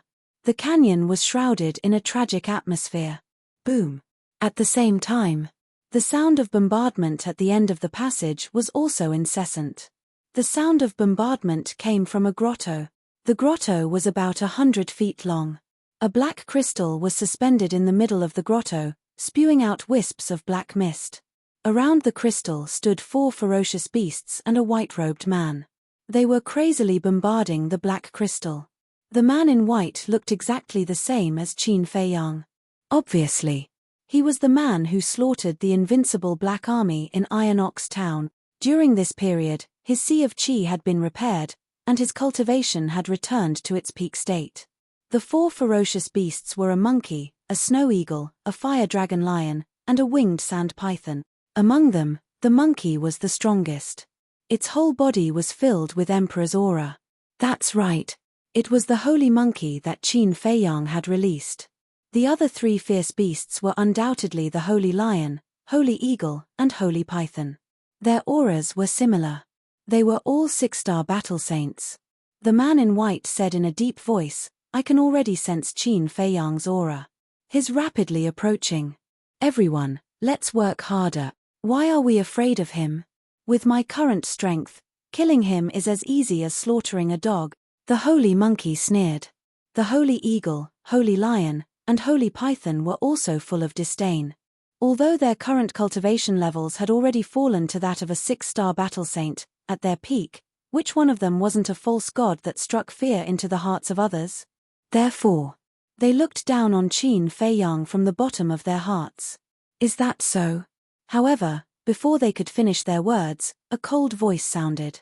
Immediately after, Qin Fei Yang brought Ren Duxing and descended into the grotto. When enemies meet, their eyes turn red. The holy monkey's eyes suddenly surged with a strong murderous intent. Qin Fei Yang glanced at the holy monkey indifferently. Then, he glanced at the man in white and the other 3 holy beasts.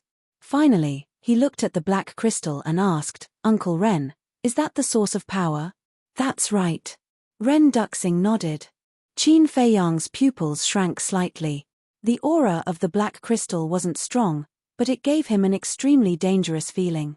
He also discovered that the black crystal was exactly the same as the 5-colored crystal in both shape and size. The only difference was their colors. One was black and shiny, while the other was colorful. Damned human, hand over your life. The holy monkey was already filled with murderous intent. Now that it saw Qin Fei Yang ignoring it, it was instantly enraged. It roared and its aura exploded. It raised its millstone-sized fist and punched towards Qin Fei Yang. Qin Fei Yang raised his eyebrows and looked at the holy monkey. This guy's cultivation had actually recovered to that of a 3-star combat emperor. Swish. He grabbed Ren Duxing and dodged to the other side. Boom. The holy monkey punched the stone wall of the grotto, causing the entire grotto to tremble violently. Qin Fei Yang's pupils shrank. It was no exaggeration to say that the holy monkey's punch was enough to destroy mountains and rivers. However, the grotto only trembled for a moment before sinking. Moreover, the place that was hit by the holy monkey only dropped a little bit of dust. Could it be that this grotto was the same as the God's Island and the Dragon Island, and had been tempered by someone's divine power? The holy beast retracted its fist and turned to look at Qin Fei Yang. It sneered, "The 2-star combat emperor beside you should be held back by Dongqing, so what?" Qin Fei Yang said indifferently. The holy monkey said, "Without the protection of the 2-star combat emperor, you still dare to come in. Aren't you courting death? Is that so?" Qin Fei Yang chuckled and said, "You, a 3-star combat emperor, may not be able to threaten me." Arrogant. The holy monkey was furious. Its emperor's might was like a waterfall as it pounced towards Qin Fei Yang. "I'm serious. I heard from Uncle Ren that you have recovered to the combat emperor's strength. Actually, I was quite looking forward to it. However, I didn't expect that you would only be a 3-star combat emperor." Qin Fei Yang shook his head and smiled. Dan Wangcai appeared. Boom. Dan Wangcai immediately waved his hand. His emperor's might roared out and collided with the holy monkey's emperor's might. With a loud bang, Dan Wangcai's body trembled and a trace of blood flowed out from the corner of his mouth. After all, Dan Wangcai was only a 1-star combat emperor. In terms of emperor's might, he was definitely not a match for the holy monkey. "There's actually a combat emperor hiding beside you." The white-clothed man's pupils contracted. "My foundation is not something you can imagine." Qin Fei Yang coldly glanced at him. He then looked at Dan Wangcai and said, "Can you do it?" Dan Wangcai grinned. He wiped the blood from the corner of his mouth and said, "If I can't even deal with a 3-star combat emperor, am I still worthy of being one of the Azure Sea's 10 heroes?" Qin Fei Yang laughed. Dan Wangcai looked at the holy monkey with disdain and said, "Little monkey, I heard that you're very powerful. If you have the guts, come out and play with me. Do we still need to go out? One punch, just one punch is enough to kill you." The holy monkey took a step forward with a ferocious might. His fist, which looked as if it was cast from divine iron, contained the power to destroy the world as it punched towards Dan Wangcai. "I'm afraid this little bit of power is not enough." Dan Wangcai shook his head and laughed. Boom. Suddenly, a golden domain appeared around his body. When this domain appeared, his aura crazily rose. In the blink of an eye, he broke through the shackles of a 1-star combat emperor and stepped into the 2-star combat emperor realm. However, it was not over yet. His aura was still rising. Boom. Finally, His cultivation forcefully broke through to the 3-star combat emperor realm. What's going on? The white-clothed man, the holy lion, the holy eagle, and the holy python all had a look of disbelief on their faces. Qin Feiyang was also extremely shocked. He asked in bewilderment, "This wouldn't be your forbidden technique, right?" "Yes. This is my forbidden technique, the holy light domain. It can increase one's cultivation by 2 small realms," Dan Wangxi said. After saying that, his eyes became dazed. He raised his arm and sent a palm strike towards the holy monkey. Boom! The palm and the fist collided in an instant. The holy monkey was sent flying and crashed into the stone wall behind him. He immediately felt dizzy and saw stars. Strong. Qin Feiyang's heart trembled. "You still dare to say that you can kill me in an instant?" Dan Wangxi looked coldly at the holy monkey. He waved his hand and forcefully pulled the holy monkey into the passage. "Human, you have completely angered me." The holy monkey roared angrily. The battle between a human and a beast unfolded in the passage. Qin Feiyang retracted his gaze and looked at the white-clothed man and the other 3 sacred beasts. He said with a smile, "It's our turn now. You are all 6-star battle saints. You won't disappoint me, right?" "We definitely won't disappoint you." The white-clothed man and the 3 sacred beasts looked at each other and laughed sinisterly at the same time. After saying that, the white-clothed man and the 3 sacred beasts unleashed their sacred aura and charged towards Qin Feiyang. "Uncle Ren, don't move." Qin Feiyang waved his hand. His battle aura appeared and formed a barrier to protect Ren Duxing. Immediately after, he took a step forward and activated the soaring dragon art. His cultivation instantly soared to the 6-star battle saint realm. How is this possible? The white-clothed man was stunned. "Nothing is impossible when it comes to me." Qin Feiyang landed in front of the white-clothed man and sent out a palm strike. His battle aura surged and the palm strike was like thunder. "So what if you have the cultivation of a 6-star battle saint? You should know that we have 4 6-star battle saints here." The 3 sacred beasts were at the false god realm at their peak. The white-clothed man roared and furiously attacked Qin Feiyang.